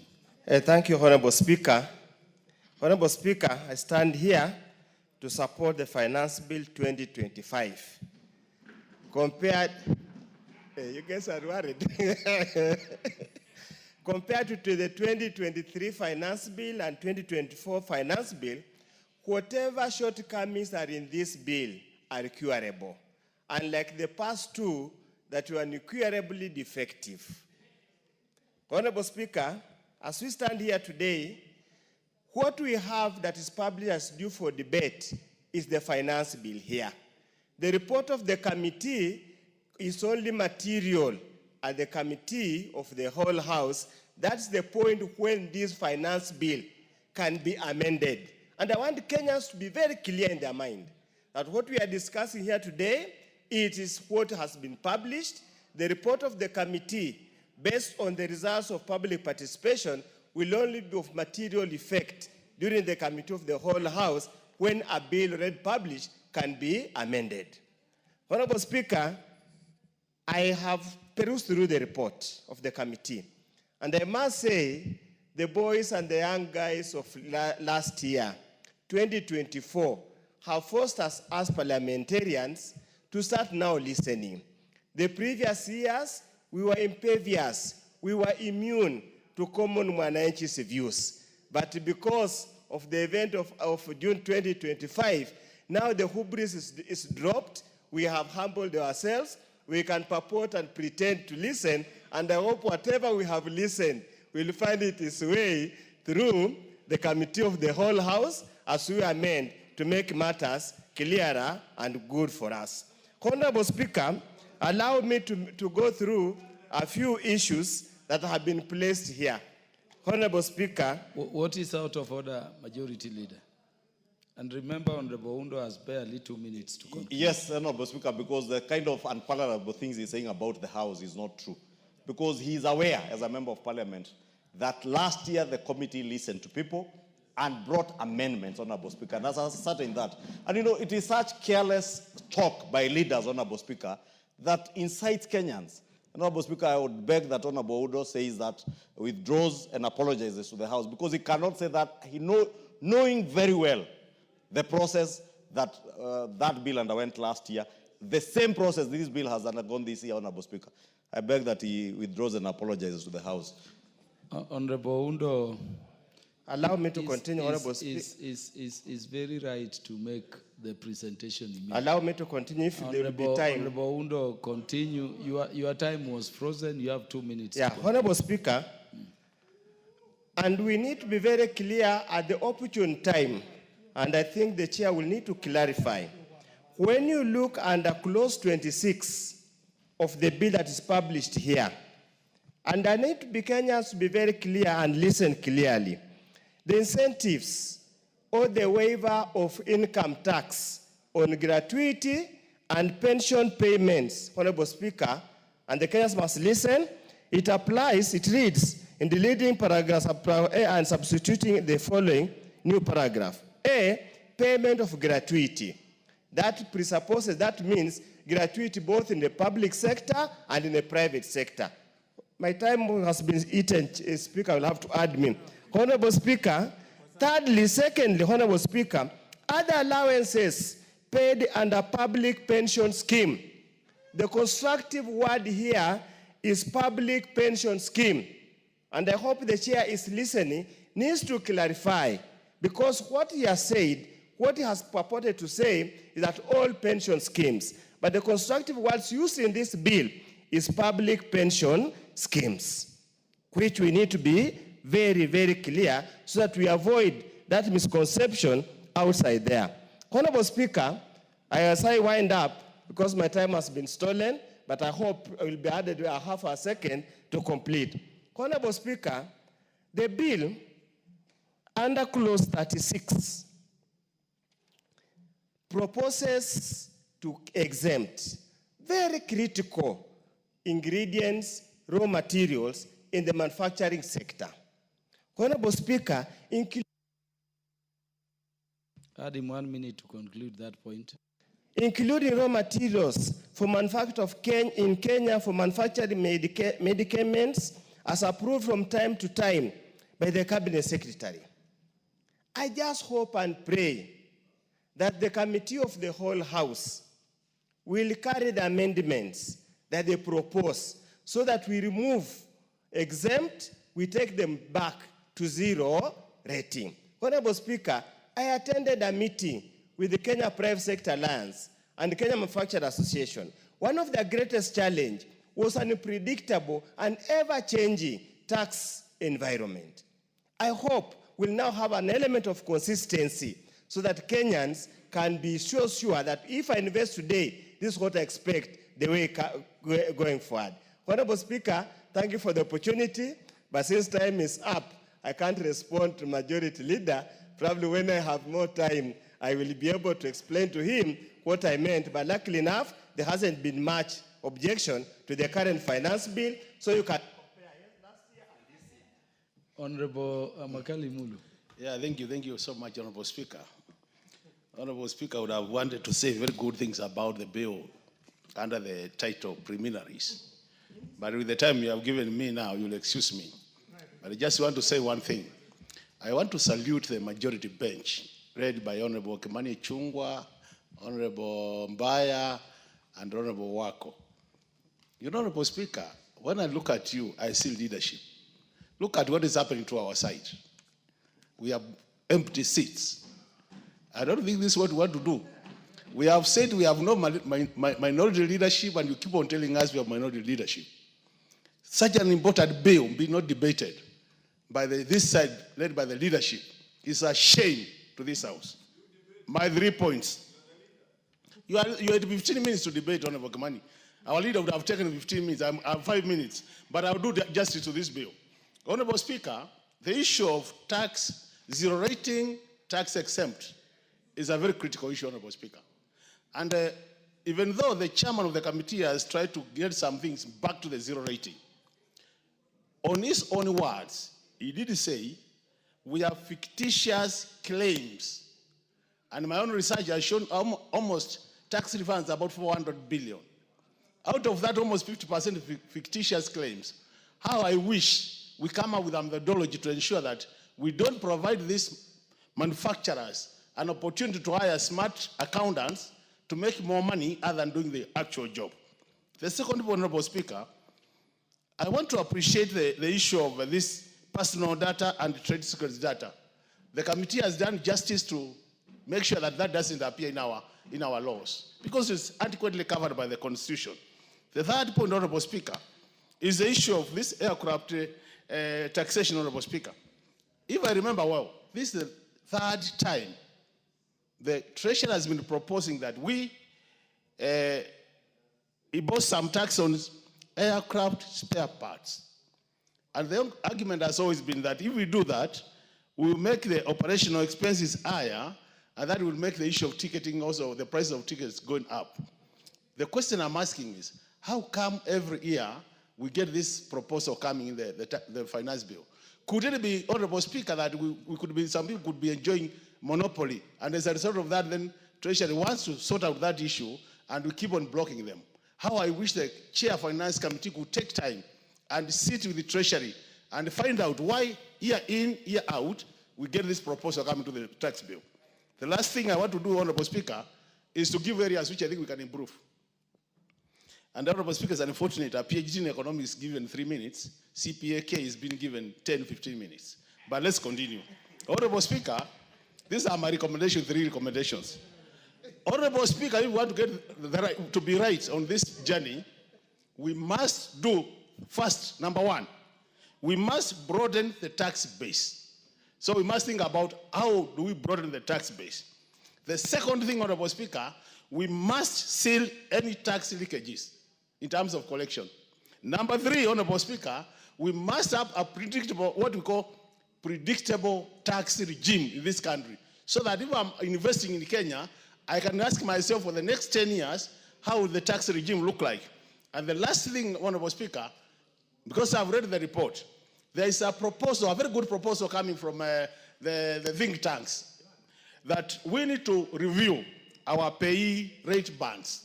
That is good for the country, and I think we need to take it seriously as a House and encourage our people. As I conclude, Honorable Speaker, the Chair of Finance must realize this.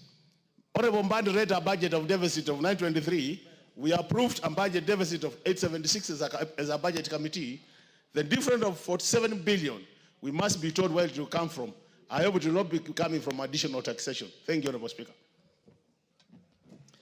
The Honorable Irene Mayaka will be followed by the Honorable Julius Meli and the Honorable Basil. 3 minutes each. Thank you, Honorable Speaker. Thank you for giving me this opportunity to also give my support to Finance Bill 2025. And Honorable Speaker, from the onset, I just want to thank the committee for doing a very fantastic job, Honorable Speaker. And Honorable Speaker, one of the things that has really come out of this particular finance bill is that it is not merely a revenue collecting tool. It is more driven by policy. And I think, Honorable Speaker, this is the way to go. Because as a country, we want to have a tax system that is clearer, that is predictable, and that is accessible. And Honorable Speaker, one thing that we need to also tell the country is that this particular finance bill has been very modest in terms of ensuring that the local mwananchi has not been affected. Honorable Speaker, there are a couple of clauses that I have taken particular interest, and I just want to add my support to them in terms of especially the amendments that have been proposed by the committee. Honorable Speaker, clause 2 that speaks about exemptions on pension payment, not just for the monthly payment, but also for the lump sum payment. I think this is very welcome, Honorable Speaker, because we operate in a world that revolves around black tax. And for me, Honorable Speaker, enabling our pensioners to not pay taxes on their earnings really does a lot in terms of trickling down to even the people who are dependent on them. The second, Honorable Speaker, is clause 8 that speaks about incentives to the people who are building stadiums and also the people who support our sports, especially the sponsors. Honorable Speaker, for me, this is very important because it speaks about ensuring that we are nurturing talent. Honorable Speaker, I also just want to also recommend the young man who spoke about e-committee. And I think, Honorable Speaker, as Parliament, this is one direction that we should all take because it helps us to actually save on using paper. Therefore, Honorable Speaker, with those few remarks, I would just like to support the Finance Bill 2025 and thank the committee for doing a fantastic job. I thank you. Honorable Julius Meli.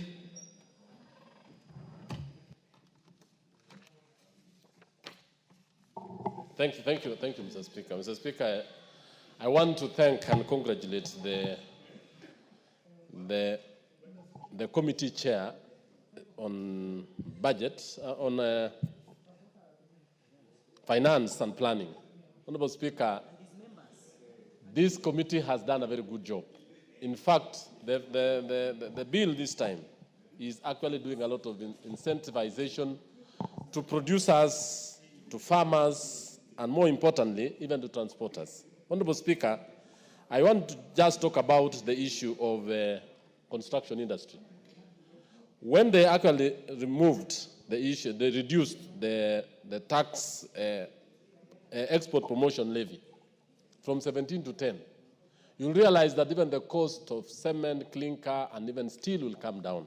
Honorable Speaker, this will even give a lot of jobs to the construction industry, and more importantly, Honorable Speaker, this bill has also proposed that a number of incentives to the software industry where they will actually promote the production and assembling of software devices. Honorable Speaker, I shall be proposing a number of amendments, especially on how to incentivize tea packaging and to also enable the tea farmer be able to get enough money and therefore promote the export of tea in this country and even across the globe. Honorable Speaker, I therefore support, and I want to ask the House that let's give the correct information about the finance bill of 2025 so that the public can get to know and read the right figures and be able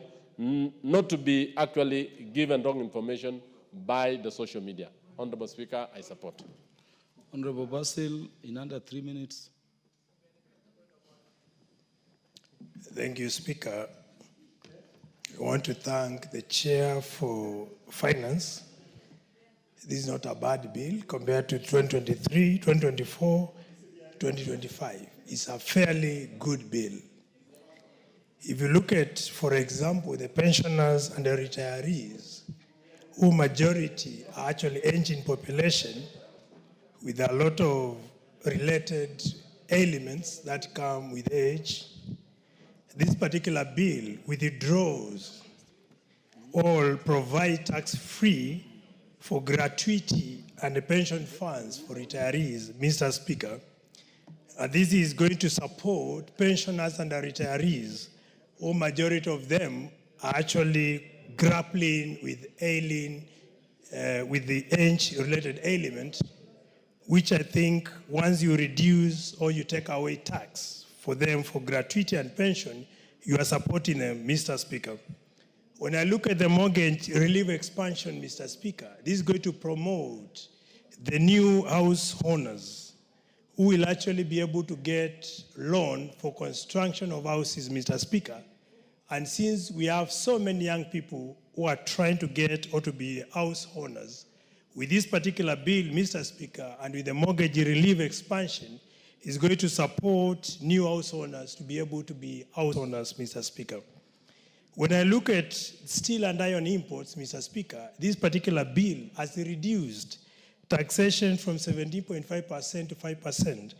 Basically, this means it's going to support construction, particularly when it comes to real estate.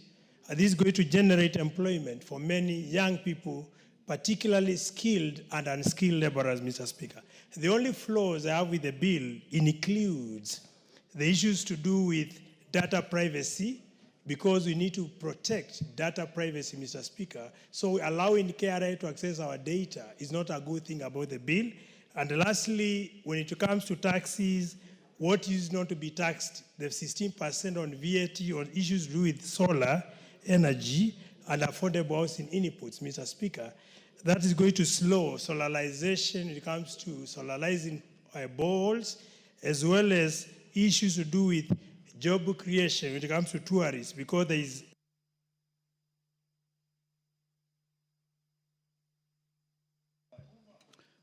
Mover will reply, there being no more interest or contributions. Honorable Speaker, with your indulgence, I beg to donate. Mover, you want to donate sometime? Yes, please. There is Honorable Mboko Milemba behind you and Honorable Zamzam Chimba. Yes, I'd like to donate 1 minute to Honorable Mboka, 1 minute to my comrade Honorable Karemba, and 1 minute to Mheshimiwa Zamzam. Thank you, Honorable Speaker. The last year finance bill, having gotten the kind of receivership it got, was courtesy of partly what the workers did indicate that really drained their pay slips in terms of putting several taxes on the pay slips. But I'm happy for the workers, there's something coming up this time. The mortgage phrase and article that increases and expands the tax-free on mortgage, not only on commercial but also homes, is an advantage to workers. The Kenyanization, the introduction of the clause which indicates that the multinationals which invest in Kenya must have a certain percentage of workers being Kenyans, reminds me of the Kenyanization policy or Africanization policy of 1965, and that is great for the workers. The per diems, in terms of the tax levied on them, expanded to go to 10,000 from 2,000 is an advantage to workers. The pensions and gratuity has been emphasized, and I want to thank that particular proposal. The Honorable Eric Mushangi. Thank you, Honorable Speaker. The Finance Bill 2025, Honorable Speaker, is a very good document done by the Finance Committee. And it proposes no new taxes. The only proposal in it is expanding the tax bracket and ensuring that all people pay taxes as required, and especially ensuring that there is no evasion of tax, or rather people have to pay tax when required to. Honorable Speaker, in the Finance Bill 2025, there is exemption of tax from raw materials that are used to make animal feeds. And Honorable Speaker, this is going to help our farmers a big way, especially now the prices of milk are going down. And I believe that by the exemption of taxes for these. The Honorable Zamzam. Asante Mheshimiwa Spika, na mimi kwa wepesi niweze kusema naweza kupongeza hii finance bill mara hii Wakenya mlioko kule nje, mambo yamekuwa shwari kabisa. Hakuna tax kwa chakula, hakuna tax kwa chakula cha wanyama. Hii inaonyesha kuwa Wakenya watakuwa na chakula cha kutosha na mifuko yao haitoteswa tena. Mheshimiwa Spika, nimeangalia wameintroduce pia Nairobi Financial Center Authority ambayo wawekezaji wameruhusiwa kuja kuwekeza Kenya. Tunakumbuka Wakenya wengi waliweza kupoteza makampuni wakati ule wa nyuma. Sasa wataweza kuwekeza hapa na makampuni na vijana watapata ajira. Mheshimiwa Spika, Mheshimiwa Spika, wazee wetu walikuwa wakitaksiwa zamani katika pesa zao za malipo ya uzeeni. Sasa hizi zimetolewa kabisa. Hii ni bill ambayo Wakenya wote na waomba tuweze kuisupport. Kenya iende mbele na waliokuwa na kwepa kulipa ushuru, nyote mlipa ushuru ili Kenya iweze kwenda mbele. Asante sana Mheshimiwa Spika. Move to conclude. Thank you very much, Honorable Speaker. Thank you, honorable members who have contributed to this discussion. I'd just like to respond to two particular matters, one raised by the Honorable Oudo. The clause 26 that's amending paragraph 53 of the first schedule of the Income Tax Act. If you read now that schedule, Honorable Speaker, it says that provided that this exemption shall only apply to payment of gratuity or other allowance paid in public schemes. So we are deleting that particular paragraph and replacing it with the word only gratuity. So which means that this gratuity will be even those gratuity that are not in public pension schemes, not just those that are in private schemes, not only those in public schemes, Honorable Speaker. Second, Honorable Speaker, there is a matter that you'll see amendments, Honorable Speaker, tomorrow when you're doing the committee of the whole House on tea packaging. Honorable Speaker, for a very long time, our farmers, our coffee and tea farmers have been getting very low returns for one reason, that there has not been able to have a good framework to allow value addition for our tea and for our coffee. You know, we have the best tea in the country. It is harvested. It is put in a sack, taken to Dubai or Sri Lanka. They do value addition there and come back to this particular country at almost 1,000 times more the particular cost of that particular tea, Honorable Speaker. Now we are proposing a range of exemption, Honorable Speaker, to packaging materials for these particular teas, so that when this tea is being exported to this country, Honorable Speaker, it is exported in good packaging, Honorable Speaker, and gets to have a good value. Then that way, Honorable Speaker, we give a good return to our farmers, Honorable Speaker. It's quite a pity that the farmers that spend many years of growing this tea, of maintaining it, get the least, whereas brokers and people who just take it, export it, and bring it back, Honorable Speaker, get to make a lot of money, Honorable Speaker. In addition, Honorable Speaker, I am happy and unhappy about several amendments that I have seen, Honorable Speaker, on East African community tariffs, Honorable Speaker.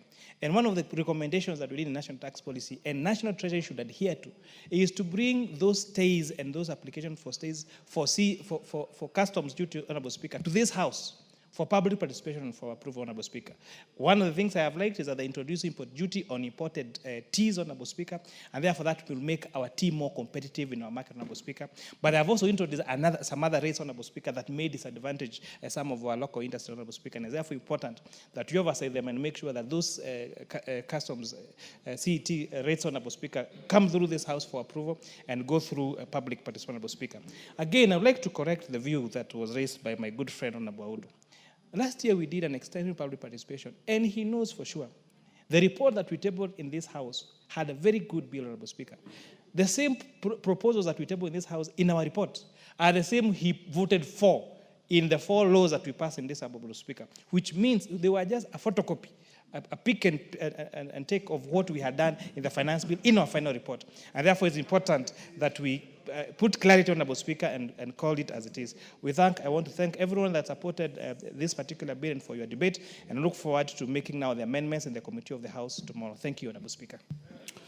Yes, Honorable Chair, I heard Honorable Undo to say, though last year there was good public participation, today it was more intensive and more extensive. And that is what he was saying. And you'd agree, Chair, this year there is even a QR code.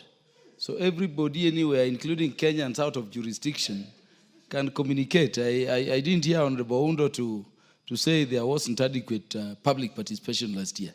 And he confirms. Honorable members, unlike the other house, this is a decision and action house.